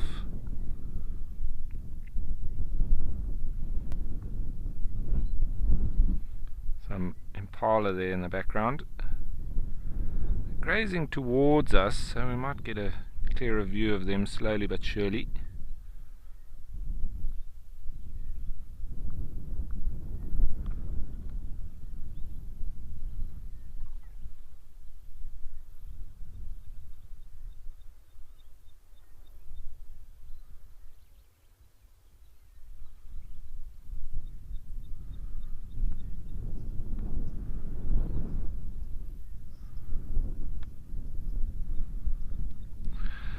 So Tyler, rhinos, they can stay, the males generally leave their mother a bit earlier than the females, but they can stay sometimes even 5 to 7 years as a female with the mother. The males generally, I think it's around about 4 years of age that they move off on their own, and it's mainly due to other big bulls that come and want to mate with the female, and then they sort of push the youngster away, and eventually once it's big enough it doesn't sort of really come back. The females stay a bit longer than the males do.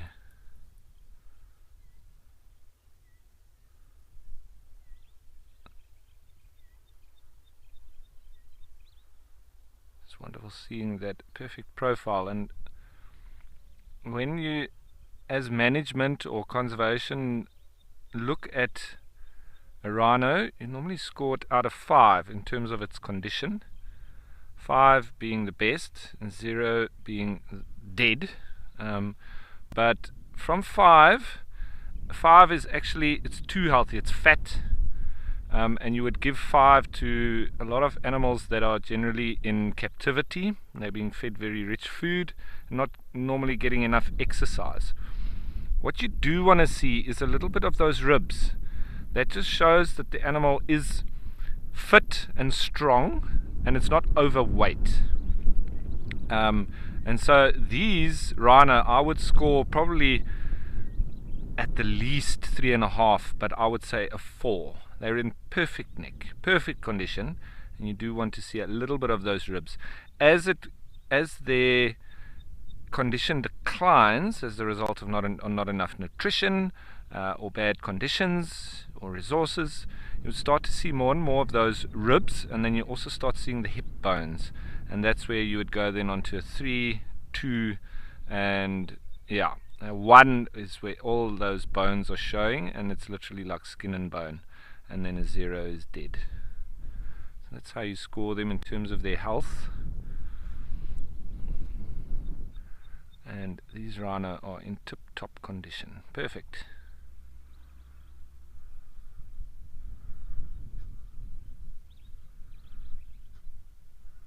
Another thing that they do with rhino as well is they put in notches in the ears, and that's as a way of identifying them, and they give them different scorecards as well. So the different place where they put the notch in the ears is normally like a triangular notch.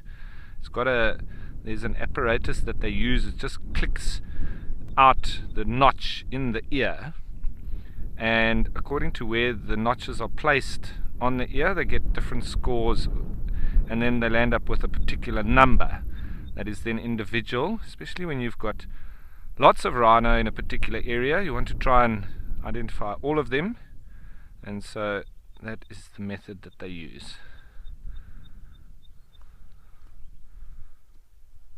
Obviously in a way to keep tabs on all of them.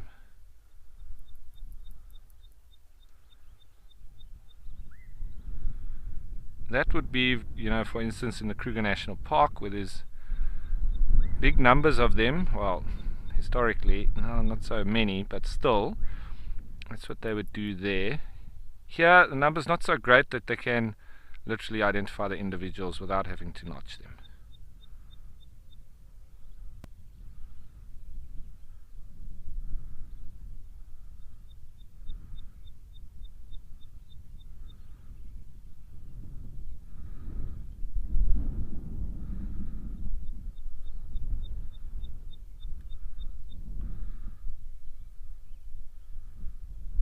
Just happily grazing through. They were also having a snooze a little bit earlier, and just when they got up, and it was time. So Underdog, thanks for jumping on board and escaping to nature with us. Well, it's a privilege for me to be able to tell the story of Thandi and her survival. So, for me, I have to say thank you to Kariga, to Thandi, to you the viewers for making this possible, that I can actually do this. So I think it's a bit of a two-way thing. We've got a lot to be happy about with this story around these particular rhino. Their story is not happy across the board. Still poaching continues. But at least we've got one happy ending here. Not that it ends, the fight continues, and so do their lives. So it's an ongoing story, really. But I think if we can just highlight their plight and get more people on board and on our side, the better for the rhinos.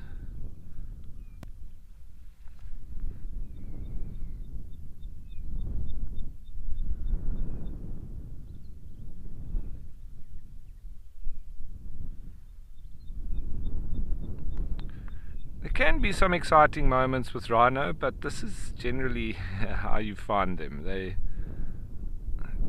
pretty much graze all day and sleep in between. I find their most activity is generally in the early morning when it's nice and cool. Once it gets a bit hot, they become a little bit lethargic like this and quite slow moving. But if I had to walk through the plain now, they would not be very lethargic at all. They can shift very quickly. It's just in their natural behavior. Obviously, as it gets hot, they just start to do less.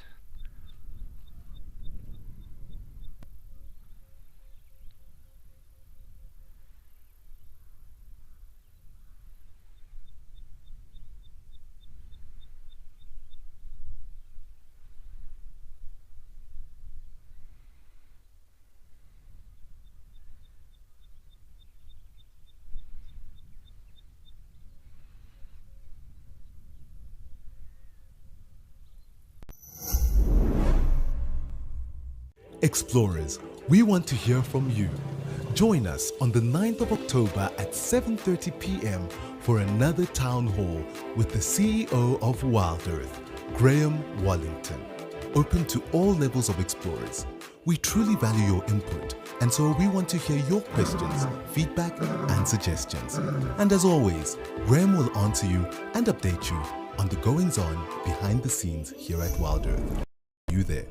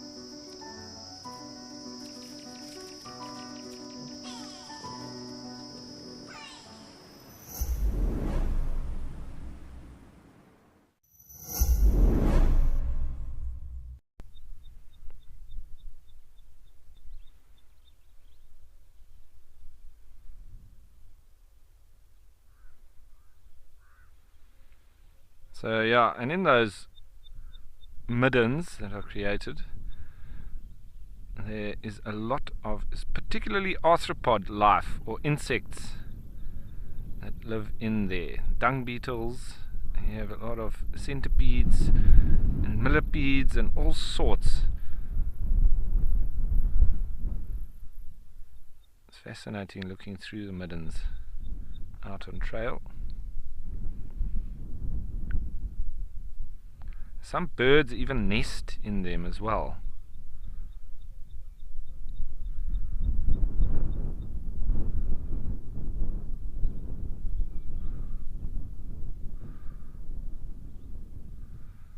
Just some Inyala making their way through.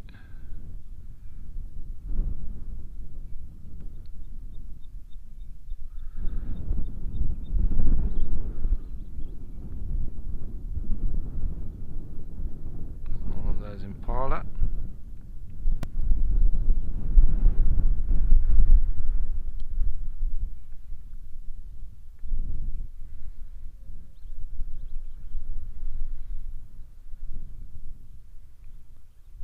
Warthogs, impala, nyala. Saw a bushbuck earlier, but right next to the thickets. Disappeared as it saw me. I haven't seen the bushbuck coming out into the plains. It's not often you see them out in the open. Nyala seem more comfortable exposing themselves, but bushbuck not so much.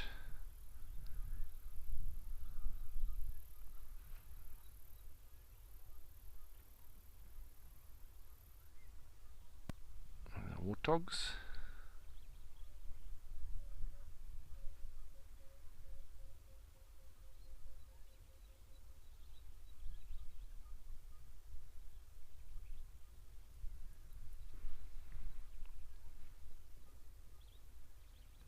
See, now it's getting quite hot as well. You almost see those heat waves rising.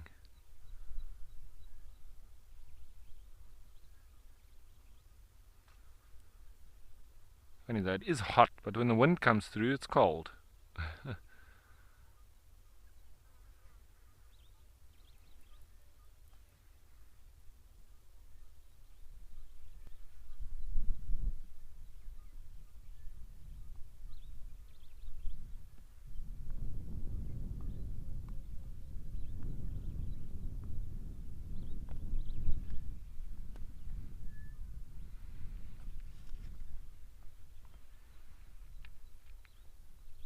So here, the impala showing their adaptability,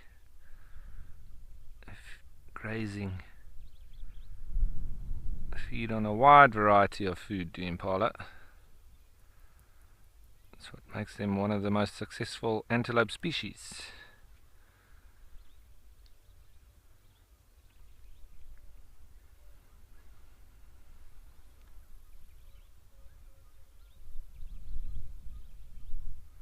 Doesn't always pay to be a specialist, sometimes better to be a generalist.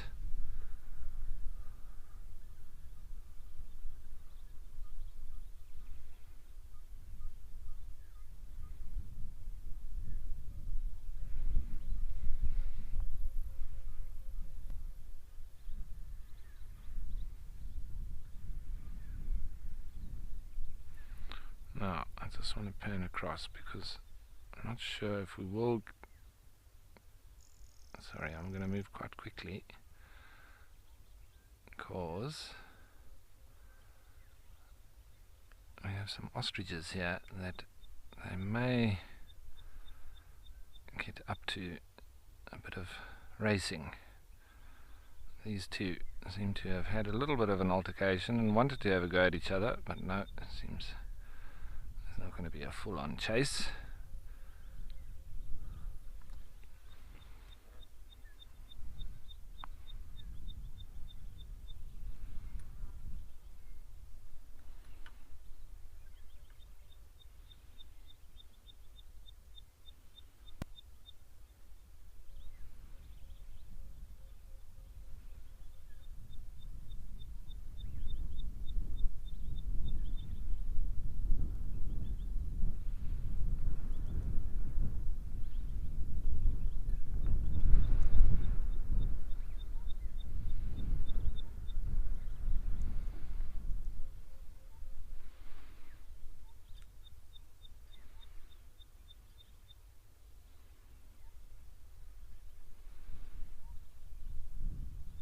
Ostrich antics.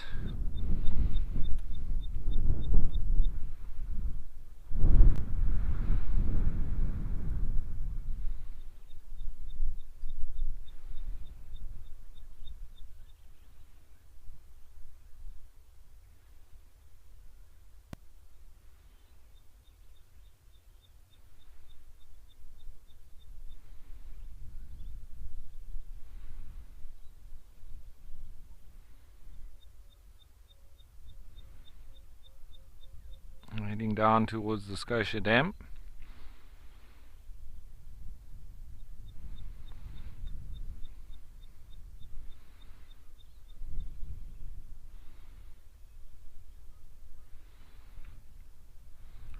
And then off in the distance there we have some necking giraffe.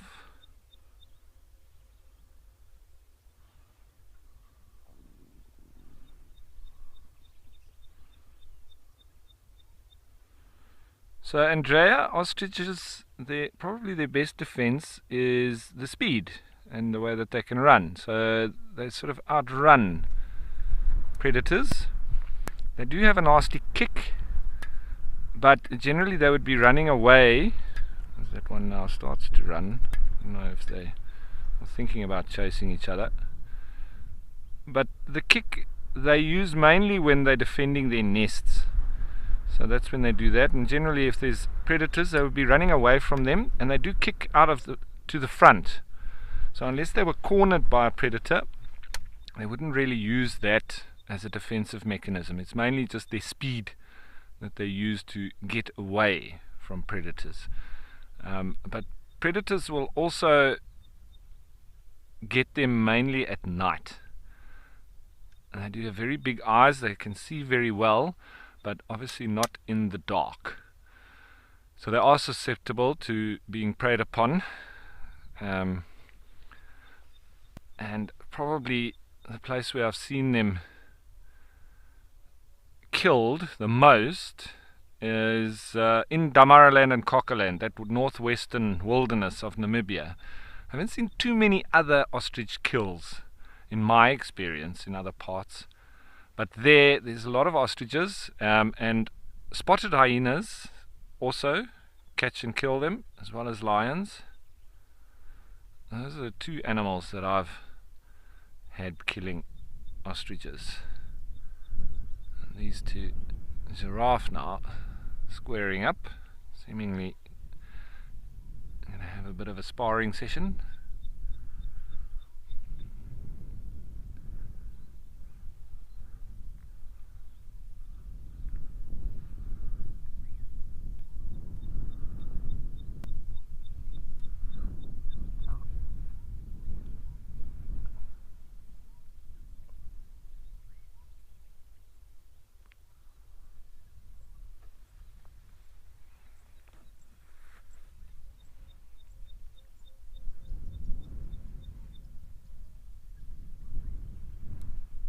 Have a snack in the middle of your fight.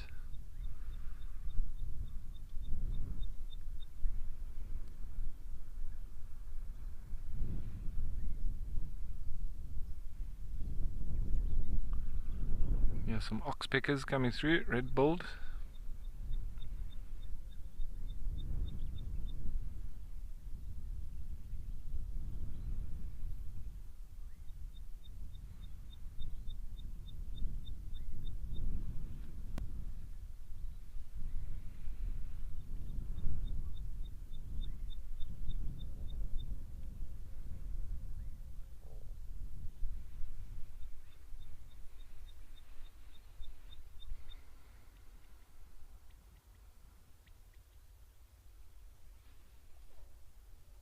And warthog really grazing properly there. Spectator with the giraffe.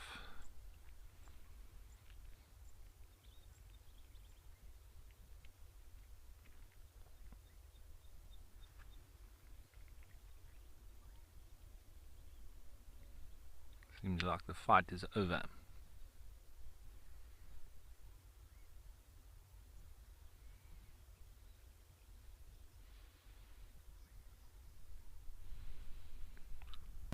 So, lots happening now here on the plains with giraffe, ostriches, rhino, warthogs, impala, nyala, but no bushbuck.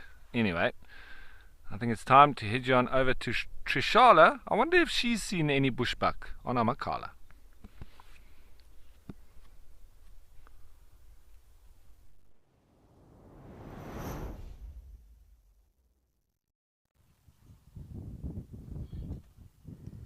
No bushbuck, unfortunately. We have been seeing a lot of nyala around the lodge, but no bushbuck, not yet at least. So we have been moving. So Amakhala is made up of several sections, and we are in a new section at the moment. Well, new to me.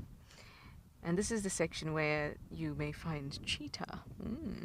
But unfortunately, we did not find any cheetah. But we might come back a little bit later on and try our luck when there's other vehicles out that are also searching. But you can see that it's really nice and open. Very short grass, which is perfect for cheetah to be able to hunt in.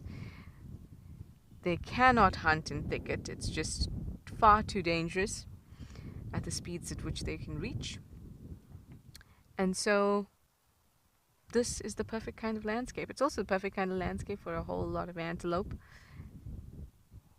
and zebra. So open. So at the moment, it's an eyeful. I can see the zebra in front of us. I can see eland. I can see a giraffe way up on the hill. Let me pull out my binoculars and see what else is around. and try not to swing BK from side to side wildly. Ooh, some very impressive eland. Ooh, BK, do you have the giraffe that's lying down? There's 3 of them just at the top there, sitting down. Yeah. Wow, there's so many of them up there.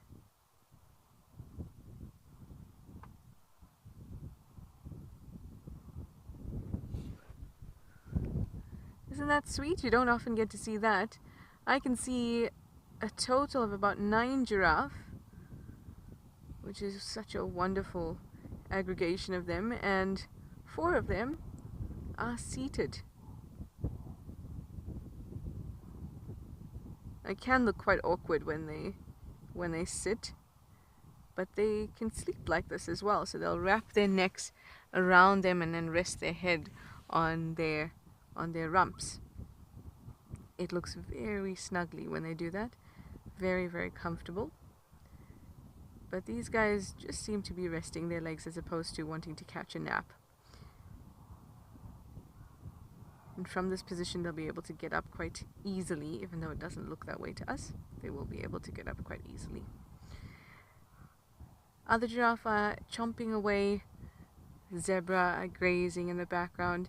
You know, we spoke about this before, about how when you have a collection of different herbivores together, and they don't seem to have too much problem with each other. There's not a lot of competition going on. And that's because each one is specialized to a certain bracket of that vegetation. And this is a great example of that. We've got the giraffe that are grazing, or rather browsing at the tops of trees. You've got the zebra that are taking longish grass, although there's not too much long grass here. There's a black wildebeest way off in the distance on that end. I don't even think you'll be able to see it, or BK will be able to show you that. It's going to be obscured by a bush. That black wildebeest will take slightly shorter grass, and we've got the eland that are not too fussy about the grass that they take.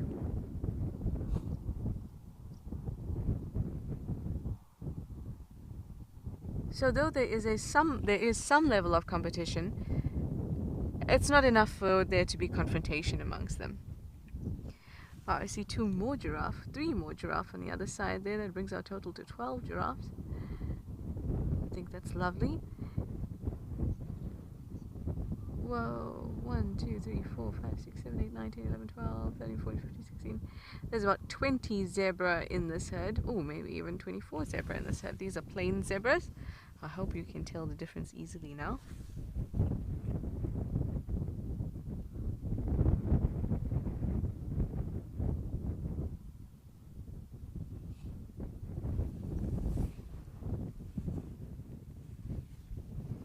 Plain zebras tend to have larger herds, or congregate in larger herds. It's most likely that this is one grouping, although the reason that I was attracted to this area in the first place, I mean this particular group of animals in the first place, was there was some kind of altercation going on between the zebra. A lot of bucking, kicking up dust, a bit of nipping here and there. So it could be that these are 2 separate herds, and one stallion is trying to steal a young female from another herd, maybe. I remember once seeing a zebra fight that resulted in one zebra biting or kind of ripping the skin off the stomach of another zebra. It didn't rip it open, but the flesh was like the skin and flesh, and where the pattern of the zebra's coat is, was just kind of hanging off the stomach as it ran, and it was actually like collecting sand as it moved, because it's obviously wet from blood and other stuff. So the zebra fights can get really, really intense and very violent. Although this one seems to have ended pretty okay. And they've kind of separated quite distinctly now, so I would say maybe 2 herds. Although zebras tend not to just, hang out together because they feel like it. They are quite, not vicious. They can be quite aggressive. That's the right word. As for the giraffes, they have what's called a fission-fusion society. So they come together at times and then they separate at times. There isn't any rules regarding their social system, although there may be a hierarchy, especially with individuals that hang out together often or in the same area often.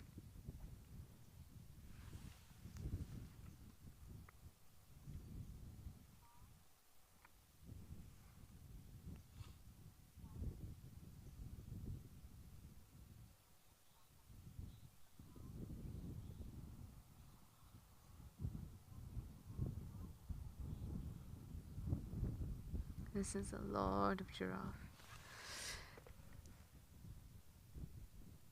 So the combination we most often see of giraffes are a mum and her calves. Maybe even a previous calf and her most recent calf, but that's the composition we most often see. But they do associate with other males in the area, other females in the area, and then often they would come together like this, but they don't exist in a group like this. You'll see them move off separately, and then you might only just see one giraffe or two giraffes. But there is some sort of hierarchy amongst them when they're living in the same area. And the color of the coat for males, the darker the color of the coat, the higher up his position in that hierarchy. So that, or rather, it's a dominance hierarchy. So the most dominant bull in the area is usually the darkest bull. But we don't think of giraffes as herd animals because of this fission-fusion way in which they live or their lifestyle. Which is unlike, say, zebra, where you're not going to see an individual zebra unless it is a male that's been kicked out of his herd and he wants to find his own harem. So it's only a temporary state, whereas with giraffes, so with a zebra, it's only temporary state if they're on their own, and the ordinary state is for them to be in a herd. With a giraffe, the temporary state is for them to be collected like this, and the ordinary state for them to be sort of dispersed around the area, but like I said, they come together on and off, fission-fusion society. And yes, they do communicate with each other. They communicate in snorts.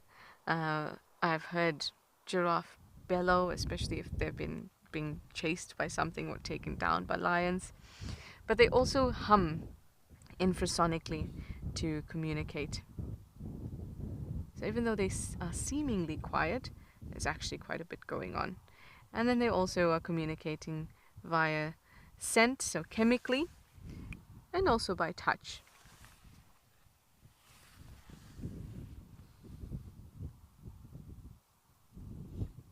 So now the zebra have kind of moved together-ish. 1, 2, 3, 4. Eland. Oh, this is so sweet. I'll explain to you what's happening and why the eland seem to be all looking in one direction in a moment.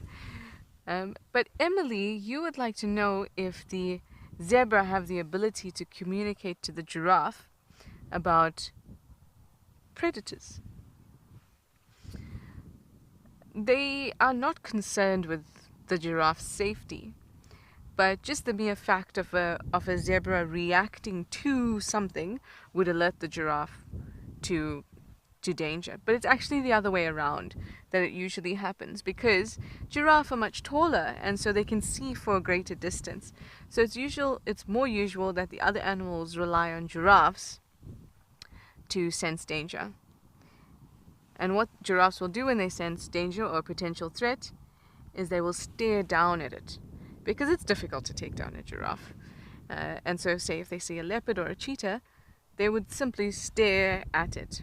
And that would let the zebra know that, hey, maybe there's something going on there. And then they would act accordingly. So you might notice that a lot of the animals are staring off in one direction. And I got quite excited because I thought, oh, maybe it's a cheetah that they're seeing.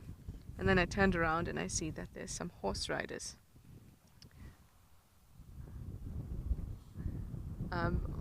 Horse riding in areas like this is actually a beautiful thing. I did it at Tswalu.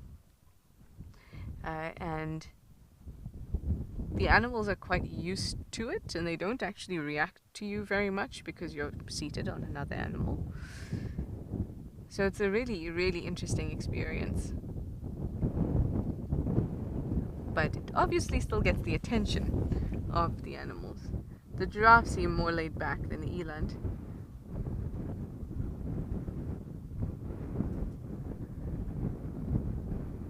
This is probably the first time an eland has seen something as tall as it's besides the giraffe. Actually, it's not the first time. They would have seen horses many a time.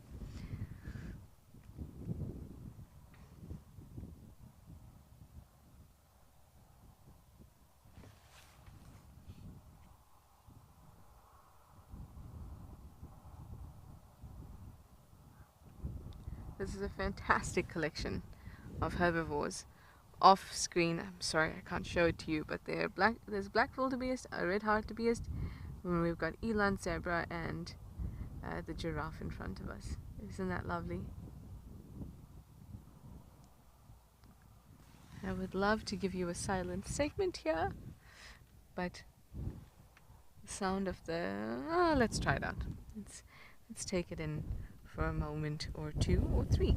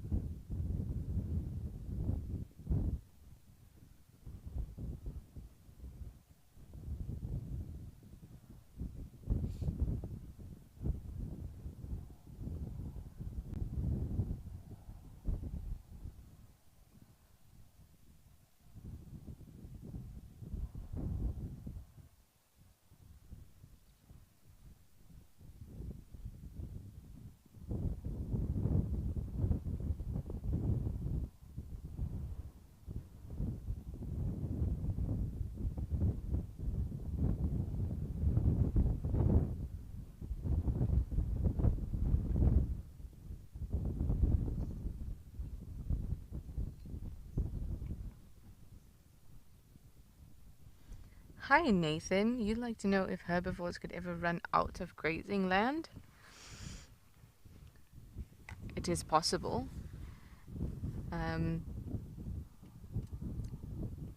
So herbivores come in two categories, or two basic categories. There's those that graze and those that browse. Also there's mixed feeders, but let's just talk about those that graze and those that browse. So those that browse are plucking leaves off trees, and those that graze are eating grass. So say those that graze eat so much grass, or I don't know, the soil becomes poor and there isn't enough grass. That leaves a gap open for more trees and bush thicket to form. So that creates abundance for those herbivores that browse. And then when those herbivores that browse are over-browsing or something happens to all the trees, then those herbivores that browse are left without any material to eat, and grasses take over the areas where trees once grew, and then the grazers become very successful.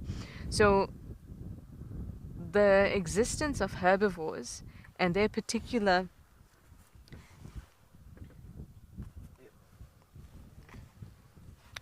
sorry, BK just wanted to borrow my binoculars.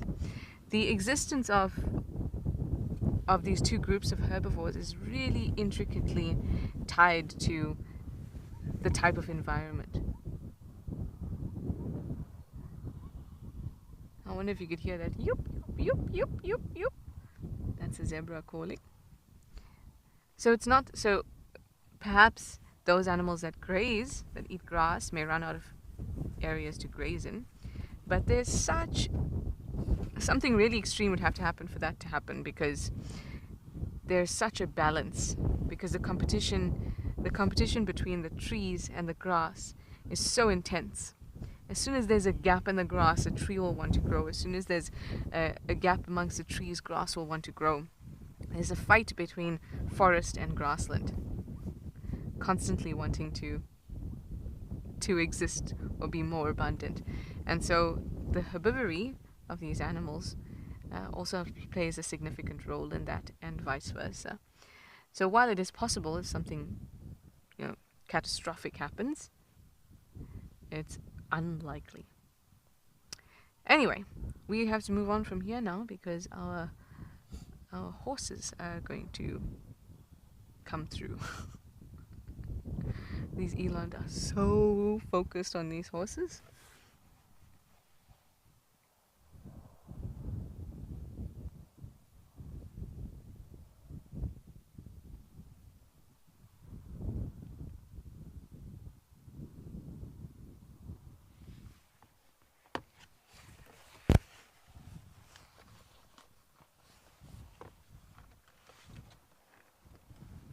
Must be quite something to approach a giraffe on a horse. Wow. Alright. Let's let the horse riders have their sighting. And we will move off.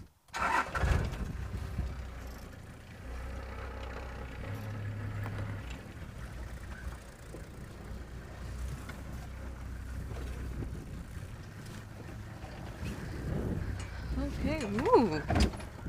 We are going to head back towards the main section of the reserve, and I'm going to send you over to Lisa at Mashatu.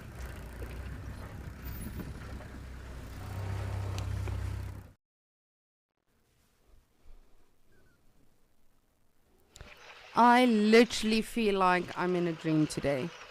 It has just been such a beautiful day, and as you say, Trishala, as well, just seeing herbivores, so many herbivores together, the giraffes, the zebras. I love your zebra call, by the way.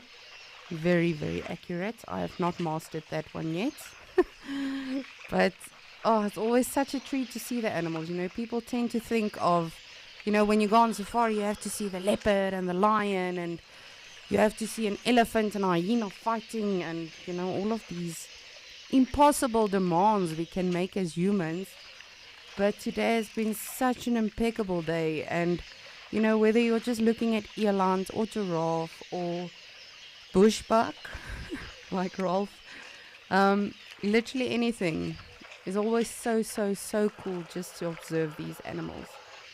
And at Mashatu we currently still have elephants. Can you believe it? We have had such an awesome day with the elephants all around, and of course at Mashatu they are as ever very present and very beautifully posing for us.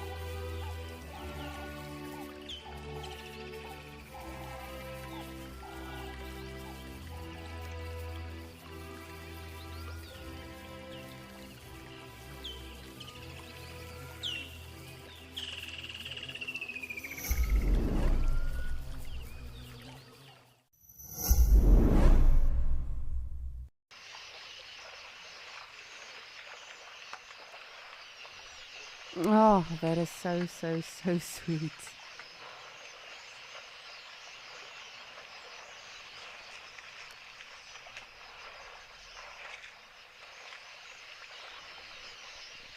And I know all of you are just loving this as well. So please get in touch with us, whether it's with myself, Trishala, Rolf. Tell us what you're thinking, what you want to know, what you would like to see. Please send us your questions and comments. Of course, this is a live experience and interactive, so we would love to hear from all of you. But this is just, I hope all of you are enjoying this as much as I am.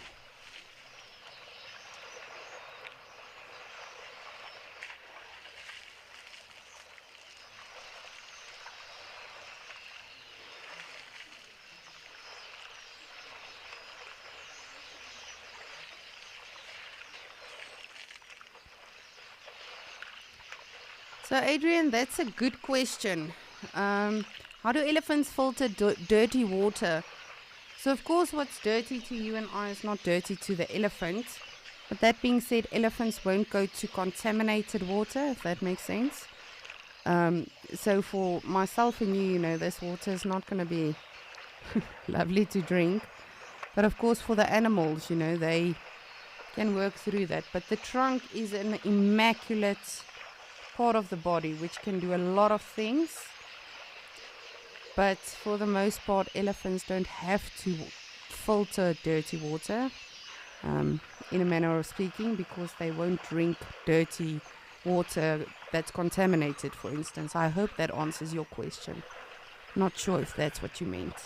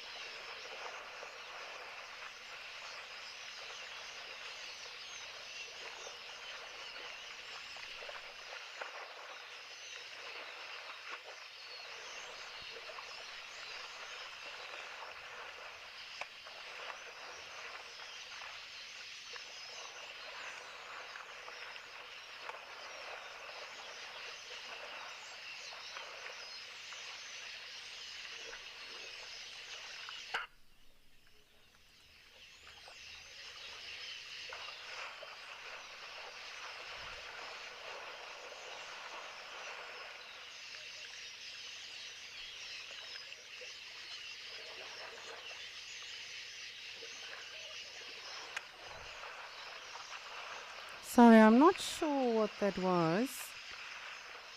I think it was a zebra. I'm not sure. Let me just double check. Yes. Tis a zebra. Or a zebra. Potato, potato. I've never understood that saying, actually. I might be wrong, but I've never ever heard anyone saying, let's have some potatoes. I know in South Africa we say tomato, we don't say tomato, so that I can understand. Tomato, tomato. But potato, potato, I don't know. Anyway, back to the zebra or the zebra and the elephants. Ooh. That one is having a nice butt scratch.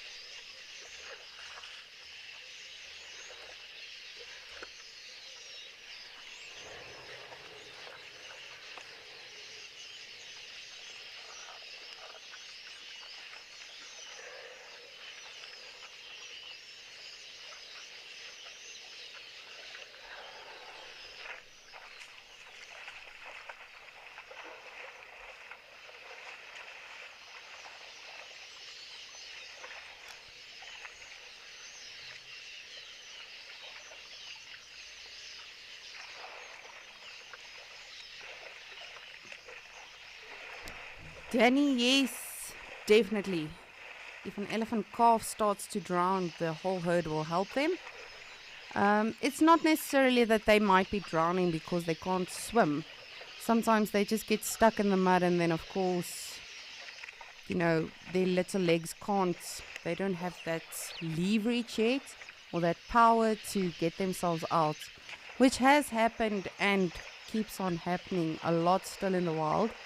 Of course, you know, when they want to mud wallow or get a bit into the shallow waters, then sometimes they might actually get stuck or get sucked into the mud because they're obviously also not as heavy yet.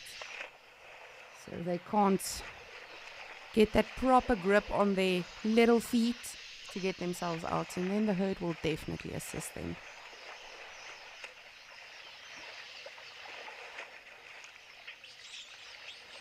I actually saw a very interesting article the other day on a rhino that helped a baby zebra out of the mud that got stuck, which is incredible. So nature will never cease to surprise us, but elephants most definitely is. If one of them is in danger, the whole herd will assist in any way possible, which is a very admirable characteristic about them. Not so admirable like our elephant earlier at Ukukuyo that was not willing to share the water hole with the rhino, but I suppose he had his reasons. Just want to see if these elephants are having some fun here in the mud off to the side.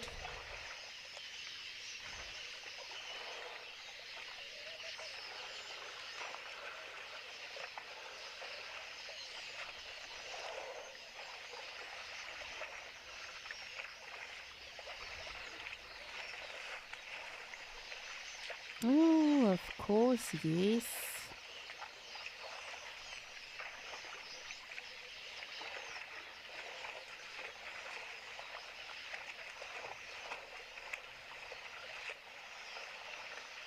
Of course, that's nice, easy access for them. It's not too deep. They know there's a lot of mud available there, so just quickly go through that and then get some insect repellent on them, cool off. These two youngsters seem to be having, use your words, Lisa, having a bit of a tussle. Okay, I'm done. I'm not talking for the rest of the day.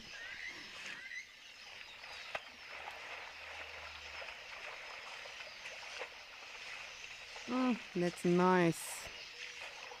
As I mentioned, of course, that water is very muddy because a lot of animals, not just the elephants, the warthogs as well, they'll come to these edges and make more of a crater just to get some soil loose, just like that one's doing now.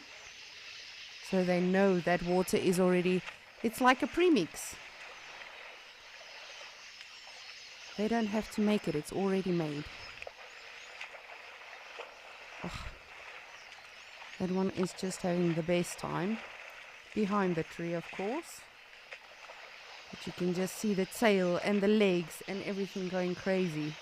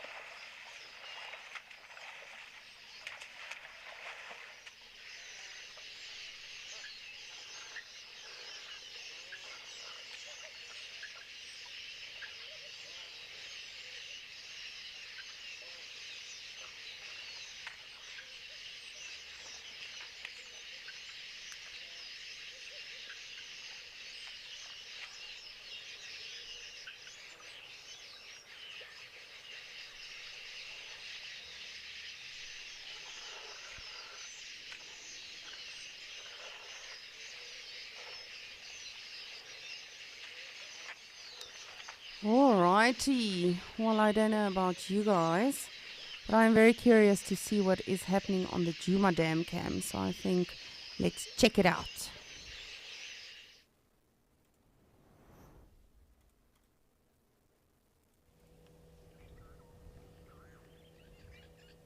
Woohoo! I think I'm making everyone deaf with my excitement today. But we've got more elephants. And they are just enjoying lunch. It's always so ironic if you look at hippos, elephants, buffaloes, rhinos. All of them eat salad, but all of them are still poofy animals. I shall not be calling them the other word.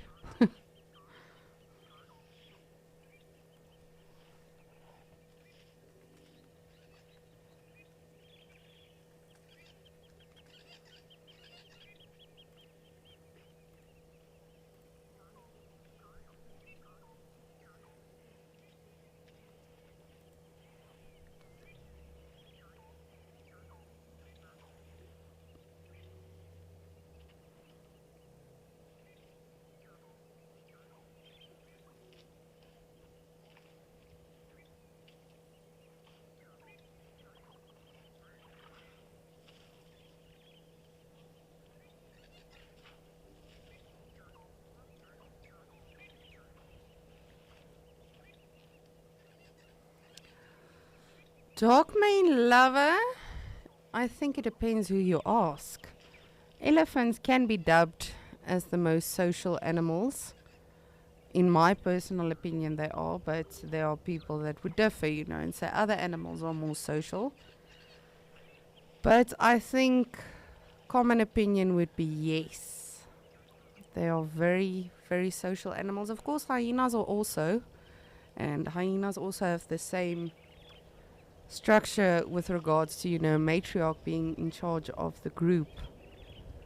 But yes, definitely, elephants are very emotional animals. They are very protective of one another. And they do have their quarrels and fights and tussles amongst the herd. Who doesn't? Just like animals. Animals. Well, humans can be animals sometimes. Just like humans. I have 4 sisters and 2 brothers, and all of them irritate me sometimes, but if anyone messes with them, I will definitely do something about that. So elephants are very much the same.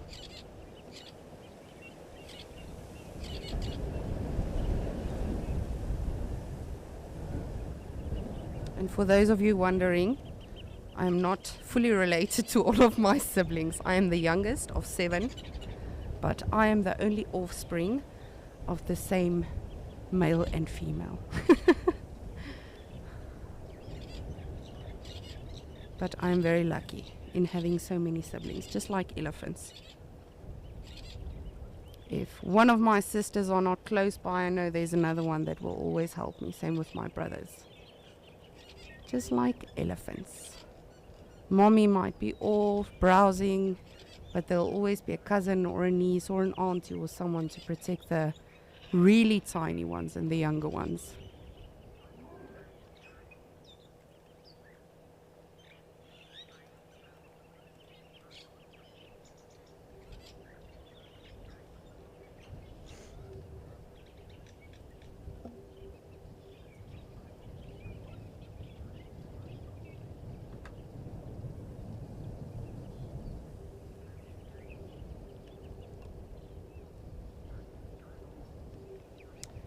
And this is always, when I'm on safari, this used to be one of my favorite things to chat about, is elephant poop. I know a lot of us naturalists talk about it often, and it's got a lot of uses, but for me in the bush, the biggest and the best use was when I had a headache.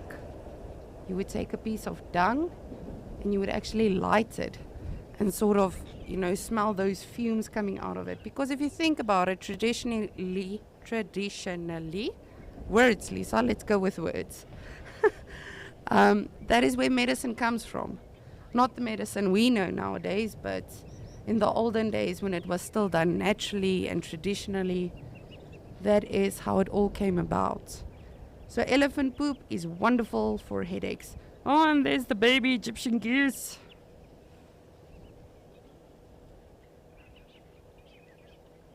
Sorry for those of you that do not yet know it. I love baby animals.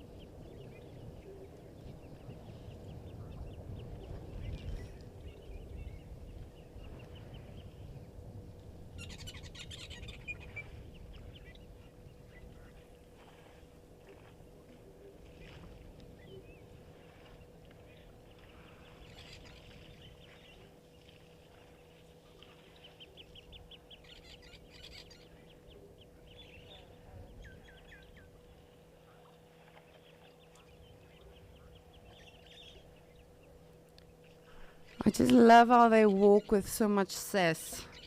That young bull just came up with this really, really sassy stride. And they've got all the attitude in the world. But that being said, they are the most gentle animals that I've personally ever encountered in the wild. And it's always so funny as well, because if you look at them, they look really rough and rugged almost, but they've got the softest ears at the back. It's almost like this velvety texture. Even their tongues. Don't ask me how I know this, but their tongues are super soft. Now, as I mentioned earlier, I have worked with rehabilitating a baby elephant, so that is why I know that.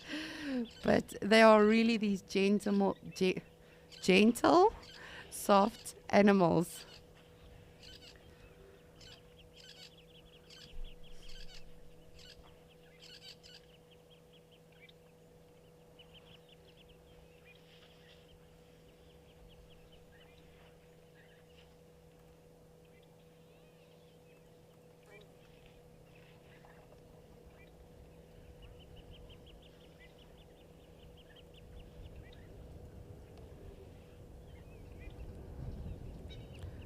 Nelly, no.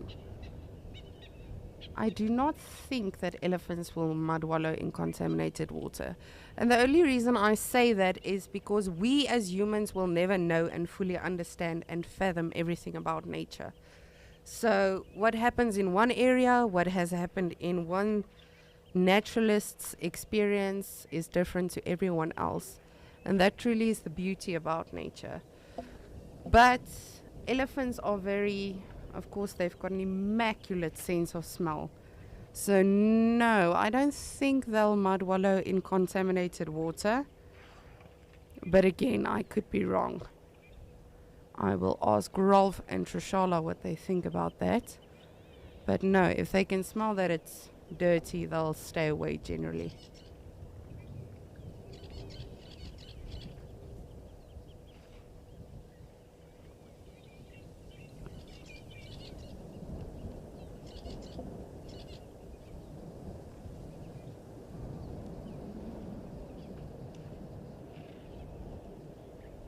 Oh, and I love when they flap those ears, you can actually see all of the veins.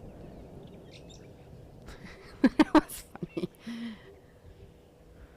I'll splash you while I'm at it. You can thank me later.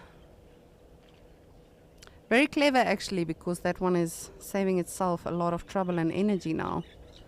So whilst the elephant or the older elephant in front is sort of creating a dugger, which is what we call mud.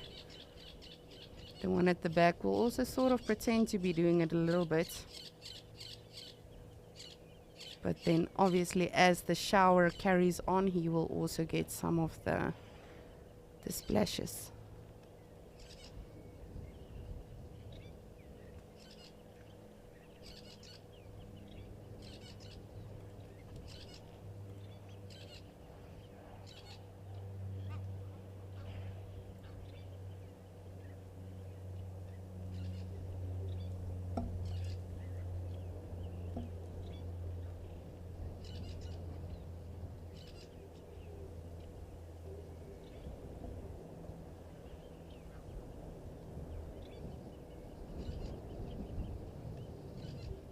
There you can see some fresh elephant dung. For those of you wondering what it looks like. Of course, they are not territorial, so they don't have to create a midden like Rolf was discussing earlier with the rhinos. Elephants literally just move and poop as they carry on with their day.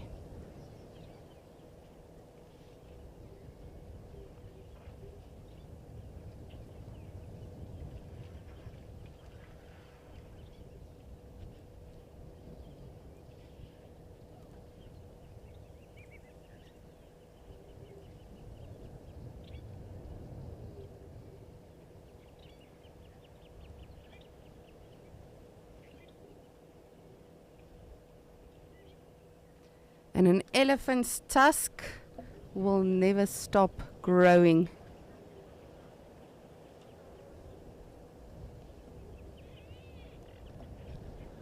Judy, yes, definitely.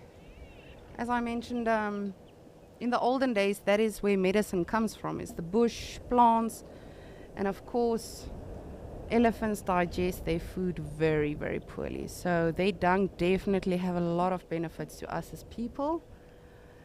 And even though it may sound gross, at the end of the day, you know, it's just grass and leaves that were not properly digested.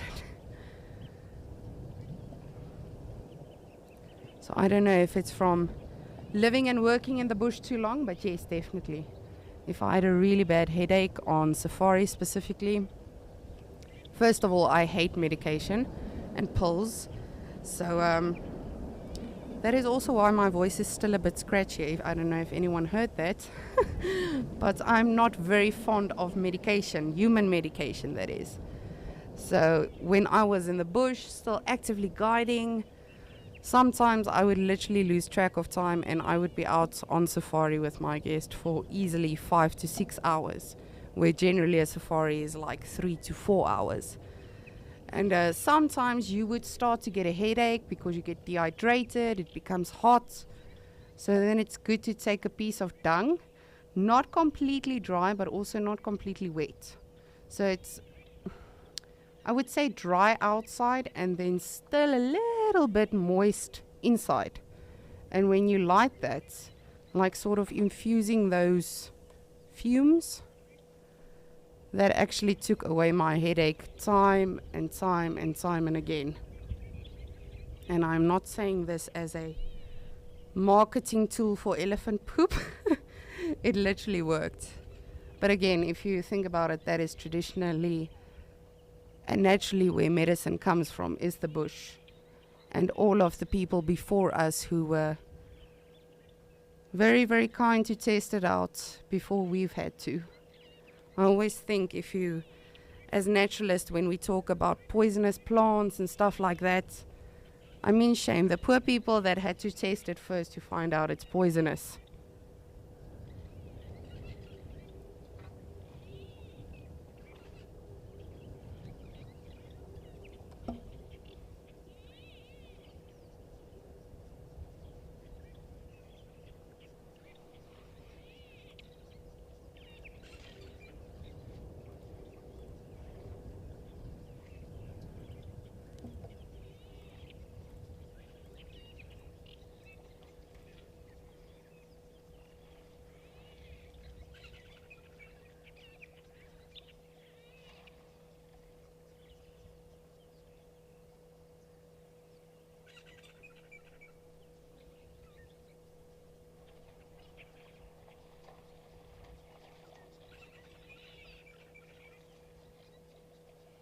So I mentioned earlier, if I could have a superpower, it would be to understand what animals are saying, but also I think with that, what they're thinking, like these elephants now, of course, you know, they can sort of take a nap when they are just standing and doing pretty much nothing.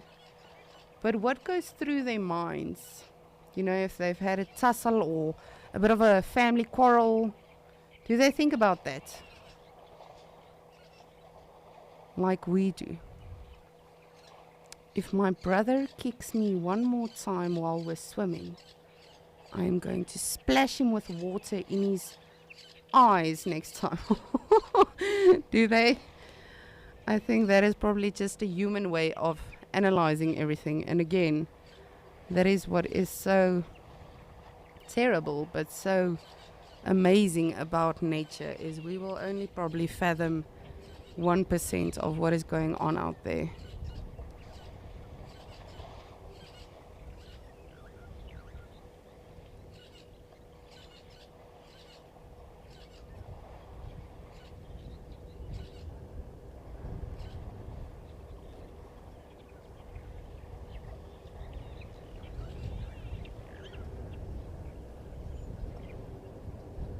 I don't know if you can hear it. It's a very, very faint rumble that's going on amongst them. So of course, as mentioned earlier, that is the communication, but most of the time it's even inaudible to us as humans.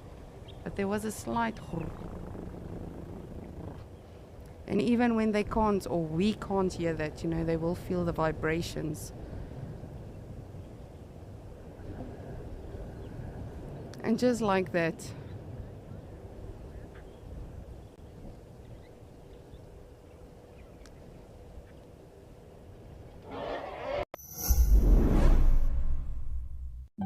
do you know why giraffes have blue tongues?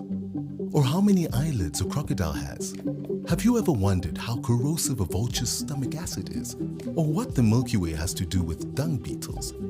There are so many fascinating wildlife facts for you to discover. What are you waiting for? Scan the QR code that appears in the corner of your screen, enter your questions, and our guides will answer you in real time on Wild Earth.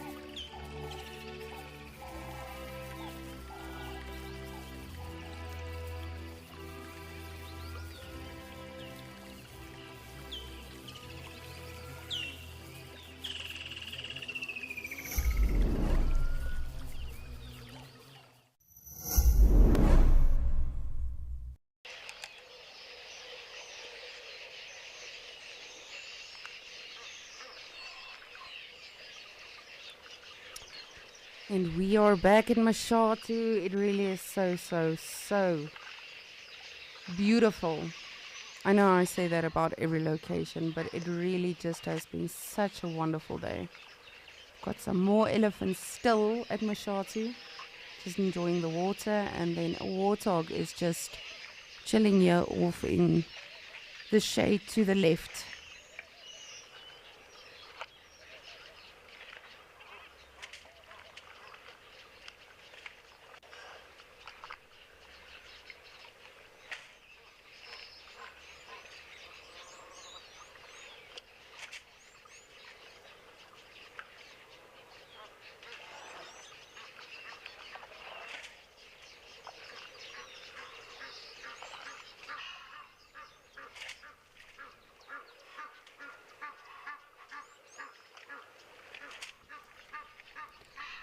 Arctic Circle, thank you so much for your question. It's a brilliant question, asking if elephants are considered vulnerable or endangered.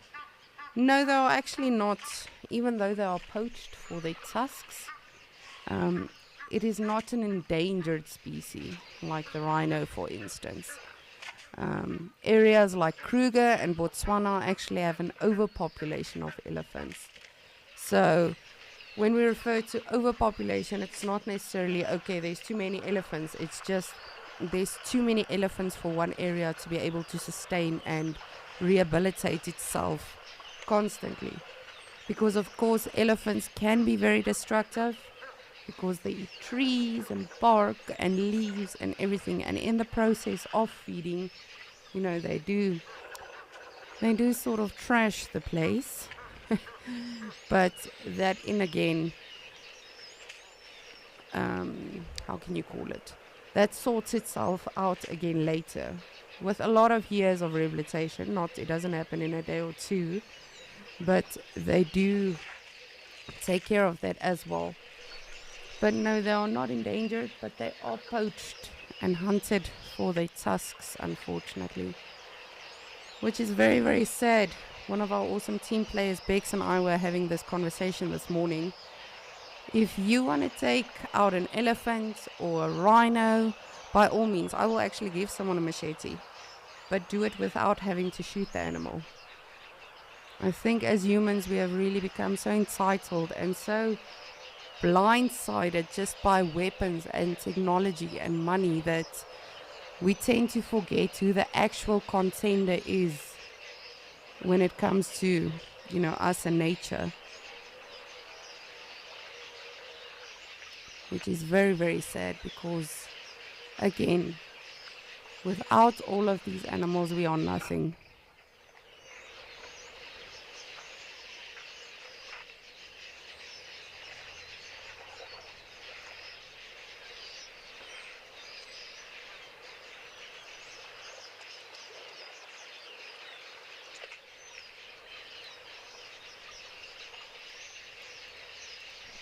And I think today has specifically also been one of my favorite escape to nature journeys because we've seen so many wonderful things, but also just hearing how excited my fellow naturalists get about the different things, you know.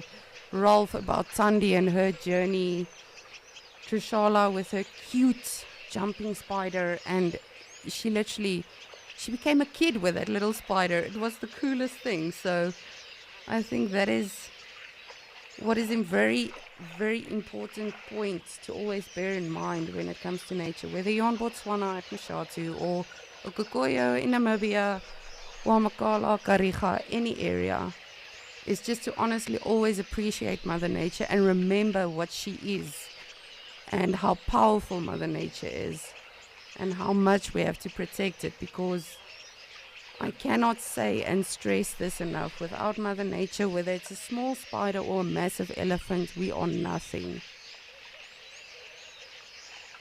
And my boyfriend and I actually have this fight a lot because he loves to, what do you call it, like in South Africa we call it, okay, well I can't, we have a certain spray for bugs and spiders, and himself and my best friend actually will finish a can on like one spider, and I refuse to spray any insect, spider, creepy crawly, anything. Like, I don't do it. And I think that is also something, I know it's scary if you have a spider or a mouse or whatever in your house. But at the end of the day, we are in their environment.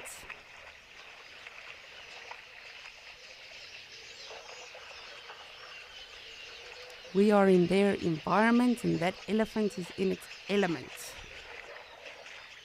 Just loving that water.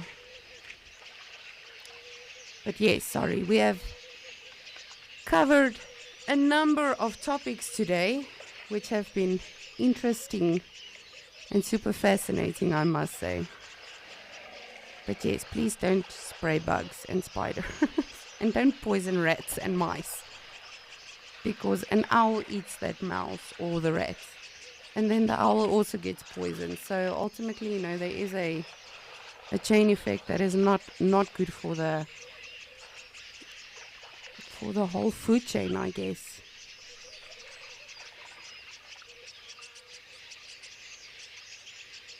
So just like the elephants and rhinos, as I mentioned earlier, you're not going to save an elephant or rhino species in itself in one day, but just creating awareness, telling people about it and educating people on it is already a very, very big start.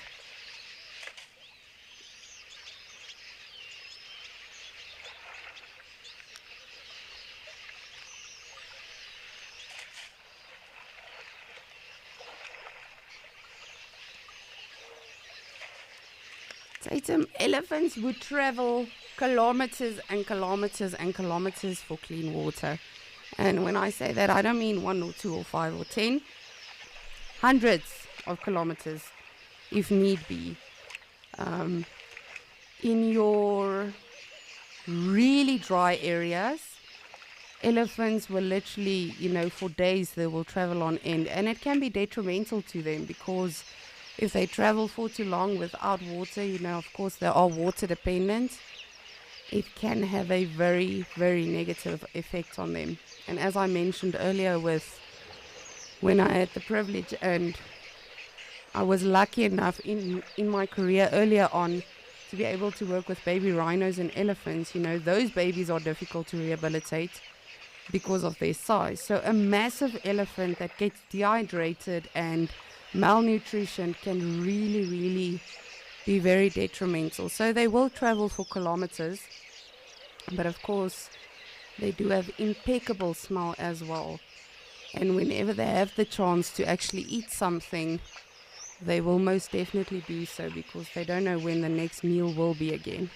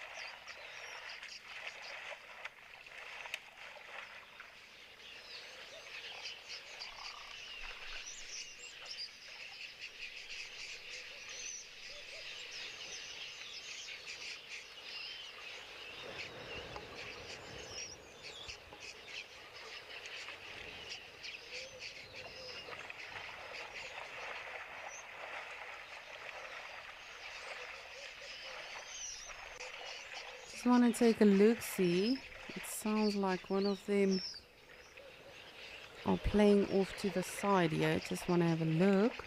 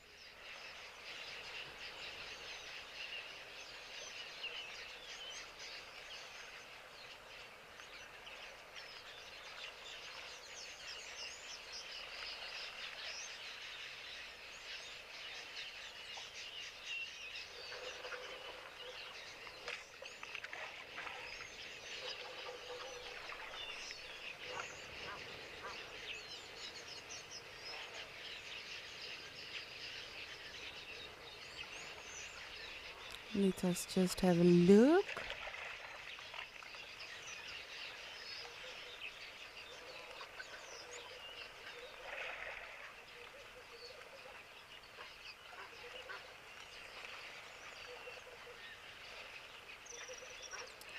I think this has been my favorite part about my job in all this time. Is it's not just entertaining, it's educational as well, because what I've come to realize over the years is people refuse to be educated if they can't be entertained simultaneously. It's just I think technology has done that to us, but it's just sort of this mindset we have taken on as humans. And that is why it's so special. Even us as naturalists, we study these animals and their ethology and behaviors and everything, but even to us, we're learning every single day. Like for myself, I've never seen a black rhino fully submerged in water, and today I had the privilege of seeing that. So we are so lucky just to be able to always just learn from these animals, not just about them, but from them.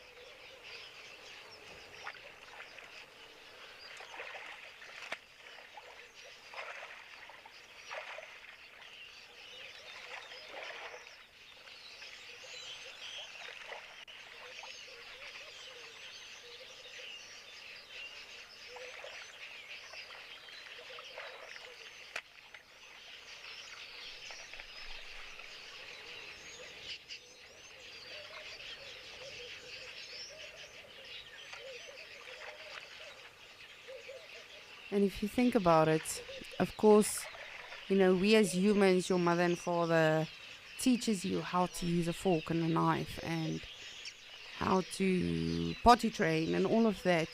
And of course, elephants and all of these animals learn it from each other as well. But how did it come about that these animals know, okay, well, if I gently use my massive foot, I can get some soil loose, and that mixing with the water becomes like, how do they know these things? It's so incredible, and it will never, ever cease to amaze me.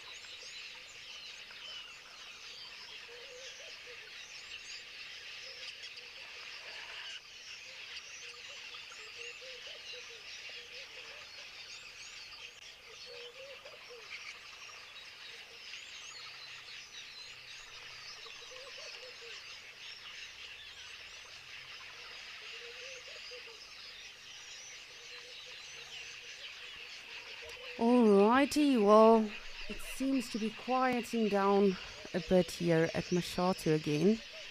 I think let's have a look-see and see what's happening at Okokoyo.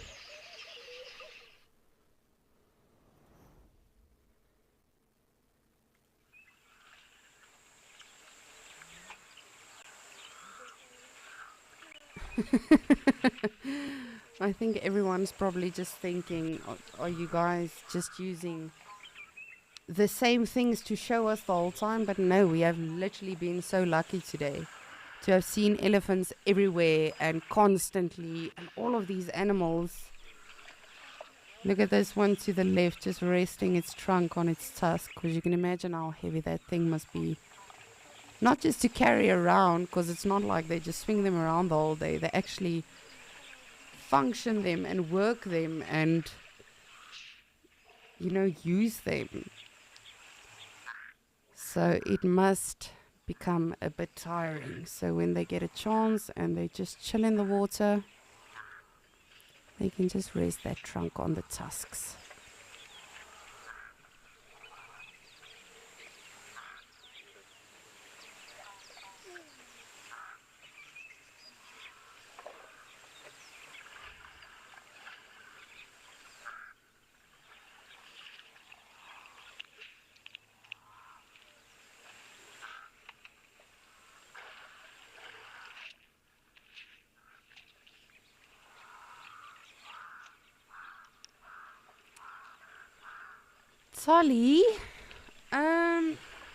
Dolly, sorry.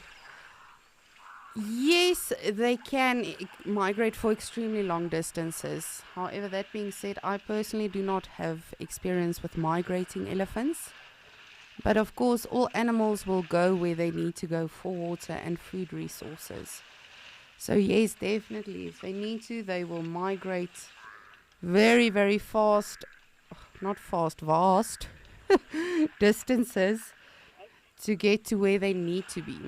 However, I saw personally from my experience on my previous reserve, massive reserve with a lot of watering holes, but of course in the winter time some of those watering holes did dry up. So then the elephants would move from, let's say, the northwest to the southeast or vice versa. So there they did travel very, very long distances, but that was in a fenced private game reserve, so I can't really say they migrated. But definitely, just like us, if let's say they are not delivering your favorite food from your favorite restaurant, then you will definitely go over to the next one and see who else delivers, or you might just end up driving yourself to go get your food. So all creatures are driven by food and by water and by, I think, probably repopulating.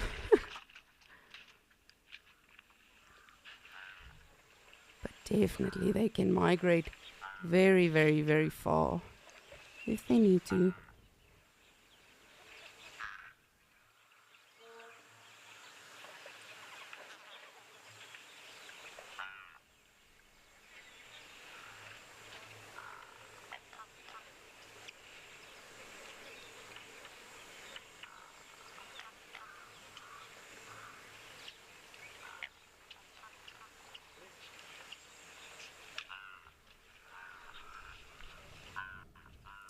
And of course, a very, very kind reminder on Sunrise Safari, on Escape to Nature, on Penguin Beach and on Sunset Safari, we are completely live. And we love to hear from you always, anytime, with any questions you have, any suggestions, even comments, anything you have for us. Please, please, please get in touch with us and send those over to us. We love to hear from all of you. So even if you don't have any questions for me today anymore, you're welcome to stay tuned for Penguin Beach and give them a couple of challenging questions. No, I'm kidding. No, we love to always be challenged. Because as I say, even as a naturalist, whether you've been working for 5 years or 50 years and studying the bush, you will never know everything. It's always so fascinating to me. My uncle lives in the Sabi Sands. And it's always fascinating to watch him on safari if he sees something that an animal hasn't done before, or if there's a certain bird call that he hasn't heard before, and he's excellent with them, but you can always learn something. And I think, again, that's a good point for us to, as humans, to take just in general. You are never too old or too experienced or too clever to know everything. Be open-minded. There's always something to learn from someone else, whether they are older than you or younger or more experienced.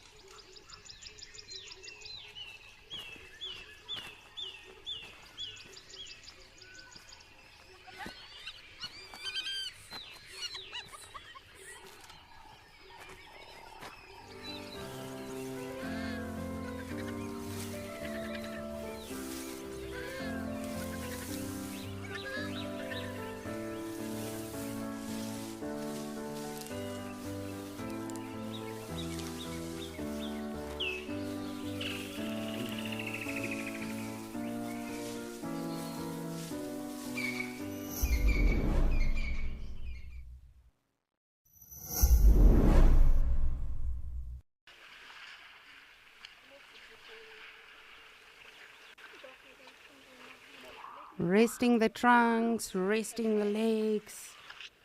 If you're that larger animal, you definitely have to rest as much as you can. And I think that is one of the most fascinating things about elephants, is they can literally nap while they're busy doing something.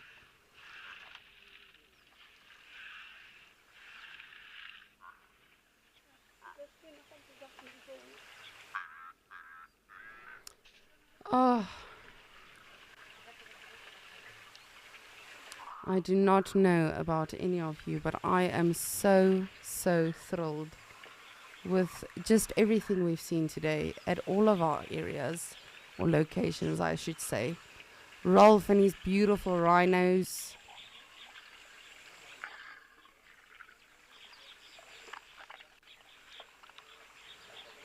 Jane, thank you so much. Yes, as I was mentioning, it has been an incredible journey today. For me personally, by far my favorite thus far. Not just because all of the incredible things we've seen, but literally everything we've discussed today, you know, from rhino poaching to the challenge for survival, from elephants to the beautiful birds we've seen and the different interactions we've seen and behaviors that we've gotten to observe today. It really has personally been my favorite for Escape to Nature. And thank you so much for all of your questions and comments you gave us today, and just interacting with us and going on this beautiful journey as always with us. We really love having you. And we sincerely hope you will stay tuned for Penguin Beach, as I'm sure the wonderful naturalist will also treat you to some beautiful sightings. And again, as I mentioned, you know, even if there's no animals around, there's always something to be learned from Mother Nature.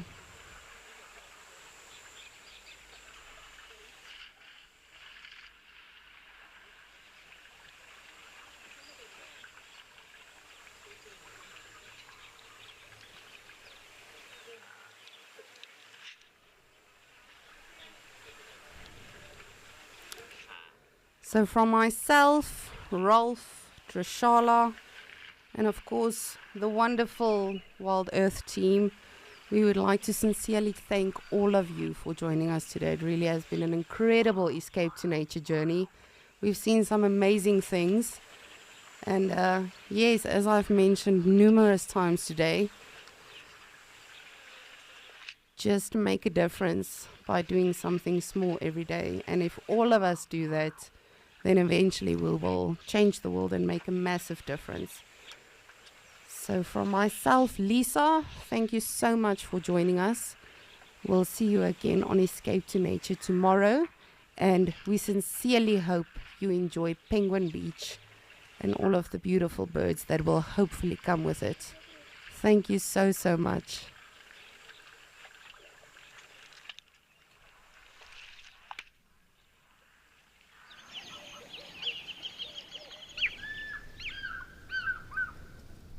Us have future and a past. If you follow it, you'll never ever go wrong in life. It's very important because it contains, of course, the history background and the knowledge of the bush. In every family they have so-called a tree or Amarula tree.